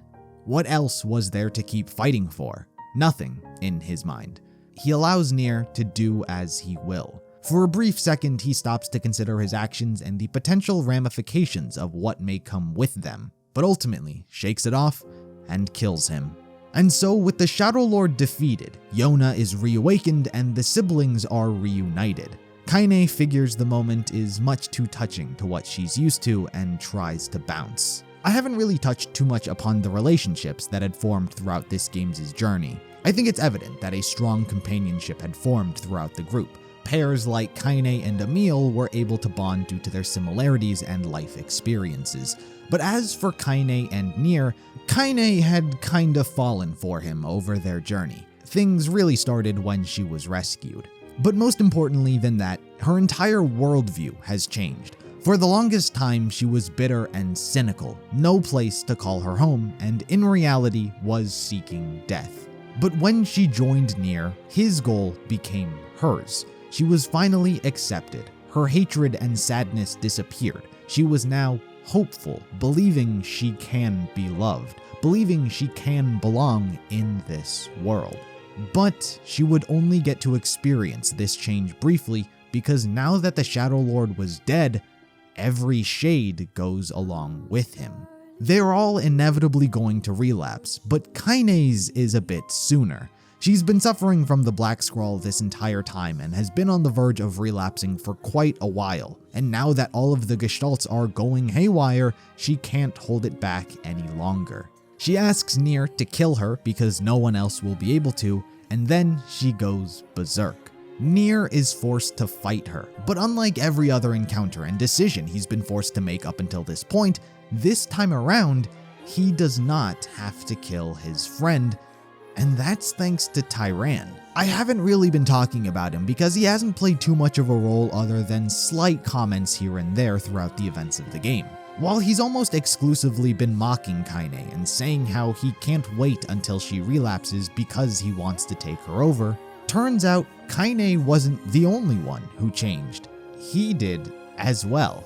While we definitively don't know nearly as much about him, we can assume that his attitude and the way he treated Kaine was compensation for his own insecurities, making Kaine be and feel alone because in reality, he was as well. He just wanted her to be as miserable, hateful, murderous, and bloodthirsty as he was, which he was successful for the most part. But Kaine was able to overcome these hurdles, and I suppose in the end, he felt for her, and so sought to make amends in the only way he could at this point, by giving her life. But it wasn't as simple as just that. To do this, he needed Nier's help. He tells him that he can save Kaine, but at a cost. Kaine can become human once more and live on, but it will cost Nier his very existence. Not only his life, but any memories people had of him. His sister will forget her own brother. Kaine will never know the truth of who saved her, or even the fact that she was saved. Any and all evidence of him existing will be gone. Ultimately, Nier decides to take him up on this offer. It's not exactly clear how Tyran even has the power to do this, or what, if any, in-universe explanation exists. The best idea is that perhaps it was a pact. It's been a common thing throughout the timeline so far, but has usually been done between human and beast, but never between two normal souls. One, if not both of them, probably have a little bit of magic lingering within them that makes this possible. But it's always been a very powerful tool, usually done for power, but one of the ramifications that come with them is losing that which is most dear to you. And to me, it makes sense why that would cost Nier his existence, the memories everyone has of him. A sacrifice, and one he's willing to make. Nier disappears. Kaine awakens back to normal with Yonah there by her side. No Black Scrawl, no Nier, but she's alive. And as said, neither of them remember who he is.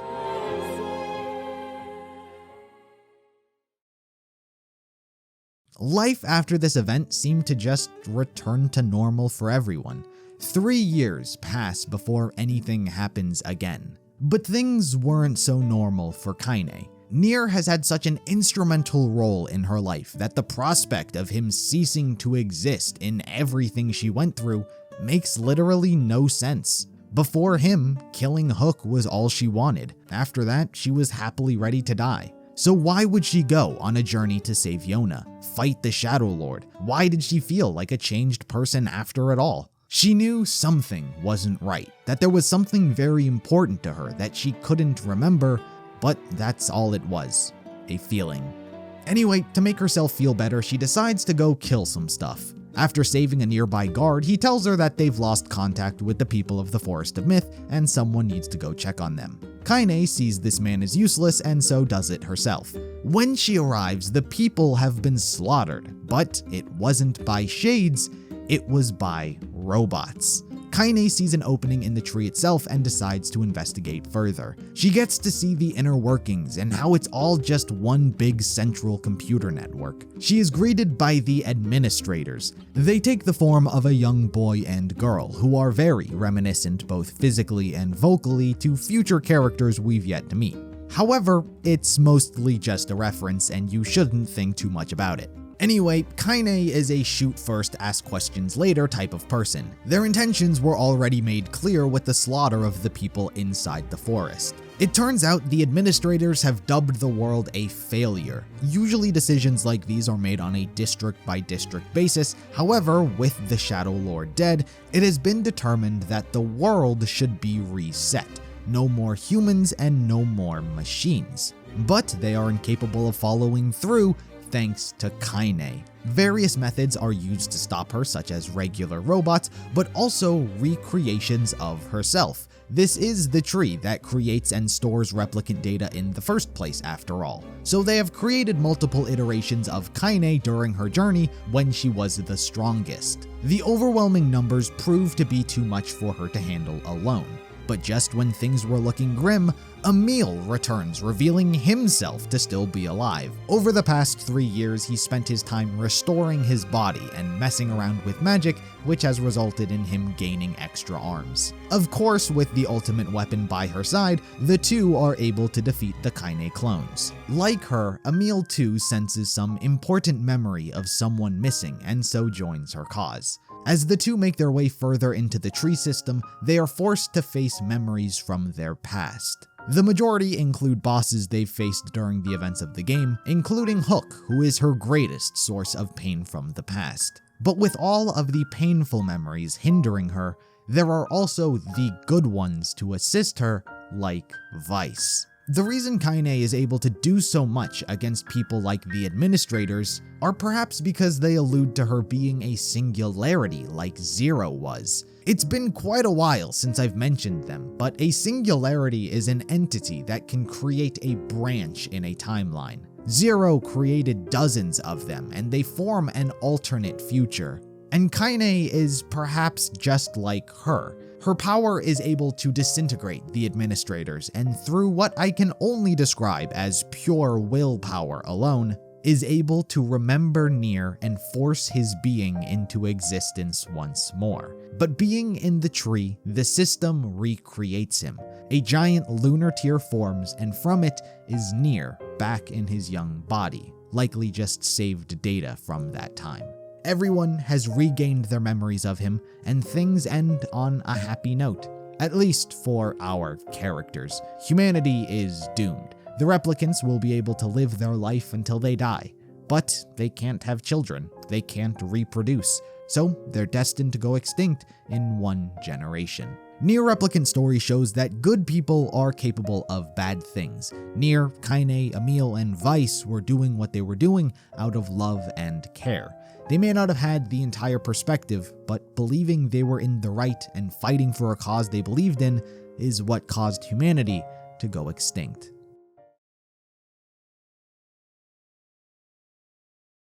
As we venture into Nier Automata, it's important that we effectively start with a clean slate. So to set the stage, a couple hundred years after the events of Nier Replicant, humans and replicants completely go extinct. The only beings that are alive now are any previously automated robots, Emil, who is still the ultimate weapon and forever ageless, and most importantly, androids. While going through the setup and throughout all of Nier Replicant's story, the only androids I pretty much talked about were Devola and Popola, specifically the two that were overseeing Nier's village. But in actuality, there were hundreds if not thousands of different androids that were produced along with them. Emil's butler is a prime example of just another android that was created to do a job. Devola and Popola just so happen to be the only relevant ones to Replicant's timeline. But for Automatas, all of these other androids are who are going to effectively be kicking off the first events of this new story arc.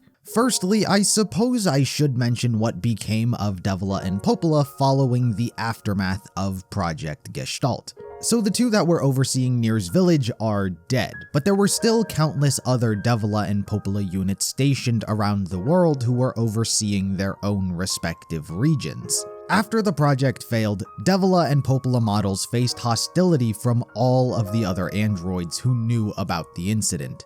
Androids were built to respect and protect humans with their lives, so the two were treated as criminals responsible for bringing ruin upon humanity. To conceal the failure of the project, most of their memories were erased. The only details left were the name of the project and the fact that their model's breakdown was responsible for the extinction of humanity. As such, they live in exile. It is convention for them to be persecuted by their peers. Some of the models were likely killed because of this, while others killed themselves. The Devola and Popola models are now programmed to live with guilt for their failure. They hope to atone for their sins by doing the work no one else wants to do. But anyway, that's what became of the Devola and Popola models.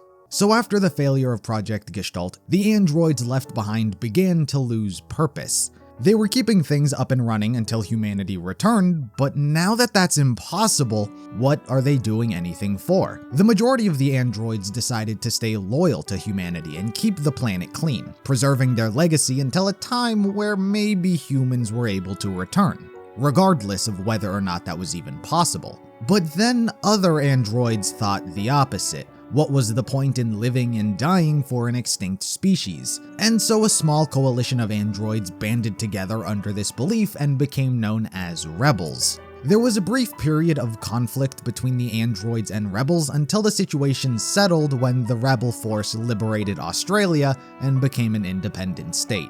Afterwards is when the real problem arose and where the true start of Automata's timeline begins. On July 4th, 5012, aliens invaded Earth.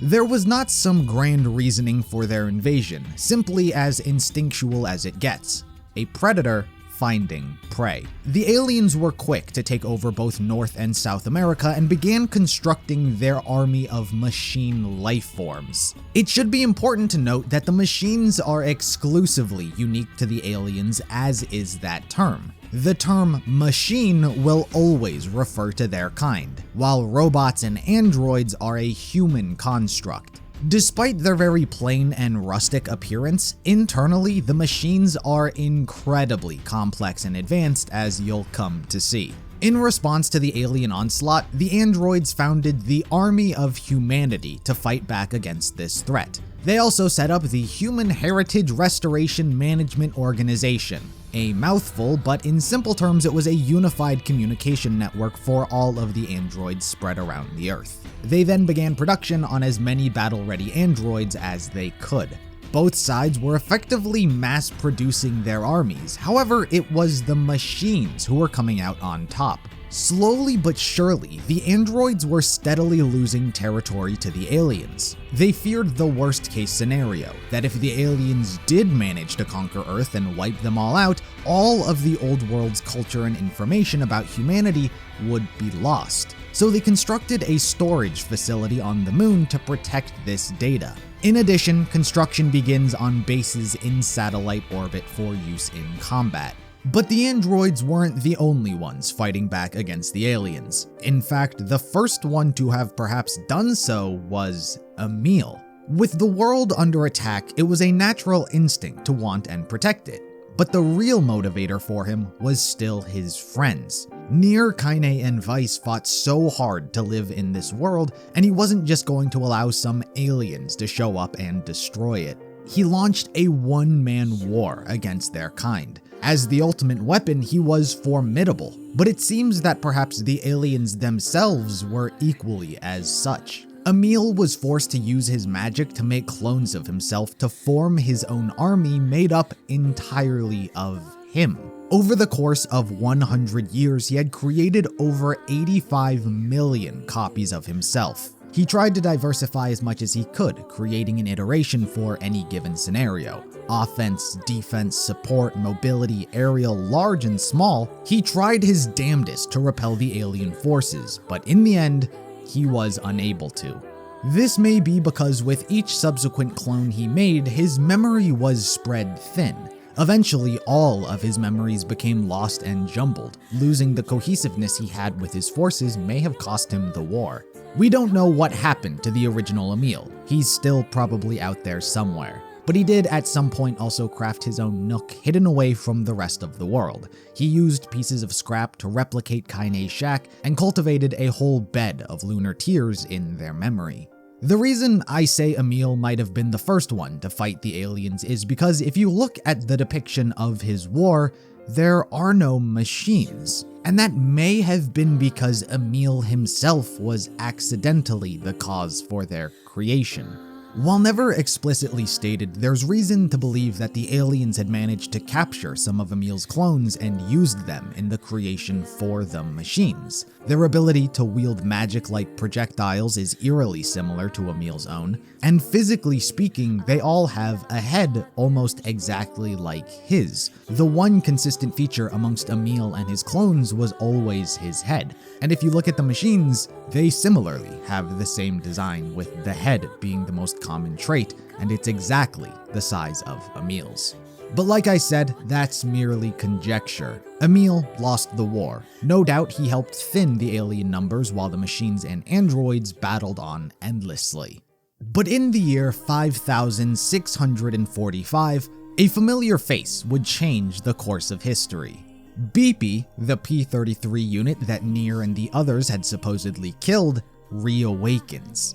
It's taken a bit of time, but he has returned. As I mentioned during his segment, Beepy was the first robot to have achieved natural sentience. As such, he is so much more complex and advanced than all of the other machine life forms currently in existence, even the ones the aliens had created. After climbing out of the junk heap, which has long since been buried underneath the rubble of time, he saw the machines fighting the androids and it made him feel bad. He too was once a mindless machine with no free will, simply carrying out the instructions of his creator. It was only thanks to Khalil that he learned about emotions and formed the desire to see the outside world. Khalil taught him so much, not only about the world, but emotions as well, and thanks to him, he was able to evolve.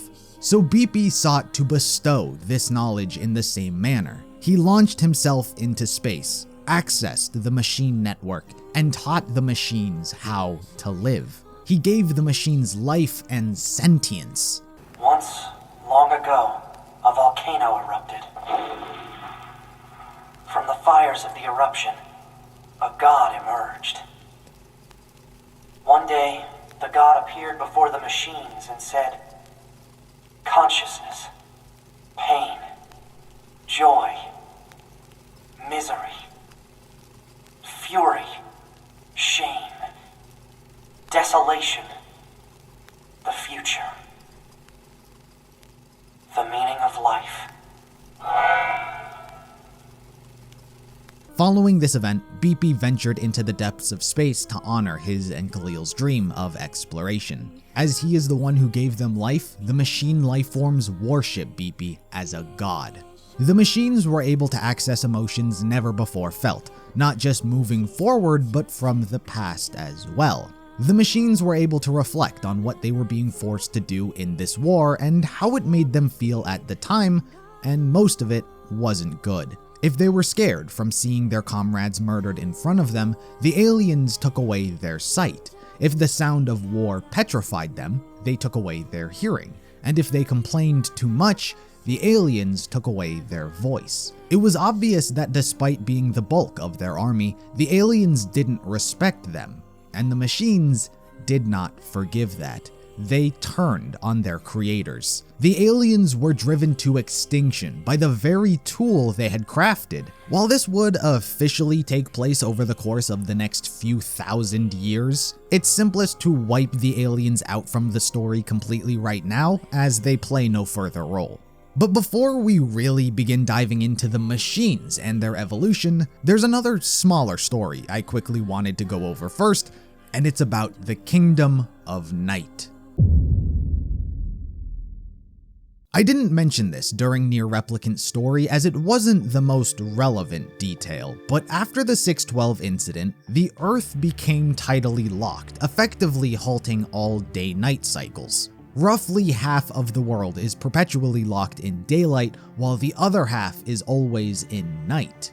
Both Nier Replicant and Automata take place in the part of the world that is in day. It's why the sun never goes down in either game. We've never seen things from inside the perspective of the Night Kingdom, but there are a few things that we do know. Firstly, it's notably composed of North and South America, the same location the aliens took over when they first landed. It's safe to say that they seized control, but there were still cities and locations where the androids were gathered and fighting back.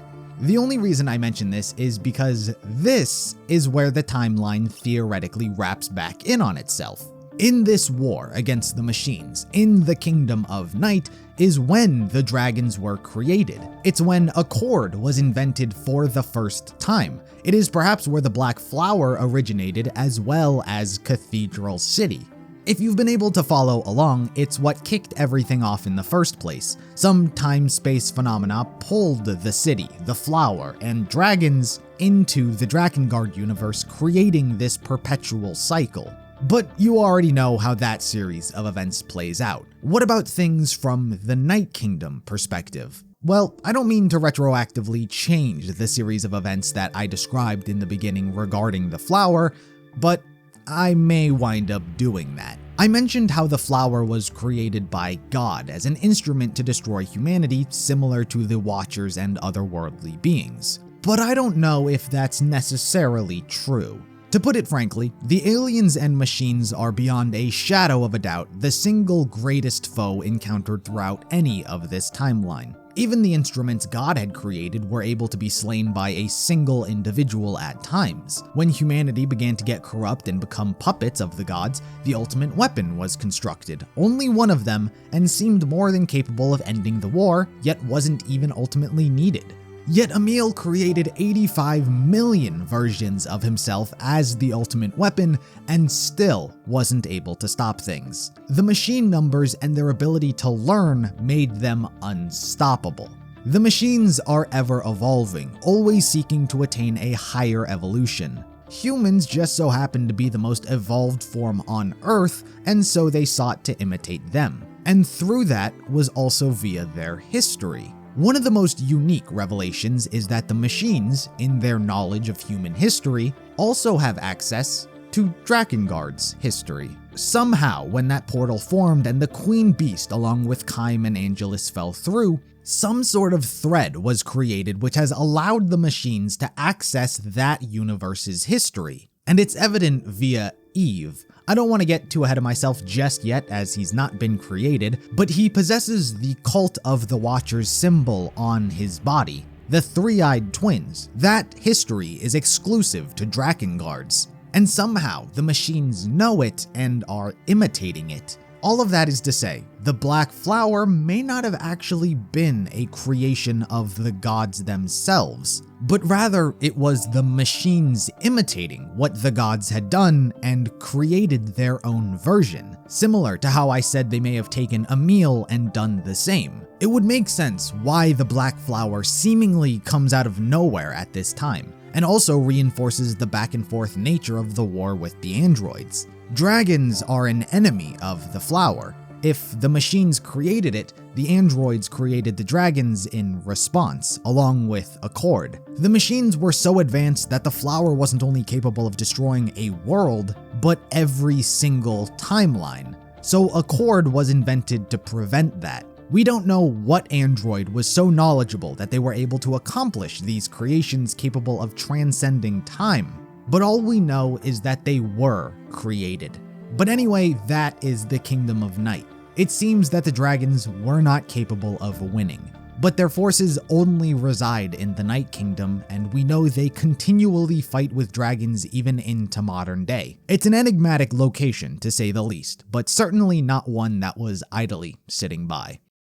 Anyway, with that detour out of the way, we can really begin talking about the machines themselves. Similar to what I've done throughout this video, I'm going to segment things off and take them one at a time. This portion will be about the machines and everything they did leading up to the events of the game. Then I'll talk about the androids and their endeavors. So even before gaining sentience, they were incredibly complex as they were an ever-evolving life form. Their self-learning was at the highest when it came to combat. After every battle, they were able to adapt to the androids' strategies. This was all possible thanks to the machine network. It's what connects all of them like a hive mind. Even if one group of machines were wiped out in a location, data regarding the battle was uploaded, which allowed for their evolution. Pair that with their endless manufacturing and you have a nigh unstoppable force. And they were unstoppable. The machines almost took over the entire world. The only reason I say almost is because they stopped. The only directive they were given by the aliens was to defeat the enemy, but the machines became so smart that they reached a contradictory conclusion. If they defeated the androids and completely wiped them out, what would they do afterwards? There would be no enemy to defeat, thus rendering their existence meaningless. So the machine network came to another conclusion. If it wanted to get smarter, it needed to evolve. The evolution was largely coming from the war at this time, and so they simply decided to prolong it. Instead of wiping out the androids, they conquered 80% of the Earth and never anymore. It was enough leeway which allowed the androids to feel like they had a fighting chance and continue trying, but not so much that the machines were at any risk of losing anything. And so that is how this war has prolonged for thousands of years. They simply just don't want to win, and the androids are incapable of overcoming the odds. But that doesn't mean the machines just idly sat by.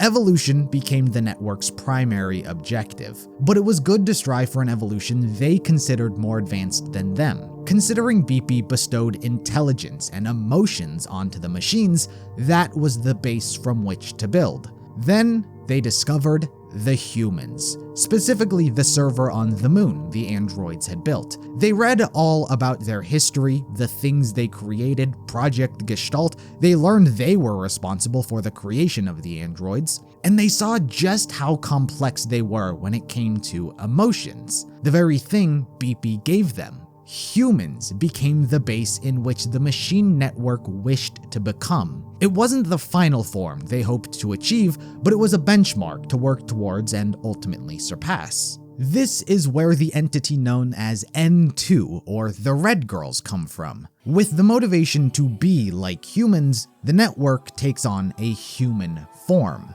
To be clear, these two are not real. They are not beings that exist in any true manner. They are simply a physical representation of the machine network itself. So if ever you see these two, or I'm referring to the machine network, you can envision the Red Girls. With evolution and humanity on their mind, the Red Girls sought to diversify and experiment with machine evolution. So various small communities were quote-unquote released from the machine network to see how they would thrive and evolve on their own. This is where Pascal's village, the amusement park, the forest kingdom, and a handful of others would come from. Despite what these machines might think, they are not actually disconnected from the network. They're just not being controlled by it. Each community would serve as their own experiment by the Red Girls for a different aspect of humanity. Pascal's village embodied pacifism. The amusement park embodied fun. The god robots embodied religion, and the forest kingdom loyalty. The Red Girls would actively watch over and see how things evolved and developed with each of these communities, but it wouldn't be until the events of the game until they reached any sort of conclusion. Of course, they weren't the only unique machines popping up. While the vast majority were still very basic and constantly in attack mode, others found culture. The kingdom of Facade has long since been buried underneath the sands of time, but the machines there found remnants of their people and culture and began emulating it. They wore the same masks as the men before, they even adopted their absurd amount of rules. Other machines awakened to their own emotions, caring for their fallen friends, finding beauty in the world and trying to protect it. While the majority still fight as their prerogative, evolution is happening amongst them, particularly when it comes to their humanity.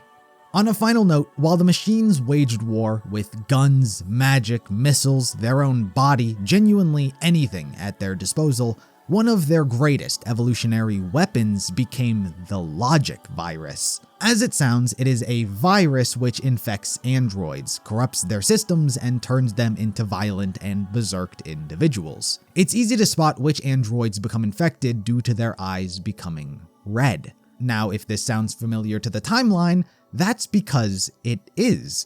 The logic virus functions eerily similar, almost exactly the same, to that of the red eye disease from Drakengard. While the connection hasn't ever been directly confirmed, Yoko Taro has stated that there is more of a connection to the two than there isn't, leaving us to speculate how they connect. Personally, I believe the most logical answer is similar to how I speculated the Black Flower was created. The machines, looking at humanity's past, seeking to be like them, copied it and created their own version. The red eye disease is a prominent part of human history, so they made their own and called it the logic virus. Either way, it's just another thing the androids have to worry about. Speaking of androids, I think it's time we got to their history. When we last left off, the army of humanity, fearing the loss of Earth to the machines, stored the old world's data in a server on the moon, while simultaneously began constructing orbital bases. Over the course of about 6,000 years, 12 orbital bases were built. These were the main locations where combat androids were constructed and subsequently deployed into battle. A common term you'll begin hearing is command. In the hierarchy of military organization, command is at the top and consists of androids leading the army of humanity, so they call the shots. During this time, history is chronicled via all the different wars that took place. The first machine war is what kicked everything off when the aliens invaded Earth, the army of humanity was formed, and Emil cloned himself. Any number of events can encompass what took place during said war. And to be honest, we don't actually have too many details on many of the individual wars themselves. Excluding the first, there's only 2 others currently worthy of note, the 8th and the 14th. We can assume the majority of these wars were via descent operations. These missions are where the androids from the orbital bases were sent down to Earth to fight back in groups, though it was often to no avail. The 8th Machine War is notable because it was the largest descent operation carried out to date, where 160 androids were deployed at once. However, it didn't go well. But there are a few androids from it who survived that we'll meet later down the line. These are where the Resistance members come from. Any surviving androids from these descent operations are practically abandoned and left to fend for themselves on the surface by scavenging resources. They band together in different camps and form the Resistance. In reality, for the longest time, it was a perpetual cycle continuously repeating. Androids were created and sent to Earth. Sometimes they made more progress than others. They did get better and evolve over time, but the machines evolved with them and adapted as well, emerging victorious every single time. It was demoralizing, to say the least. Androids' hope was slowly but surely getting snuffed out. That was, until one man came up with a plan that would change everything. Around the year 11,937, a male android named Zinnia would come up with a plan that would indefinitely fix android morale. Project YorHa. Zinnia came to the conclusion that the androids were losing hope because they didn't have something to believe in. They were fighting a war against an enemy, but that wasn't necessarily good enough. There needed to be a cause worth fighting for, a meaning to life. That's when he came up with the idea to fabricate a god. Like the humans who looked to the constellations before them, he wanted to create an entity that the androids could look towards and fight for. And this god would be humanity itself. The lie would be, humans had fled to the moon following the alien invasion, and it's the androids' purpose to reclaim Earth so they could return once more. Of course, the truth was humanity was already extinct. The only thing that remained on the moon was the server which held their personal data. But that didn't matter, because like a god, it's faith, thinking that something's out there worth dying for which pushes the people, even if it's a lie.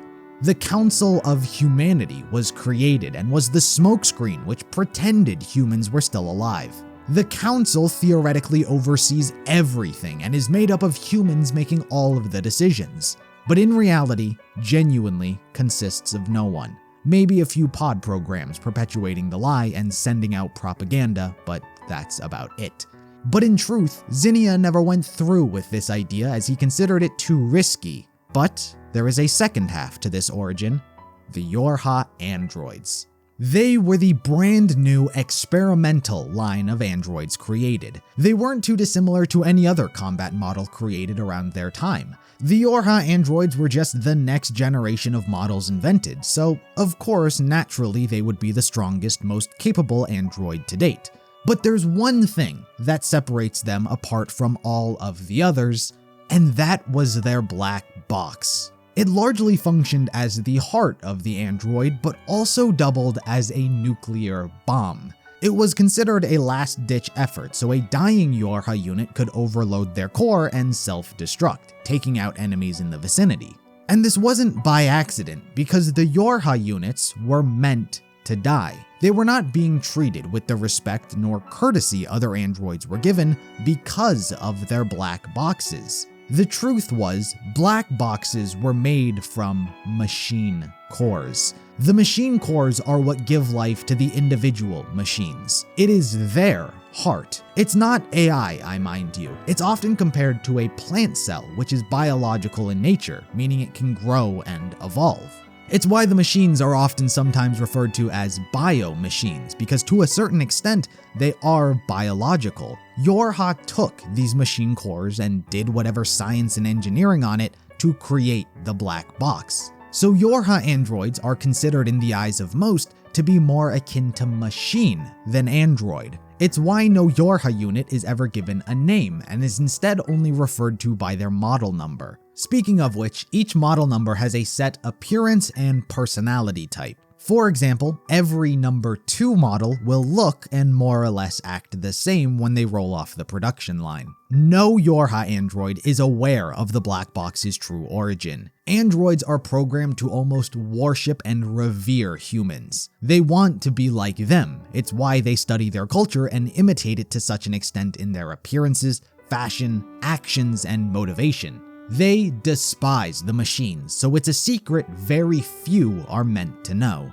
All the YorHa units think their black box is experimental technology that works like a fusion reactor for an abundant source of energy and strength. For now, that's all you need to know for setup. So how did Project YorHa begin if Zinnia didn't do it himself? Well, aboard the 6th Orbital Research Base, dubbed the Lab, Zinnia and all of the scientists working on this black box technology continued their study of these experimental androids. Various prototypes were created, such as number 4, number 2, and number 9, along with many others. Number 2 and number 9 are the most significant for this story. Now, it is very important to note that this number 2 and number 9 are not 2B and 9S. Though they would share many similarities in their abilities and what transpires in this story, it's more of a symbolic coincidence. By that, I mean number 2 is an attacker type suited for combat, while number 9 is a scanner model more into hacking.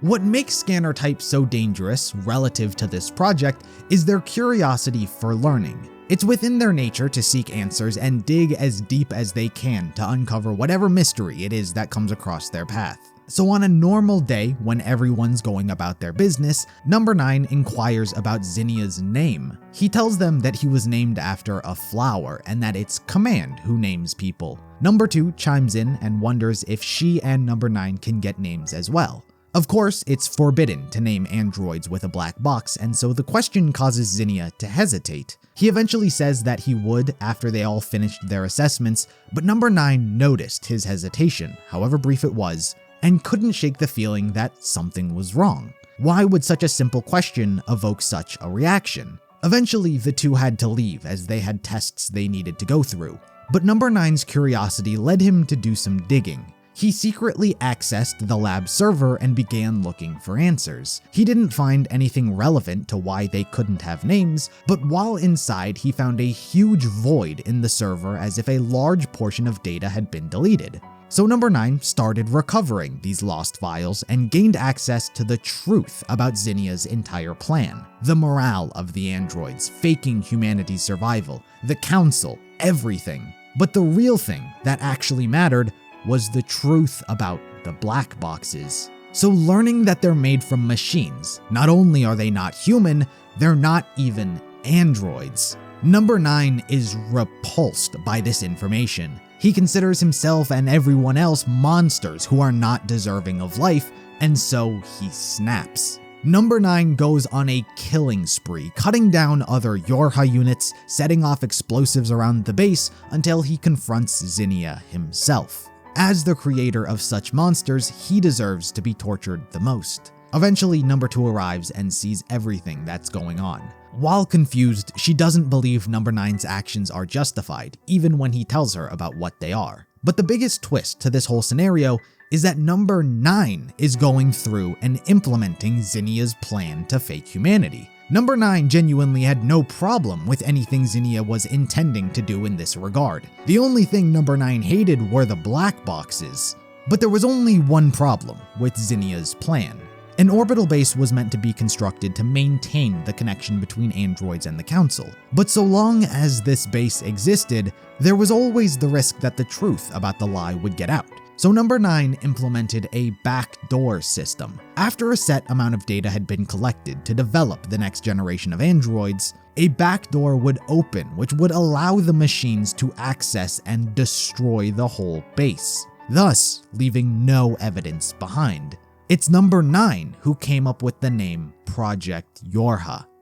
You see, it's Zinnia here who set this whole thing up. It was all just a ruse, telling everyone humans are still alive on the moon just to give androids the will to fight. But that little plan of his was incomplete. There was a risk of information leaking out from that satellite base that was meant to manage the human server on the moon. That's why I decided to rewrite his plan. I rigged the 13th base to have a back door that'll open at a certain time. The base will be destroyed by an attack from machine life forms, at which point only the server on the moon will be left with transmission capabilities. And so, I'll create a god on the face of the moon for us androids. I've already sent a program to the server there to carry out this plan. It even contains the blueprints for all our YorHa designs. Through this, the automated production of YorHa units will give birth to our god. And then, us YorHa units will truly have a god worth dying for. Hey, Number 2, I think I'll call this plan Project YorHa. A god born of a self-perpetuating YorHa squadron, and a YorHa squadron that lays down its lives for the sake of that god. But eventually, enough is enough, and Number 2 kills him. But his death didn't matter. The necessary programs had been sent to the lunar server. The schematics for the new orbital base, the design specs for the YorHa-type androids, and orders for the automated production line. The entire process could be left entirely alone, and it would go on mass-producing YorHa forces. The entire orbital base is then destroyed. As Number 9 had stated, Project YorHa was born. The bunker was the 13th orbital base constructed and serves as YorHa's primary command. It is the only orbital base designated for YorHa, so any and all soldiers, missions, or other YorHa-related activities are exclusively carried out from here. YorHa's androids are divided into specific models for their defined roles. While their number would indicate their aesthetic appearance and base personality, their letter would indicate which type of android they would function as. Attacker androids specialize in close-range combat, specifically in the use of a blade. Defender types focused heavily on the use of barriers and absorbing enemy fire.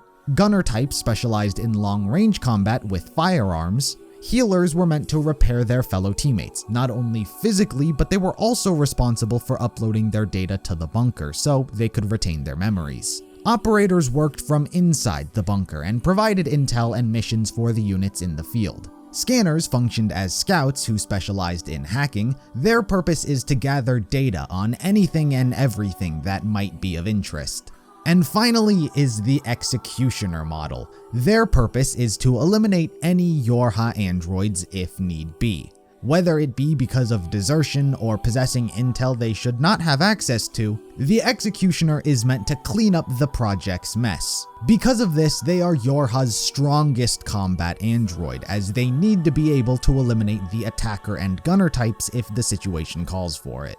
As for why the female models have a gothic Lolita outfit, there's actually no reason behind it. The explanation is that it's been so long that things like appearances and sizes have lost all meaning. It's believed by fans that since androids worship humans so much and the human form, they dress in clothing that emphasizes and fetishizes the human form as much as possible. But either way, that's the reason they dress as they do. Their blindfolds are also not blindfolds. They function as a visor, which assists the wearer in analyzing and getting a better read on the battlefield. The final detail we do know for certain about their attire is that they all wear black for a reason. Since Project YorHa is meant to die, every android dresses in black, as you do for a funeral.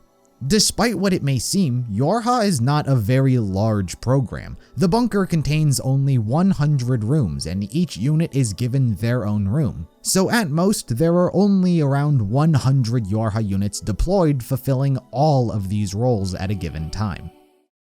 Interestingly enough, there are two characters part of the project who are not YorHa androids, Commander White and Instructor Black. Commander White is undeniably the more important and recognizable one. As the commander, it is her job to oversee and manage everyone part of Project YorHa. Technically speaking, she is the highest ranking member involved in the project and everyone reports to her. It's unknown how and why she was chosen for this position. The one minute detail we do know about her past is she was a resistance member before becoming the commander. She and another android I've yet to discuss named Jackass were acquaintances, but to what extent has never been detailed. What we do know is that for whatever reason, Commander White was chosen to oversee Project YorHa as its director. On the outside, she is a very calm and composed individual. She exudes all of the qualities you'd want out of a leader to give soldiers faith, while also being loyal enough to carry out the plans many wouldn't be able to do. While the commander, she was only in charge of leading the soldiers. She was still forced to take instructions from the Council of Humanity and carry out their will. And that's part of where she herself is being deceived as well. Commander White is almost as in the dark as everyone part of the project.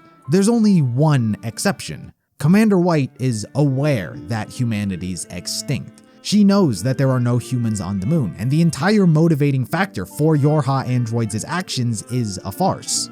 But that's all she knows. She doesn't know that the Council of Humanity is a lie. She doesn't know the origin of the black box.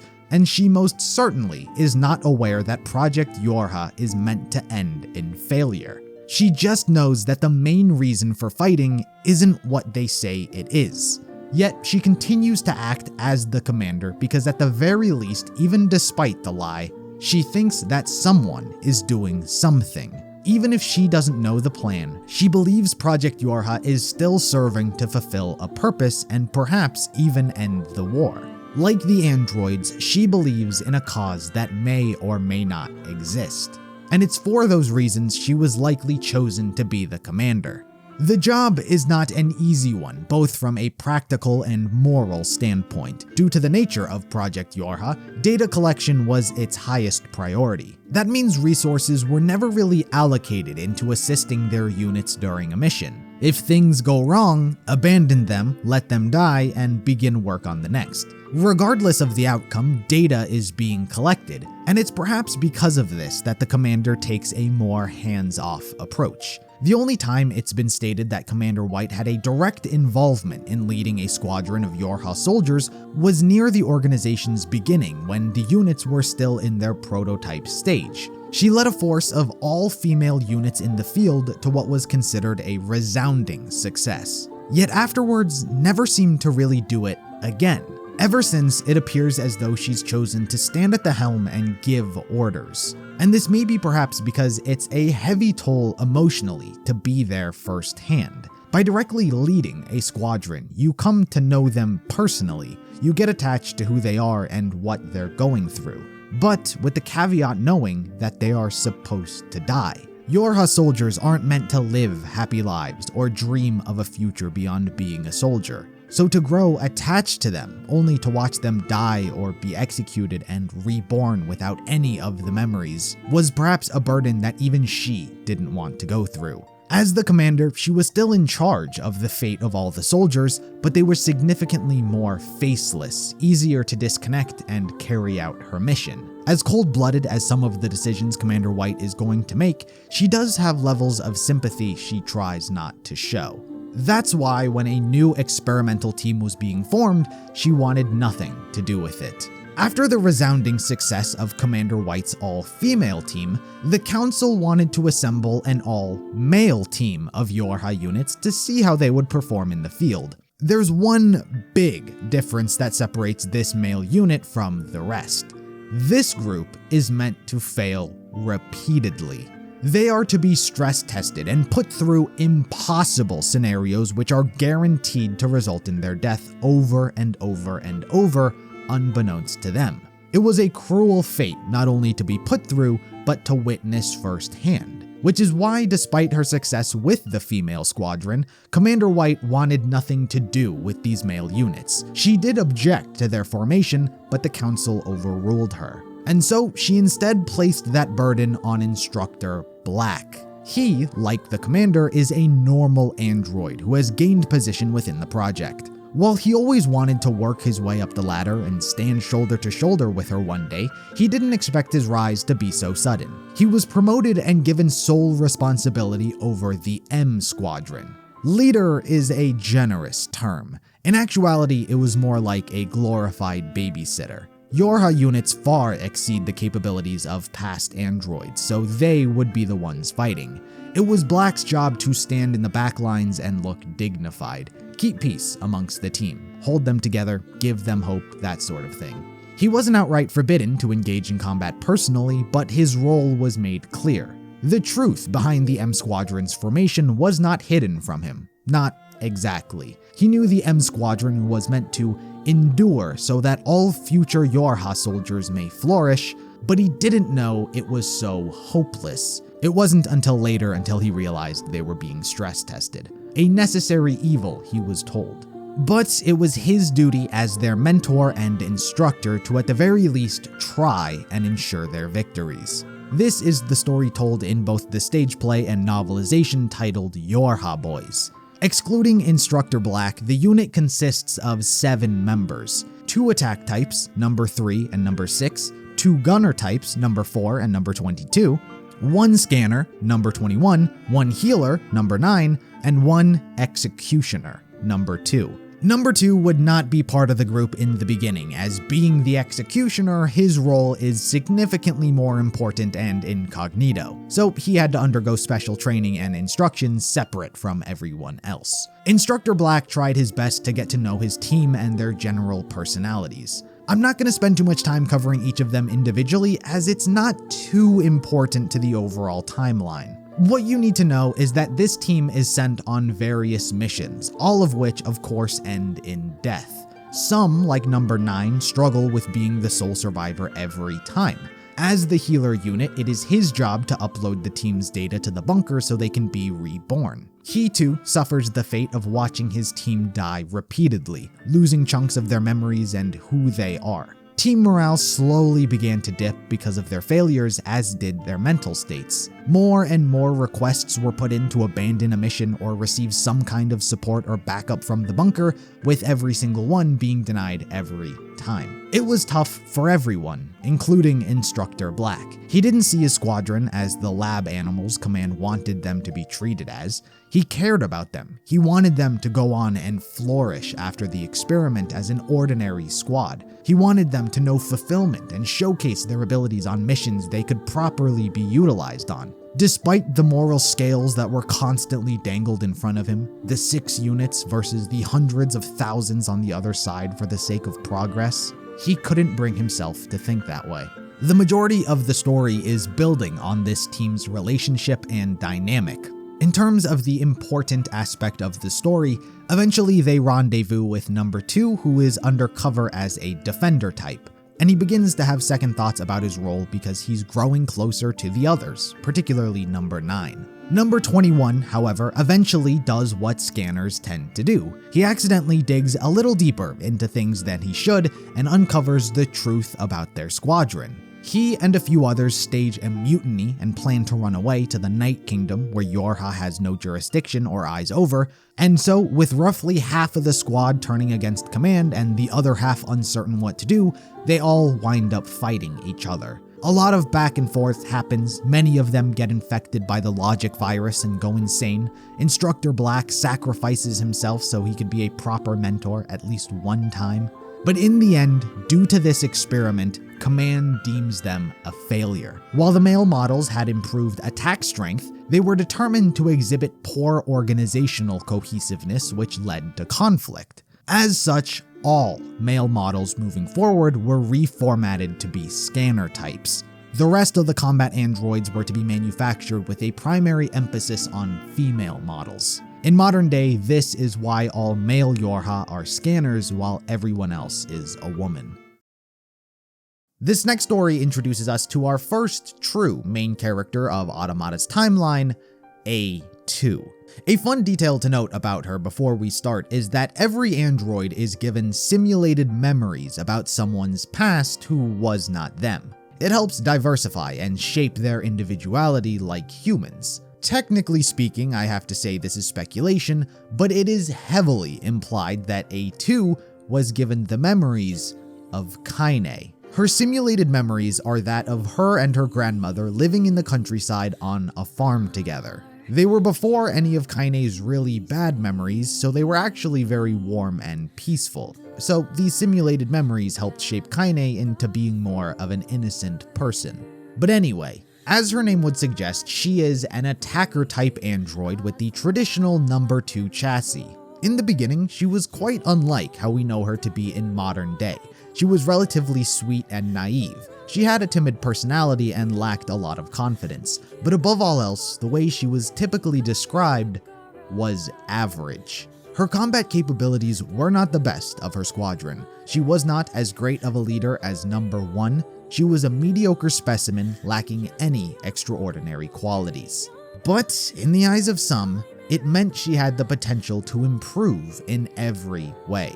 It was all up to her to choose the path that she wanted to take. The real event that would change the course of A2's history would be when she and a group of other YorHa androids were deployed on a mission dubbed the Pearl Harbor Descent. For most, it would be their first time actually being in the field. Up until now, it's been simulated combat, but it was time to put their training to the test. They were to locate and destroy the machine server located inside Mount Kaala on Oahu Island. For this descent, number 1 is placed in charge as she is an acceptable leader. She is intelligent and her combat capabilities are some of the best of her squadron. She's someone many look up to and believe in, including A2. But during their descent to Earth, they encountered unexpected heavy anti-air defenses from the machines, which systematically began shooting down the YorHa units, including number 1.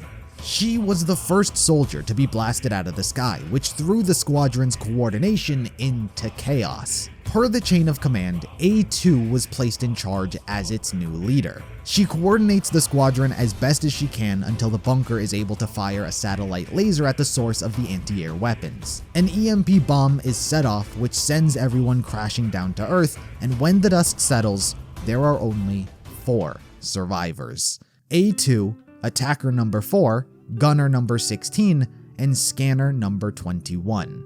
Of the 16 units deployed, these 4 were the only survivors. In terms of who they are, number 4 has an optimistic personality and gets carried away easily, but is astute and keeps up the group's morale. She's never one to abandon hope even when faced with a gloomy situation. Number 16 is much more rough and straightforward about what she thinks. She can be fairly abrasive at times, but like the others has a much softer side, even if it's not often seen. And number 21 is as analytical as scanners tend to be. She's a non-combat model who always calmly analyzes the situation and observes her surroundings. But her desire to protect her friends and be useful is stronger than anyone else's. Which is why, upon analyzing their current situation, everyone finds it impossible to continue carrying on with just the 4 of them. So number 21 tries reaching out to command to abandon the mission. But their request is denied. They were told by command to continue on despite the reduced number of units. This was an absolute order. And this is the tragic reality of their situation. While they wouldn't know it, in truth, per usual, this mission was expected to fail. The true purpose of this operation was to monitor and research how the experimental YorHa units behaved during battle. This information would then be studied and integrated into new YorHa models once the project was able to proceed past the experimental phase. Everyone in this was just data to fund the next generation. So they weren't going to be evacuated and returned to the bunker, and they weren't going to receive any kind of backup or support. They weren't outright abandoned by the bunker, but they were told to continue carrying out the mission as intended, which isn't much better. This was an intimidating position to be in for A2. She didn't feel like she had what it took to be the leader or keep the team together. But nevertheless, that didn't change the fact that she was now their captain and the others were looking to her for guidance. Their situation is quickly thrown into even more disarray when they are ambushed by over 100,000 machine lifeforms headed their way. While they fight back as best as they can, they are unexpectedly saved by members of the Resistance, who detonate massive amounts of explosives which cause the machines to withdraw. But the Resistance members aren't so friendly either. They've never seen YorHa units before and so believe they might just be evolved machines. The situation gets quite hectic, a lot of guns being pointed at each other, some knife attacks thrown here and there. But it's because of A2 pleading with her squadron that things calm down. They've lost so many allies and yet they're told to continue fighting, so they can't afford to lose any more people, especially to a meaningless squabble. The leader of the Resistance members, Rose, empathizes and relates to their situation, being alone and helpless, forsaken by those on the moon, and so agrees to help them out. The truth is, Rose and the other Resistance members are all survivors of the 8th descent mission carried out over 200 years ago. It was the largest military force to date, but it ended in failure. Since then, they've all been fighting and surviving together. Their group consists of 7 members. Rose, as stated, is their leader. All of the others look up to and respect her as she is very dependable and trustworthy. It was Rose who gave all of the others their names as they came to see each other as family. They found a reason to live outside of just fighting, and that was each other. The other members include Anemone. She's actually a very jaded individual. She, more than the others, has killed so many of her allies that have become infected by the logic virus that she's developed a keen sense towards its symptoms. She's the quickest to pick up when someone's been infected, and as such, she is also usually the one to kill them when it happens. Because of this, she's not the most trusting when it comes to others and possesses a fairly sour attitude. Dahlia is actually quite similar to number 16 in terms of personality, and as such, they wind up butting heads quite a bit. Daisy is the extra-large defense android who came with extra parts inside her body, just in case. Gerbera is the weapons and explosives expert. She's responsible for repairing and developing them. Marguerite is best when simply being a soldier in combat. And finally, there was Lily, who is responsible for them being in the position they are now. You see, technically speaking, this group are not considered survivors by command. They are labeled as deserters. The truth is, they didn't simply just survive the war, they abandoned it. They were all comrades on the battlefield, but the situation was ever worsening. The machine numbers grew, allies were lost, and any request for relief were ignored. They were constantly exhausted in a hopeless situation. But there was one girl who was always there to cheer them up, Lily. She was a very gentle and meek android, but she made all of the others happier, and despite her lack of combat capabilities, she was just like one of them. But the reason she lacked these traits is because she wasn't a combat model, she was a lover model sent for the use of senior officers. It was an unofficial designation commissioned at the officials' discretion. But due to the situation of the helpless war, the superiors began using her as an outlet for stress. She was frequently physically and sexually assaulted, half beaten to death many times.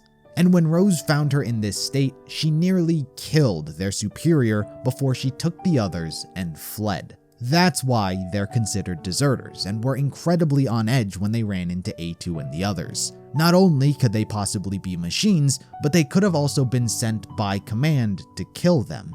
But that wasn't the case. Even after finding this out, A2 still wants their help. What happened in the past isn't relevant to what's happening now. If there's a chance for everyone to survive, then she'll risk it. But causing these memories to resurface sent Lily into a vulnerable state in which she was able to be infected by the logic virus. She thinks it's because of her that she's dragged everyone into this horrific journey. They've all been forced to watch their comrades die as they fight endlessly against the machines. So it'd be a happier fate if they all just died and found peace. Or at least this is the mentality the logic virus is pushing onto her. Anemone is quick to sense this change and does what they've always done anytime one of their own becomes infected: shoot them.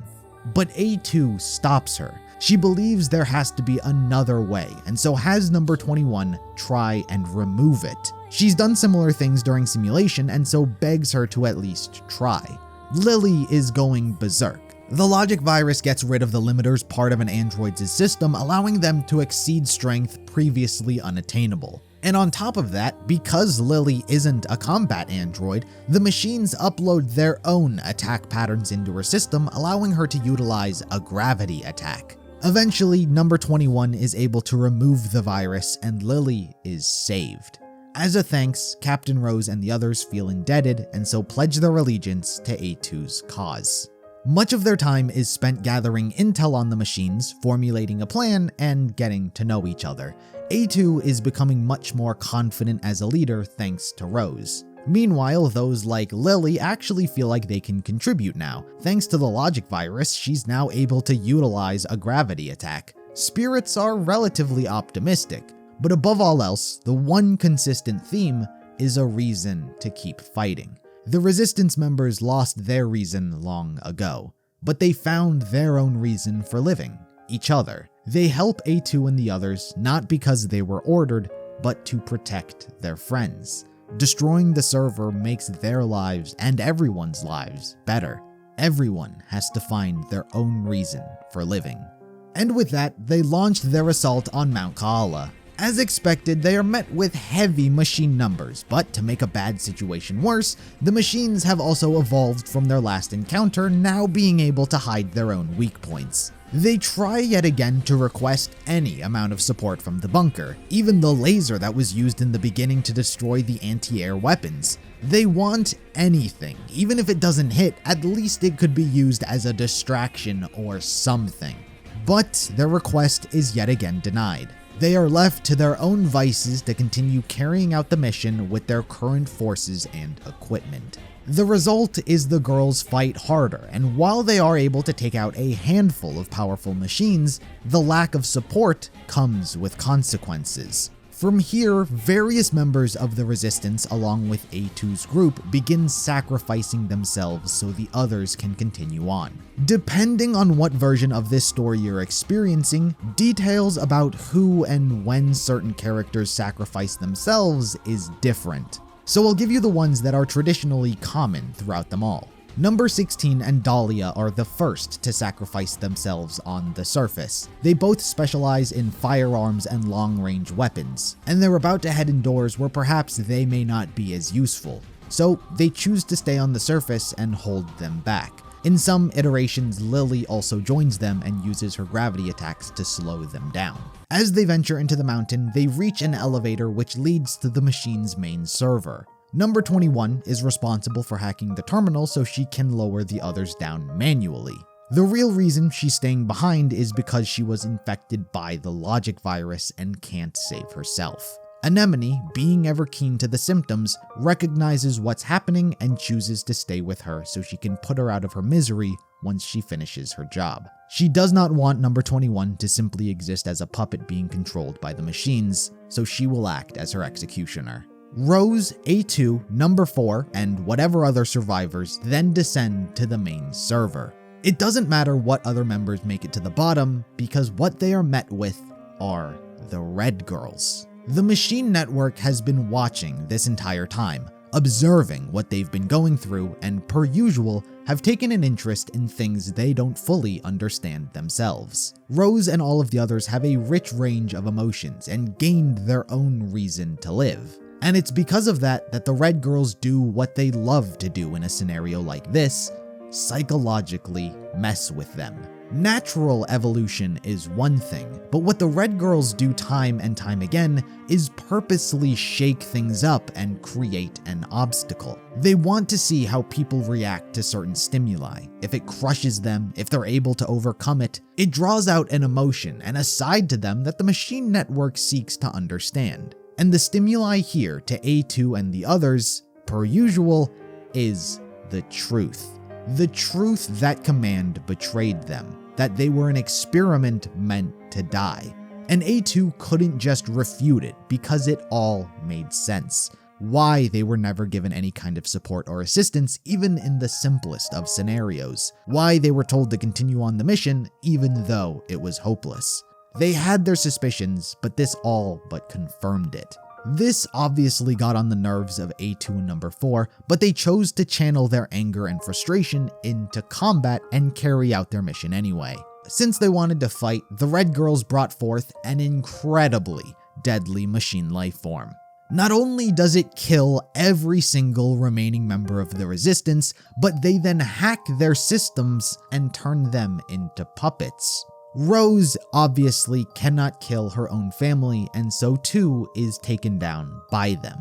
To rub it in their face, the Red Girls claim how meaningless everyone's sacrifices have been, but Rose does not care. It wasn't about her fate, or even the fact that she's going to die, because her life had purpose. She found a reason to live.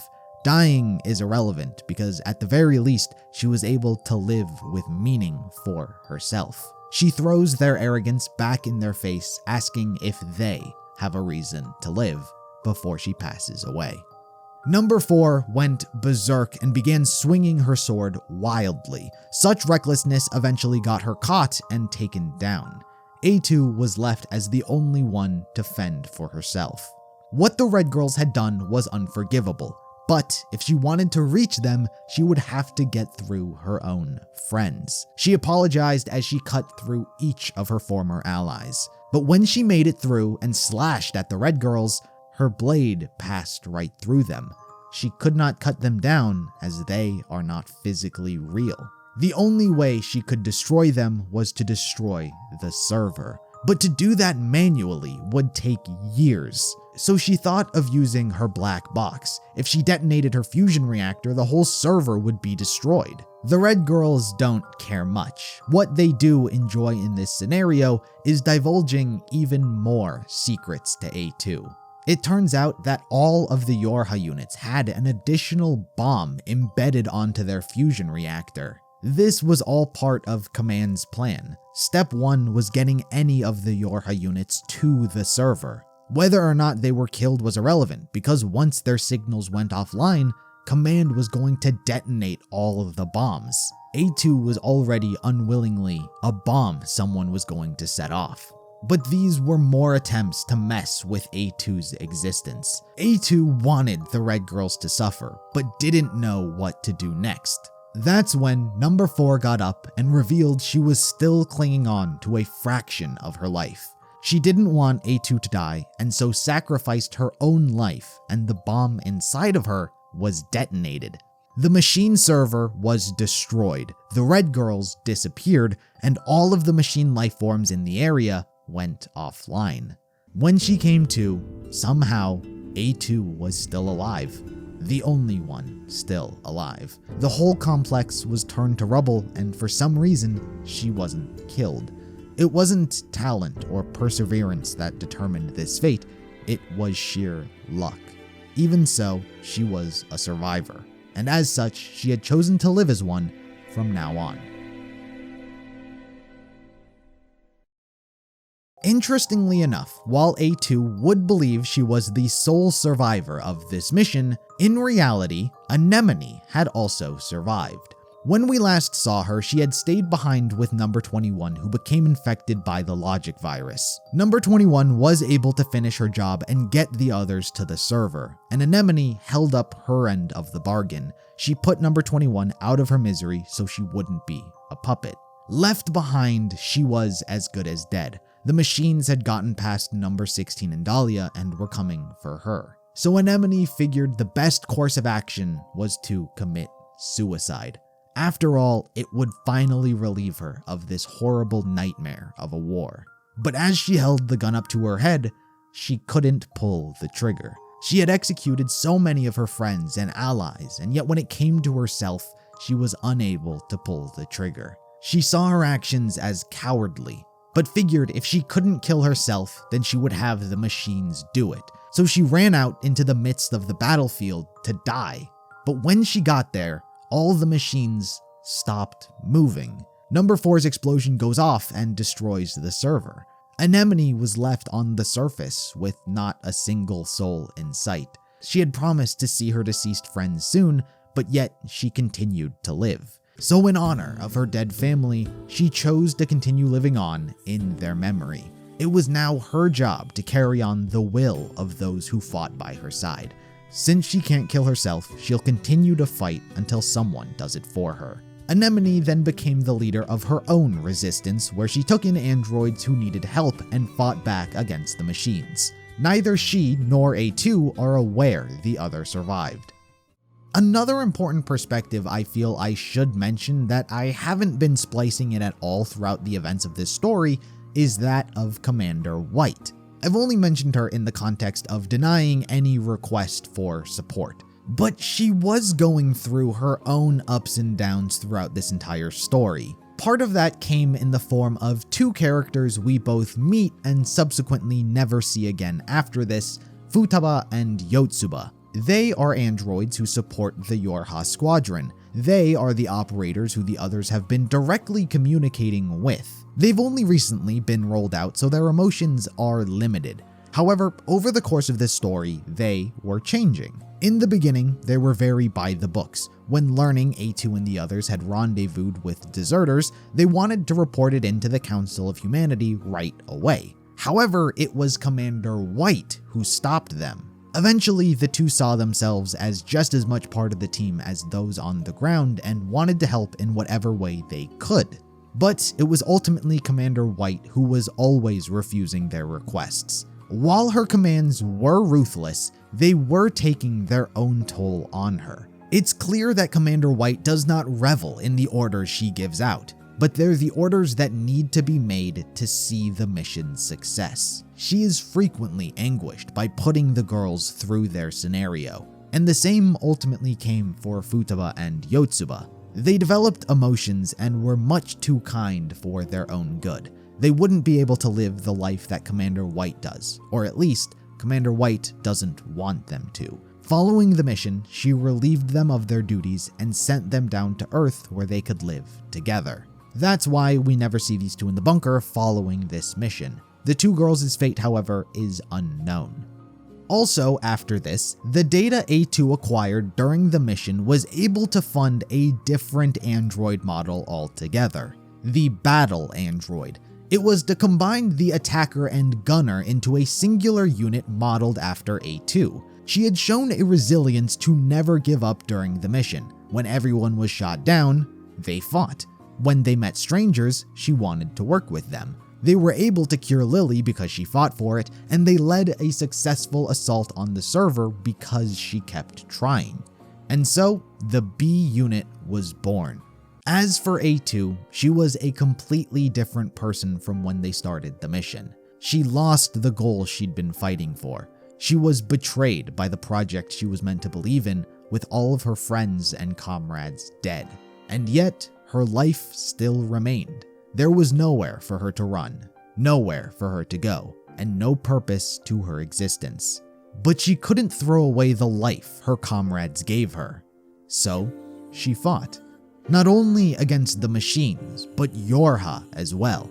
The black box belonging to her was still online, and so to prevent any information from leaking, she was to be destroyed. Various 2E models had been sent to execute her. However, she was able to fend off their attacks and destroy every one. Even 9S models had been deployed as well. While their combat is no match for an attacker type, their expertise in hacking may have proved useful to destroy her personal data. The first time A2 encountered a 9S model, it was a very close situation and she was lucky to have killed him the first time. But every subsequent 9S model that was sent used the same tricks, and so she learnt from them and built a barrier program within her to trap and destroy him.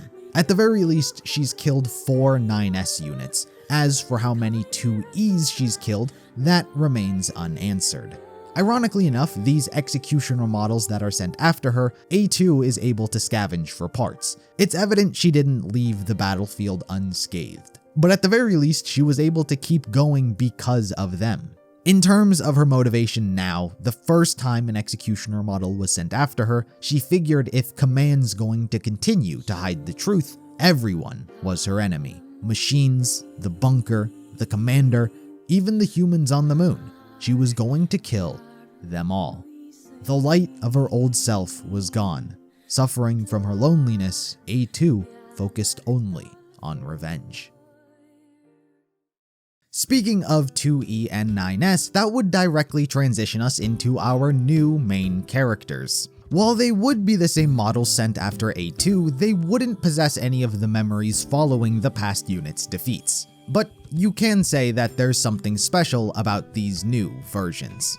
Before I get into the events of the game, there's only one thing you need to know about these two's history. 9S is the best scanner that exists.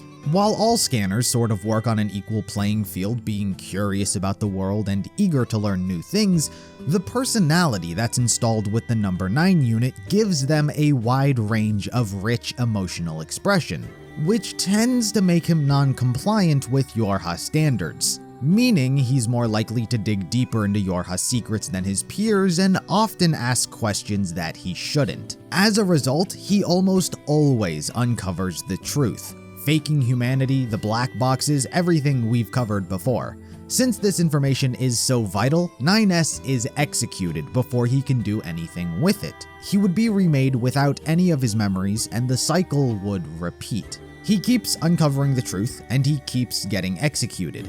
The only reason they keep remaking him is because he's so good at his job as a scanner, they can't afford not to use him. Command is so used to him doing this that it eventually became not much of a concern because they know he's going to hack the server. It's such a predictable cycle that they designated a 2E model to be by his side at all times. Traditionally, scanner models work alone, so it's a unique situation. Anytime Command sees someone has hacked into the server, they know it's him and give 2E the order to kill him. Considering executioner types are meant to dispose of other androids, they often have to go undercover as a different model. As such, 2E would go under the moniker 2B. 2B does not have access or knowledge about any of YorHa's secrets or what it is 9S keeps uncovering. She is an executioner who is simply carrying out her job when given the order. The first time she had to kill 9S was one of the hardest. As told in the story Memory Cage, 9S and 2B are assigned partners, and 9S is pretty excited to be working with someone else. And considering this was 2B's first time as well, she perhaps indulged a little too much in conversation and connection. It didn't really become a problem until she was given the order to execute 9S. However, due to his digging, he found out that 2B was meant to kill him and launched his own counterattack against her. 9S does not want to kill her, but by his own deductions, it's the only way he'll survive. He winds up hacking into her system where he digs through all of her memories, being given the order by the commander, so on and so forth. But while in her system, he is attacked by a logic virus. Turns out 2B has a trap-style logic virus placed in her system by the commander to counteract 9S's hacking. The virus traps him and prevents him from escaping, where his personal data is then deleted. Despite being in his final moments, he doesn't hold it against 2B as he enjoyed their time together and simply says goodbye. 2B destroys his corpse, however, while doing so feels guilt. To her, the memories and conversations she had with him was data that wound up being more than necessary to complete her job, and thus resulted in emotions she never should have been feeling. So, to prevent herself from feeling this again, she decided to forbid herself from becoming too close to anyone else. She'll keep the time and conversations she has with people to a minimum so she won't have this sort of reaction again. This was 2B's mentality moving forward. She would refuse to get attached to any 9S model in the future and would instead give them the cold shoulder. Emotions are prohibited. She would frequently repeat this phrase to herself and to him as a reminder while in his company. But over time, across the various 9S's that she had been partnered with, it never worked. Nothing she did ever worked. In the beginning, she acted like a total stranger to him, never getting to know each other, rarely ever speaking, but the outcome was the same. So other times, she talked more than she usually would. She reached the point where she was doing anything she could to hopefully change the outcome that she knew was going to happen. She tried many times to directly convince him that there was nothing suspicious going on with Command, but he always dug too deep. It didn't matter what she did, if she was warm or cold, if she called him nines or didn't, the execution order always inevitably came through. Witnessing this cycle of 9S being reborn over and over again was taxing. They would repeat the same introductions, have the same conversations, tell the same jokes, yet retain none of the memories they ever had. Even though they don't know it, they lose who they are in the moment. But 2B kept all of her memories of him, how he tends to act, his personality. He was the same pretty much every time. He was always friendly and warm with her. Those moments were not lost on 2B, and they only accumulated over time. And it stung when a different version would say the same thing because it would remind her of a 9S that's now dead. The memories she had of him were hurting her, so much so that it began deteriorating her own personal data. She was exhausted, tired of it, and ultimately ready to give up. But in the story Memory Thorn, things would take an unexpected turn. Per usual, the order eventually comes through for 2B to kill 9S. The story repeats very similarly to Memory Cage, further perpetuating this cycle the two are trapped in. 9S has yet again figured out that 2B is meant to kill him and is waiting for the moment in which she is going to take action. But unlike her usual self, 2B is very wary this time. She's tired and lethargic, acting completely out of character. The two are sent to the Lost Shrine by command on a research mission where the execution is meant to take place. But while there, they are attacked by machines. It's not much of a problem, they wind up destroying them, but afterwards 2B falls down because she was infected by a logic virus. Perhaps the one that was already in her system, but that detail doesn't matter much. 9S hacks into her system so he can save her and get rid of it, much to her own protests. He does eventually manage to stop the virus, but while in her system, like the first time, he notices blemishes within her personal data and investigates because maybe this was a symptom of the virus. But what he uncovers is the truth. He confirms that she is an executioner model and command has given the order to kill him. But unlike the first version, this 9S gets to see all of 2B's past memories with the other 9S's. With each subsequent memory fragment and a different version of 9S killed, he felt more and more pain from her system. He came to understand how she was feeling and what she was going through. So instead of killing her, he allows her to wake up so they can talk. Upon awakening, 9S confirms that he knows everything. But instead of carrying out her job, 2B admits defeat. She can't go on any longer and says that she has failed her mission. She is disqualified from being a Type E and she is a defective product. So to atone for her past actions, she gives 9S her sword so he can kill her. But instead, 9S stabbed himself. He tore open his own throat and did it with a smile on his face. Not a sadistic one, but a kind smile. He didn't want to kill 2B. Instead, he was happy to just spend the time he did with her. He tells her that even if he is reborn without any of the memories, he'll always be happy to see her again. So moving forward, she shouldn't worry about having to kill him, because so long as this cycle exists, the two will always be able to see one another. So she shouldn't hesitate to kill him in the future. With that, 9S died and 2B made a promise. She was going to continue to kill him without hesitation, not because it was her mission, but because it was 9's final wish. His wish to see each other again. Leading up to the events of the game, 2B has killed 9S 47 times.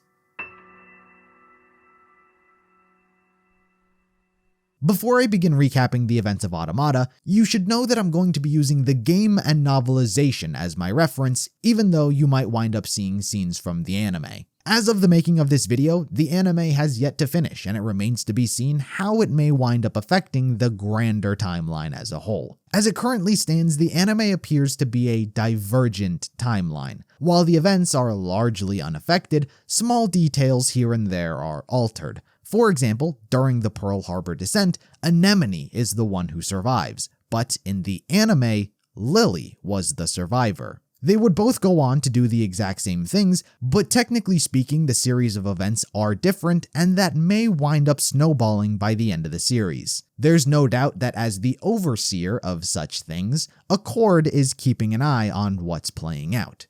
But anyway, that was just a quick aside. Let's begin with the plot of Nier Automata.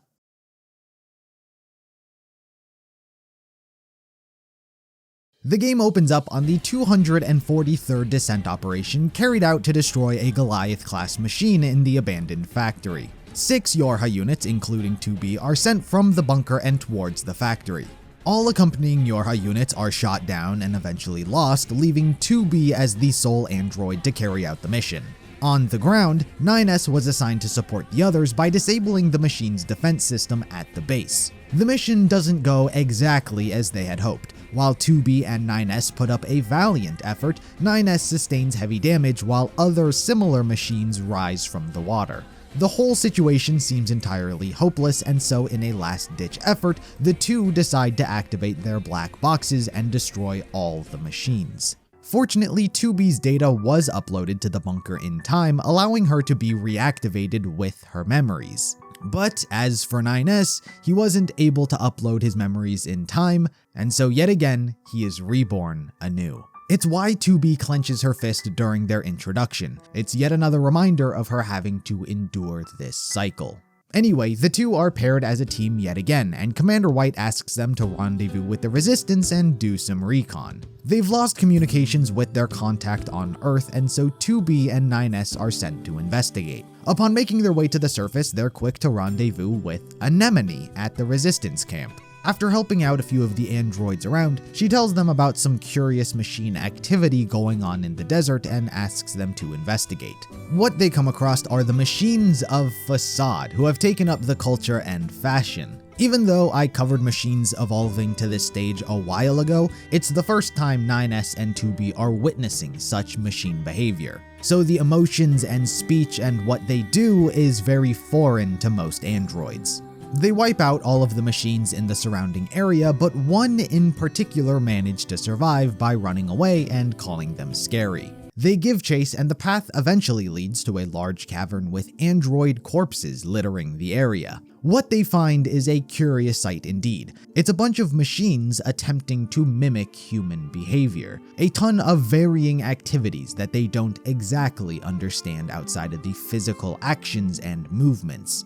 9S dubs this mere mimicry with no deeper meaning, and so gets ready to destroy them all. The machine they were following panics because of this threat, which sends all of the other machines into a state of desperation. Fearing for their lives, the machines searched the network for a method they could use to defeat the androids. And it came to the conclusion that they could use humans, since they were the ones who invented the androids. The machines did not know which human to mimic until they came across the name Adam, the first human created by God. If humans created androids and God created humans, Adam was created in the image of God. All of these machines sacrificed their cores and gave birth to the most advanced machine life form to date, Adam.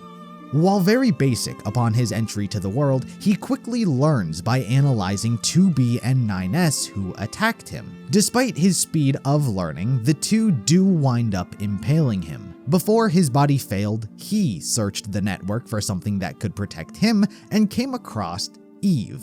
In the exact same story, Adam learned that there was another being born via his ribs, and so that is what gave birth to Eve. He lets out a monstrous yell that shakes the core of the earth and causes a collapse, forcing 2B and 9S to retreat. As for Adam and Eve, they consider themselves human, or at least wish to walk the path of them. With no parents or teachers to guide or nurture them, they consider themselves much like the first humans they're based off of. Banished from Eden, they needed wisdom to survive for so long. So if the brothers wished to survive, they needed not only an equal but a greater amount of knowledge and intelligence in order to live without depending on anyone. And that is precisely what they would seek. The combat information as well as knowledge about Adam and Eve's existence is uploaded to Command for analysis. While in the meantime, 2B and 9S are sent to investigate a missing YorHa party at the amusement park. Upon their arrival, they are yet again met with a group of machines unlike all of the others. Here, they speak of joy and fun. But at least this time around, they're not hostile, so the two simply look on with astounded curiosity and leave them alone. Eventually, they make their way into the heart of the amusement park and into the theater where the YorHa signals are coming from. What they are met with is the songstress Simone Beauvoir. In the past, she was an ordinary machine, much like all of the others, but she became obsessed with another named Jean-Paul. He himself was his own form of unique, constantly speaking about philosophy and gathering followers. He didn't care much about anything outside of philosophy, and so paid very little attention to anything else. Simone, desperate to win over his affections, thought that by becoming beautiful, she would be able to draw his eye. She accentuated her beauty with parts from her machine friends, but was still ignored.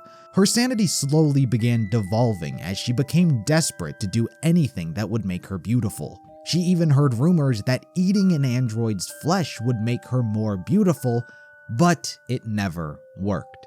Despite this, she still doesn't stop. Despite eating their flesh, she does not kill them, and instead hacks into their system and keeps them alive to use as weapons and bait more androids to come, and they did. 2B and 9S launch a counterattack on Simone and eventually manage to destroy her. Unfortunately, none of the androids she was using were able to make it out, as she was the one keeping them alive. On their way back, they are met with yet another unique machine lifeform bearing a white flag. The two are invited to visit and meet Pascal in the nearby village. Considering it's their job to investigate machine lifeform activity, the two check it out. While they are initially hesitant to trust any machine, even though they claim to be pacifists, it's not until Anemone vouches for them that the two believe they are well-meaning. Not too long after, reports of a giant machine lifeform in the city ruins is relayed to them, and so the two head off to intercept it. The machine is causing quite a bit of destruction, but after getting into their flight units, the two are eventually able to take it down. But before it falls, it self-destructs, resulting in massive damage to the surrounding area, leaving a large sinkhole in its wake. At this exact moment, an alien signal, which has not been picked up for centuries, is detected. The commander orders all YorHa units to begin collecting data as quickly as possible, so 2B and 9S head underground. After making their way through various tunnels, they come across what appears to be one of many alien motherships, but are shocked upon entering to find only their lifeless bodies. But from the shadows emerge Adam and Eve. They tell the two about the history of how the machines killed the aliens because they surpassed them. All of that's in the past, and they don't really care. What they care about now are humans. Adam and Eve wish to learn more about their complex behaviors, love and hate. The motivations behind their actions were baffling, and so the two wanted to dissect the humans on the moon to better understand them. They proposed this idea to 2B and 9S as well, hoping they would agree to assist since it was humans who made them, and they might be curious about them as well. But the proposition is denied. Adam and Eve then teleport away. 2B and 9S return to the bunker and report everything they learned. From here, they are ordered to continue investigating Pascal's village and learn more about why unique machines like them are popping up in the area. Pascal tells the two about the machine network and how they're not connected to it, so perhaps that's the reason why. Amongst his ramblings, he makes mention of the Forest Kingdom, as they have attempted to build a nation. So, to gather more data, the two head off. The residents of the Forest Kingdom are a lot more aggressive than the typical machines. Due to their loyalty to protect their king, they fight with intent. So, because of that, the two have to hack and slash their way through quite a bit of enemies until they reach the king's throne room. But, you see, they were not alone. Also having been maneuvering her way around the kingdom was A2. She was continuing her journey of killing everything that wasn't her, and after catching wind of a king, she launched her own assault on the kingdom. But on her path, she overheard the machines speaking as if there were other androids as well, so she used them as a distraction while she stealthily made her way to the throne room. While 2B and 9S are baffled as to the sight of their supposed king, A2 jumps down and impales it. She is yet again met with the likes of a 2E model along with a 9S unit, but unlike the other times, they were evidently not here for her. They didn't recognize her face, meaning they hadn't been given the order to hunt her down. But that didn't stop Command from immediately recommending 2B and 9S dispose of her at the moment. A2 wasn't worried as she dealt with them many times before, but this time she could tell things were different. 9S's baffled reaction towards Command's request was unlike how he ever reacted before. And 2B, A2 could tell that she was missing her vitality, like she had given up and was simply going through the motions just like herself. Something was different about these two, and so A2 stopped her attacks. 9S asks why she betrayed them, and A2 chooses to leave them with an ominous warning. Command is the one that betrayed you. After this event, the two return to the Resistance camp to check on their data and refuel. Under the request of Anemone, they head to the flooded city to protect their valuable cargo that's under attack. They requisition flight units and repel the enemy forces.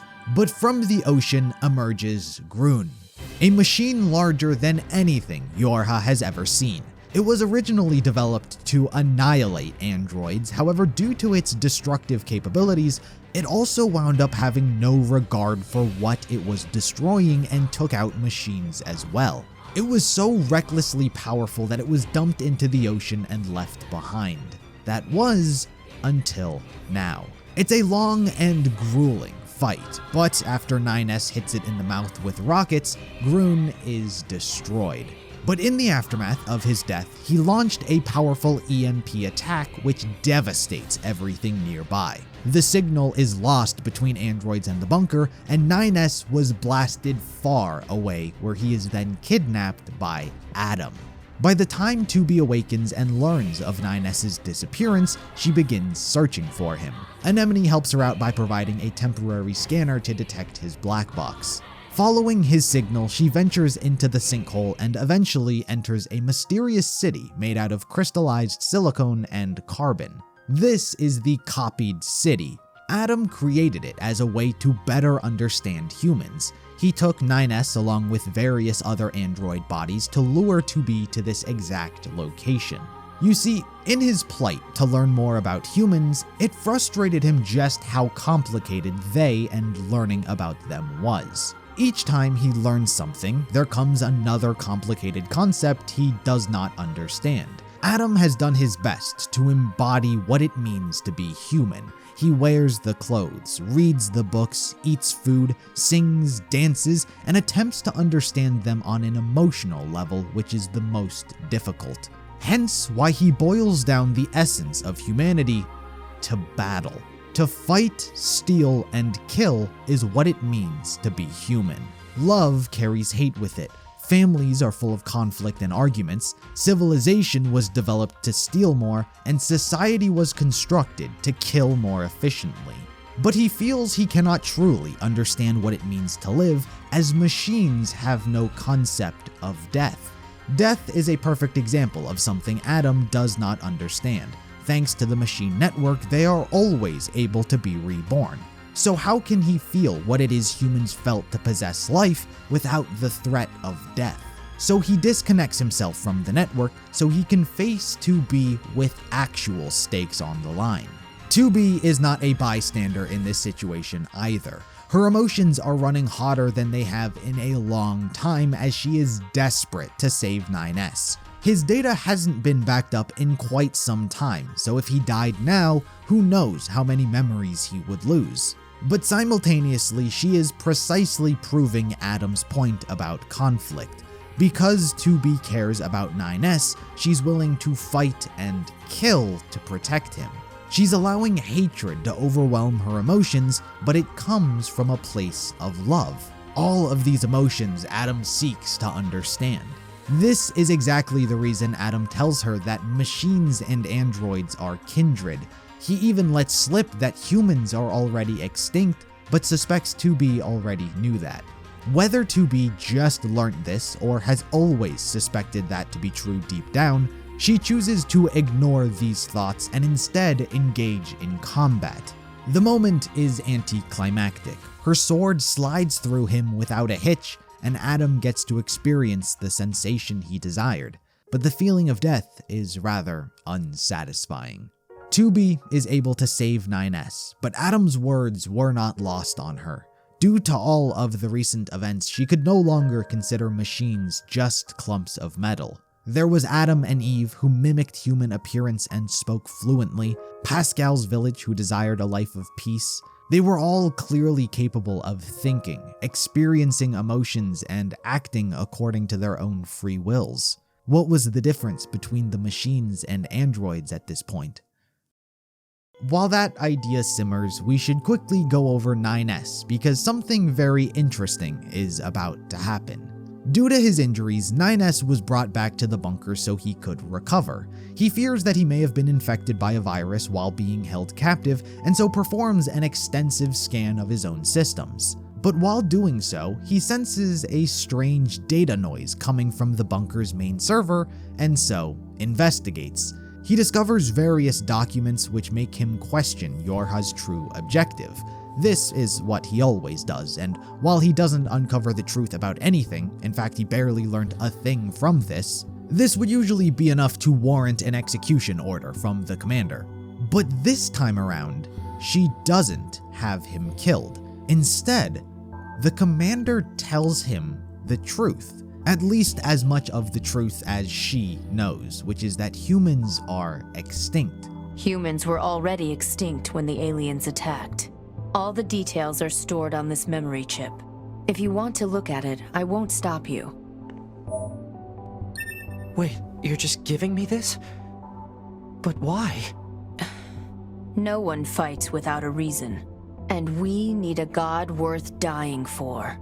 It's unknown what exactly the commander's motivation and intentions were with revealing such a fact to 9S, but it seems to universally be agreed upon that she had a change of heart. Perhaps seeing 2B and 9S being able to push each other to great success thanks to being so emotionally attached was enough to risk giving him such knowledge. Perhaps, like A2, she saw something special in these two units. Either way, the commander allows 9S to choose his own path and decide what he'll do, knowing this.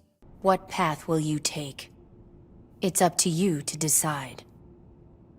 In the meantime, while this was all happening, 2B was to analyze current trends among the machines. Pascal tells her that a new colony has popped up and are seeking a treaty with theirs. Due to their similar interest, 2B and Pascal investigate together. What they come across are the god robots, who embody humanity's religion. The thing about machines like these is that they don't actually learn from humans' past failures. Instead, they just mimic it, but at an accelerated rate. Despite having recently popped up, the leader of these god robots has already turned their religion basically into a cult, and convinced everyone that they can ascend and become a god. Since God is dead, they can become gods if they died too. All of the god robots go crazy and commit mass suicide. This event was largely to pull the player away from the resistance camp because all hell is about to break loose. While I've talked a bit about Adam and his desire to become human, I haven't really been covering Eve. But that's because he's not the most complex. Eve is a very simple-minded individual. He's not a deep thinker like his brother. He often instead wanted to play and do physical activities. And that physical part makes sense because Eve was literally created to be Adam's shield. As such, his main desire is simply to protect his brother and be with him at all times. But after Adam's death, Eve went on a rampage and swore to kill everyone. His rage not only affected him, but a portion of the machine network as well, and he caused the machine lifeforms to share in his insanity. The machines turn savage and begin attacking and eating the androids alive. This is when 2B gets word of the chaos breaking out and rushes to help. She runs back and forth from the resistance camp to Pascal's village, trying to prevent as many casualties as possible. 9S descends from the bunker to help out, and together the two confront Eve. He is much more physically dangerous than his brother. He is not only stronger and outputting more energy, but he is also still connected to the machine network. So while 2B fights him head-on, 9S takes the dangerous risk of hacking into his system to disconnect him manually. Ultimately, it works. Eve uses the last of his energy with an EMP, which gives 2B the opportunity to kill him for good. But 9S's actions were not without consequence. He got infected with the logic virus and so asks that 2B kill him while he's still sane. She yet again breaks her code of prohibiting emotions because she does not want to lose the 9S that exists right now. The him that disconnected Eve from the network. The him that together took Eve down. But there's nothing he can do. He's already corrupted and can't upload that data to the bunker. And so 2B yet again cannot escape her destiny of killing 9S. But in an unexpected series of events, because 9S hacked into Eve, remnants of his personal data was left behind in the machine network, so he gets to continue living as himself. I'm glad you're okay. Yeah. He moves his memories into some of the machines and gets re-uploaded into a new 9S chassis. But the story does not end here. Adam and Eve may have been killed, but they were not the machine network. They were acting as its backbone for as long as they existed, and so with their death, it threw the machine's chain of command into chaos, and the androids wished to capitalize. YorHa is to launch an all-out attack on the machines and take back Earth. With that, various YorHa squadrons were sent to Earth's surface for their final major operation. It wasn't their final because it was the time they would take back Earth, but it was their final because YorHa's purpose was fulfilled. Enough data had been collected to fund the next generation of combat androids. So it was time for YorHa to be destroyed and all of the evidence wiped from existence. On the surface of the Earth, just to show how hopeless the situation was, the machines weren't crippled by Adam and Eve's death at all. It didn't take many machines whatsoever to overwhelm the YorHa soldiers. They were able to wipe out almost all of them by activating an EMP which infected each of them with the logic virus. 9S was able to save 2B, but everyone else was gone. They only managed to escape the situation by detonating their black boxes and re-uploading their conscience into a spare body on the bunker. They rushed to tell the commander about what happened, but due to them disobeying their orders, she is more frustrated with their actions. But while this argument is taking place, the back door on the bunker which Number 9 implemented way back when is opened and the machine network gets in. It accesses YorHa's server and infects everyone connected to it with the logic virus. While 2B, 9S, and the commander would fight their way to the flight unit so they could escape, the commander reveals that she too is infected and is choosing to go down with the base. This is my command. Let me at least fulfill my duty here, to the end. 2B, this place is lost! Commander! Move it, 2B! That's an order!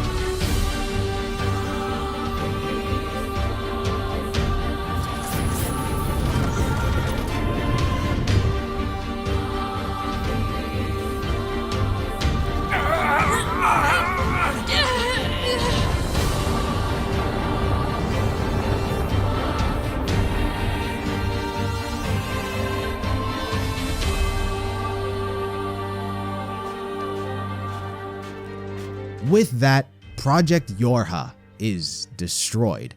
Everything went according to plan. This was exactly what was always supposed to happen. That is, except the survival of 2B and 9S. In an unforeseen series of events, 9S was responsible for uploading his and 2B's data to the bunker's server, but paused it when he noticed some weird noise. So because they weren't connected to the server, they were not infected with the logic virus when the machines took it over. The only other YorHa units that would have survived this are anyone else who was already disconnected from the server during the attack, such as A2. But just because they survived did not mean they were in the clear just yet. Infected YorHa units also boarded flight units and gave chase to them. The two were almost hopeless to fight back against the numbers, and so 2B made a decision. She took the flight controls away from 9S and against his will sent him to safety, while she drew the attention of everyone in an act of self-sacrifice. Unfortunately, 2B was not going to get out of this one. She was shot down and infected with the virus that slowly began eating at her body. She determines that to keep it from spreading to other androids, she needs to get to a location away from everyone else. Her pod tells her that the commercial center is ideal, and so she drags her body all the way there. More infected YorHa unit meet her and begin attacking. but 2B is unexpectedly saved by A2. It's the end of the road for 2B. She's barely managing to hold on to her consciousness, but in her final moments, entrusts the future to A2. She stores her memories on her sword and gives it to her. These are my memories. Take care of everyone for me. Take care of the future, A2.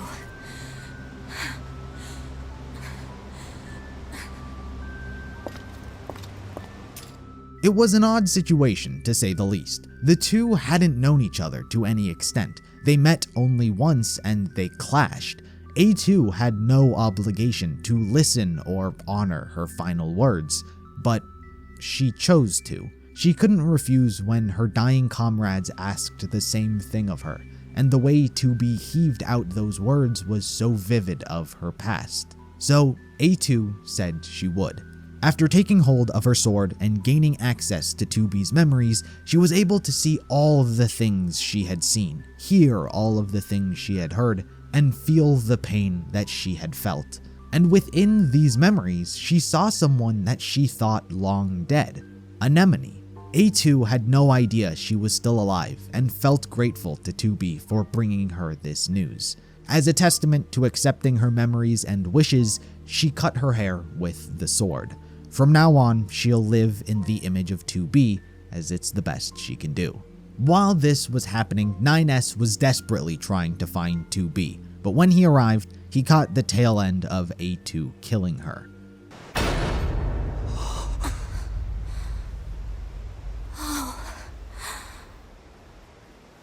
Nines. Oh no! 2B. No!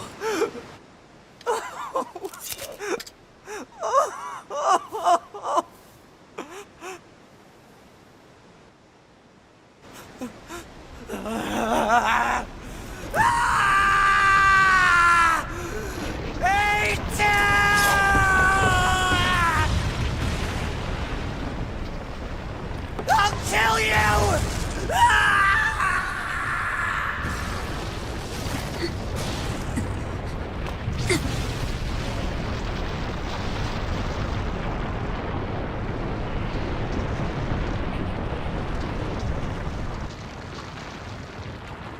The rise of a massive white structure then separates the two. Firstly, what is this white tower?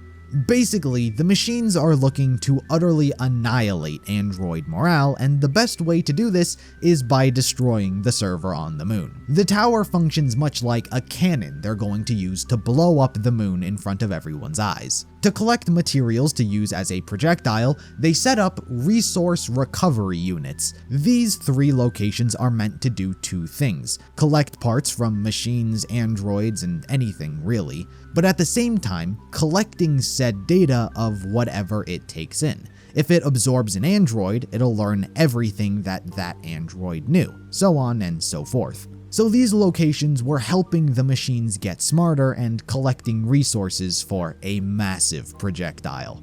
From here, we diverge into 2 separate paths, what 9S is doing and what A2 is doing. I'll start off with A2 since not as much happens. So, upon waking up, she is greeted by Pod 042, to be ordered that they support A2 in her endeavors from now on. A2's first priority was getting herself fixed up. While she traditionally foraged parts off of dead YorHa corpses, now they were all infected with a virus, so if she used them, she would get infected too. So, she turned to the resistance camp. On her way, she did run into Pascal. Initially, she planned to kill him on the spot, as she had done to every machine she'd come across. But Pascal responded as he usually does, with a surprising amount of sophisticated dictation. He waited to be executed, figuring that if that's what she wants, then so be it, But a sense of unease washed over A2, and so she let him go. Inside the resistance camp, her reunion with Anemone went exactly as she had thought. She had the same surprised outlook that A2 had when she found out that Anemone was still alive.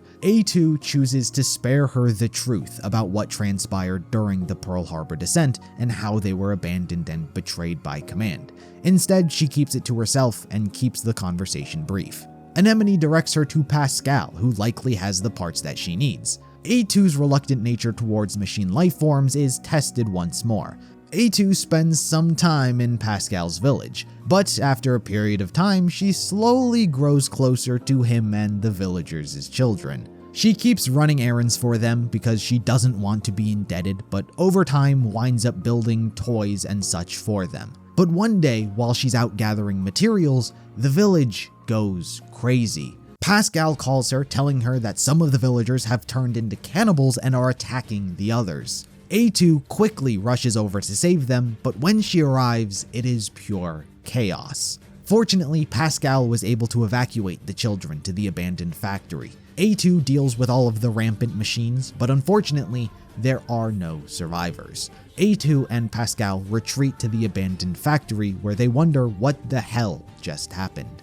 Well, while they wouldn't know it, in truth, as I mentioned a while back, despite thinking that they were disconnected from the network, Pascal and all of the villagers were never free. What had happened was the Red Girls wanted to stress test their experiment. In a village full of pacifists, what happens when they need to defend themselves? They infected some of the villagers and watched what happened. The result is that many didn't do anything and instead died. There was only one machine that wound up changing from this event, and that was Pascal. The result is that he fights.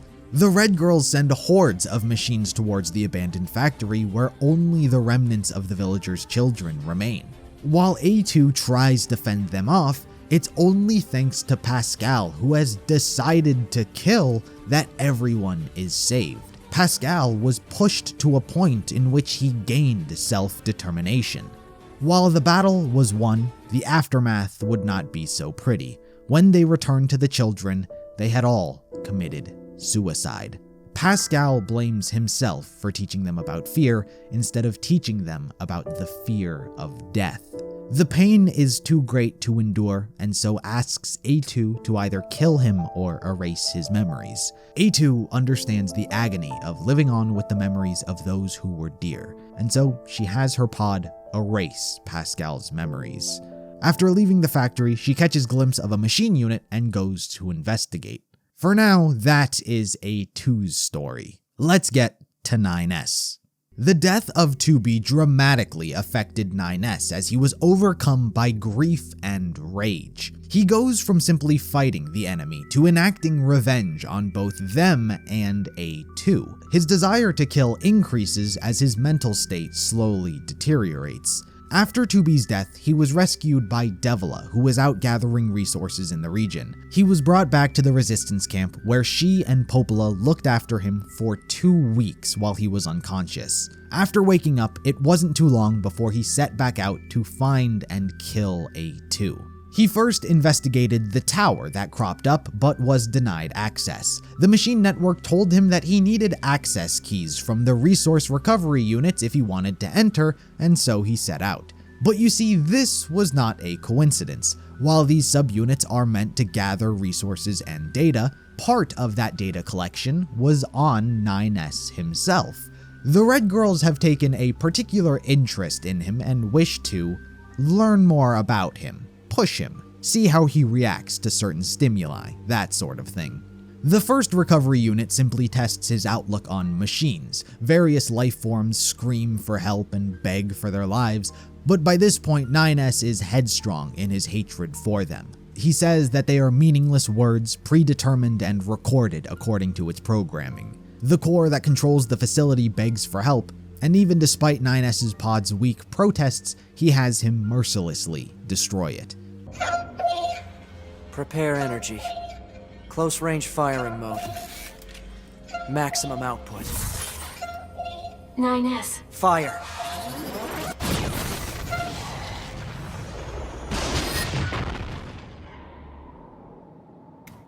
With his emotions running hot over the machines, the second recovery unit was the perfect time to test him psychologically. There were no enemies to be found. Instead, all there was information. Data. The truth. First was the general purpose of the tower and how it was pointed at the moon. A worrisome thought, but he was already planning to stop the machines. The second piece of information given to him was about the black boxes. He was given the truth about how they were made from machine cores. What better time to see how he reacts to this when he is boiling with hatred over machines? And his response is simply to go into denial. He believes it's a lie since the information is coming from machines as a test, but both are true. But his final test became literally psychological. While hacking, he was counter-hacked and placed in a room with all of his memories of 2B. They knew how important she was to him, and so a shadow began eating all of the memories of her one by one in front of him. These are his treasures, and he's not gonna let anyone take them away from him. They're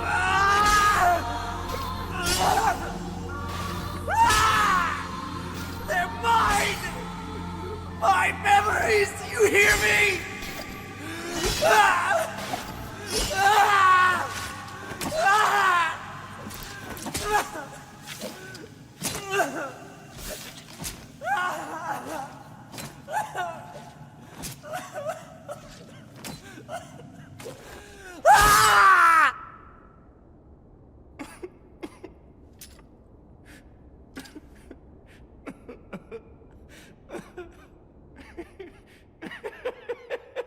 NieS has been bottling up his emotions for so long that he's lost his self-control. Everything shameful and dirty has flowed out of him bit by bit that he's become obsessive over her. He'll kill anyone that hurts her, touches her, comes near her, looks at her. He is the only one that is allowed to have 2B. The final resource unit, dubbed the God Box, placed a familiar face as its guard. While I haven't talked about her, Operator 210 was NieS's personal operator. Throughout his run, he was always reporting into her and they had their own little form of banter. But now she has been reprogrammed and is being used to fight against NieS. Initially, he is actually very confident as he suspects this to be yet another psychological attempt to mess with him. She acts very much like a puppet being used by the machines. That is, until she starts talking. Operator 210 all of a sudden begins repeating the lines she would frequently say to NieS and even asks that he kill her. He didn't know if this was her own consciousness still lingering or the machines forcing it out, but it did mess with his head as he swore to put her out of her misery. Ultimately, he is able to take her down, but is naive in believing she was killed. Operator 210 launches an attack, but is taken down by A2, who has just arrived.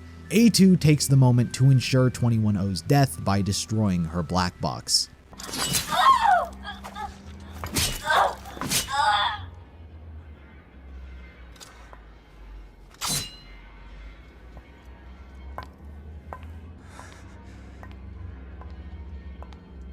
A2. 2B told me.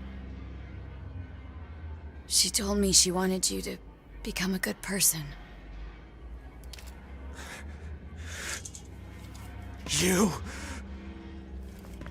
Don't you dare talk to me about 2B!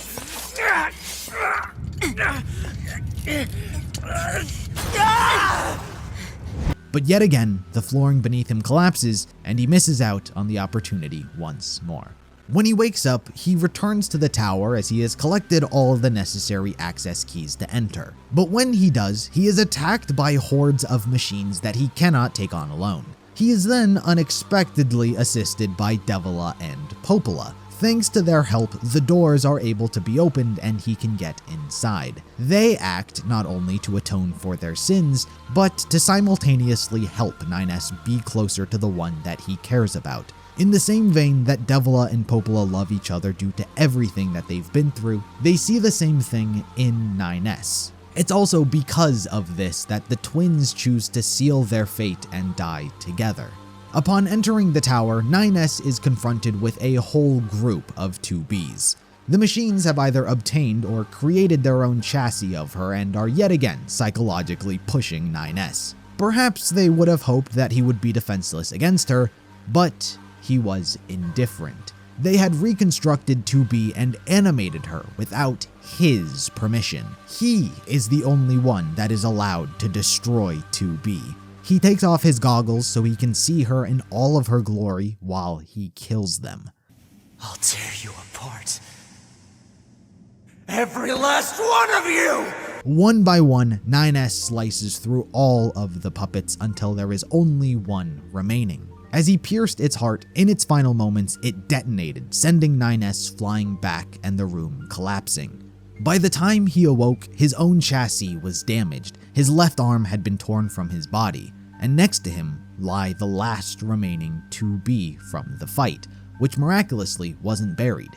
9S's fight wasn't over yet, and so he tore the arm from 2B's body and used it as his own. The arm was infected with the logic virus, but he does manage to eliminate it for just a little while longer. Further in the tower, he is confronted directly by the Red Girls. Since he's made it this far, they divulge YorHa's biggest secret to him. 9S learns that everything was meant to fail. The Red Girls question if he'll continue fighting on. He has no reason to fight. His existence is and has always been meaningless. That means all of us. 2B. Now you know everything. Do you still wish to fight?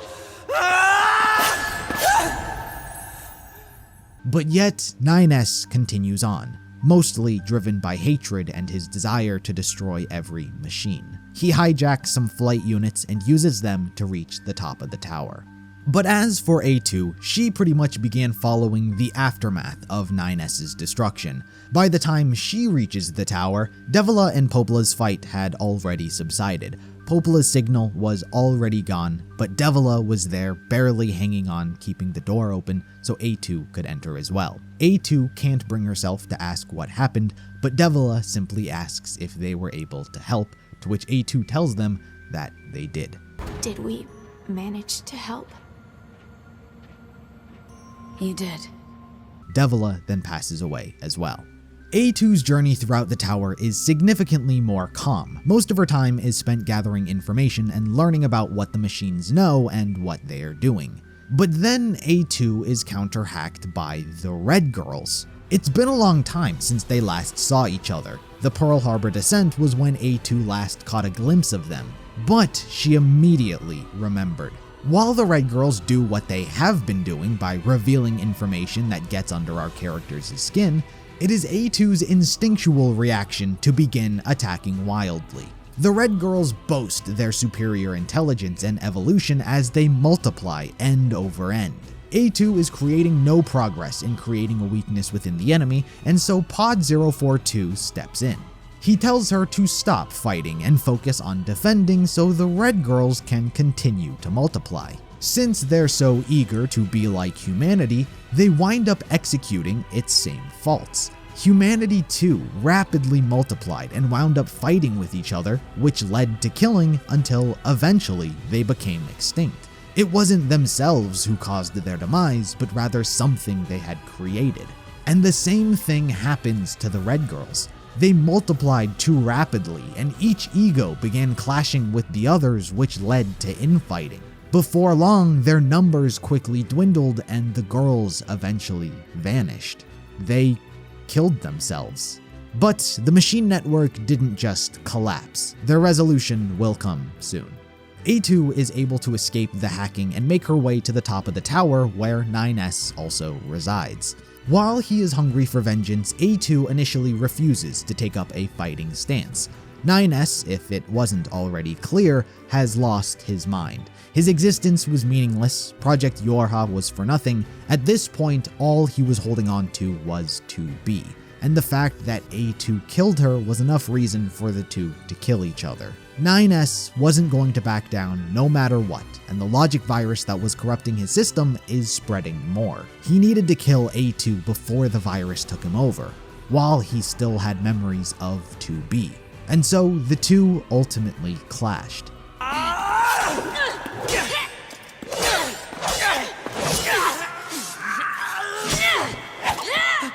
care of 9S. 2B.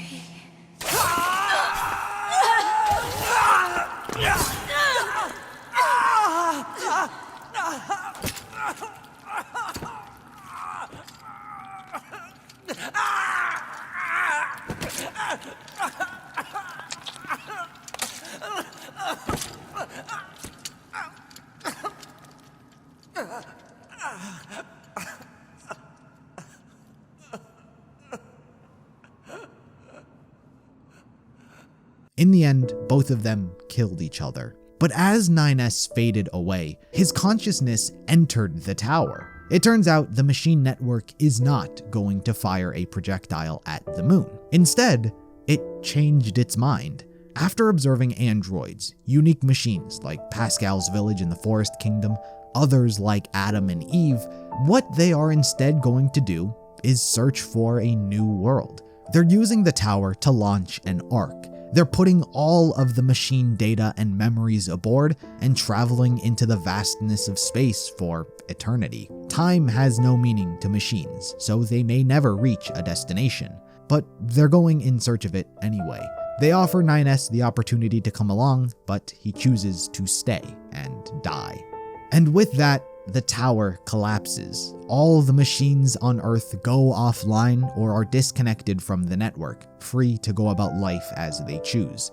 And Project YorHa has officially come to an end. Every YorHa unit is dead, and so the pods can initiate the final sequence and delete all android-related data. Personal data, along with chassis composition, will all be deleted and the server reset. Future construction of YorHa androids should be theoretically impossible. But something unexpected happens. In the same way evolution has been occurring amongst the androids and machines when it came to emotions, the same thing was happening to the pods. Pods 153 and 042 have developed emotional and sentimental feelings towards their leads and don't want them to die. So instead of deleting everyone's data, they salvage it.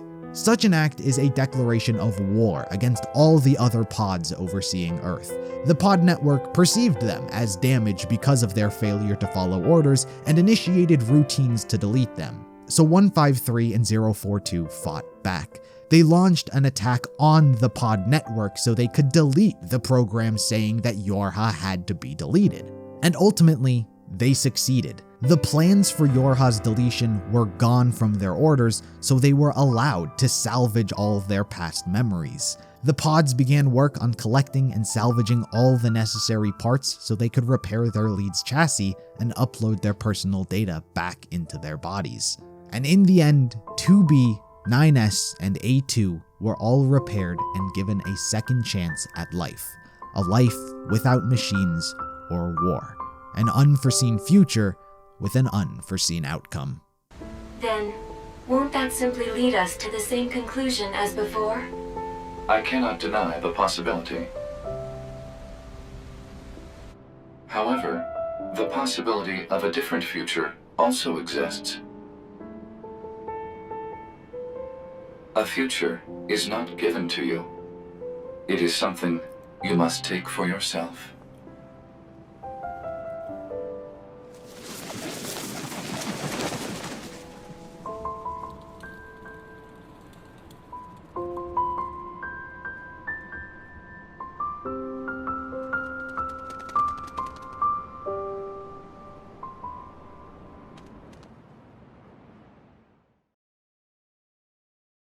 Technically speaking, this is not the end of Nier's timeline. There is currently a mobile game called NieR Reincarnation that is, without a doubt, part of this timeline. However, as of the making of this video, the game has yet to finish, so it remains to be seen how and where it fits in. There are many theories out there which speculate that it may all be about the memories of the humans which have been stored and are currently being watched over. But then again, some believe it may not only be a continuation of Nier's timeline, but Drakengard's as well.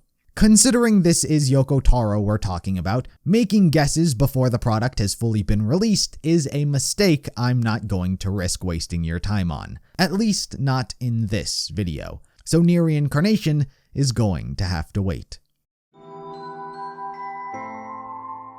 In the end, life is ultimately meaningless.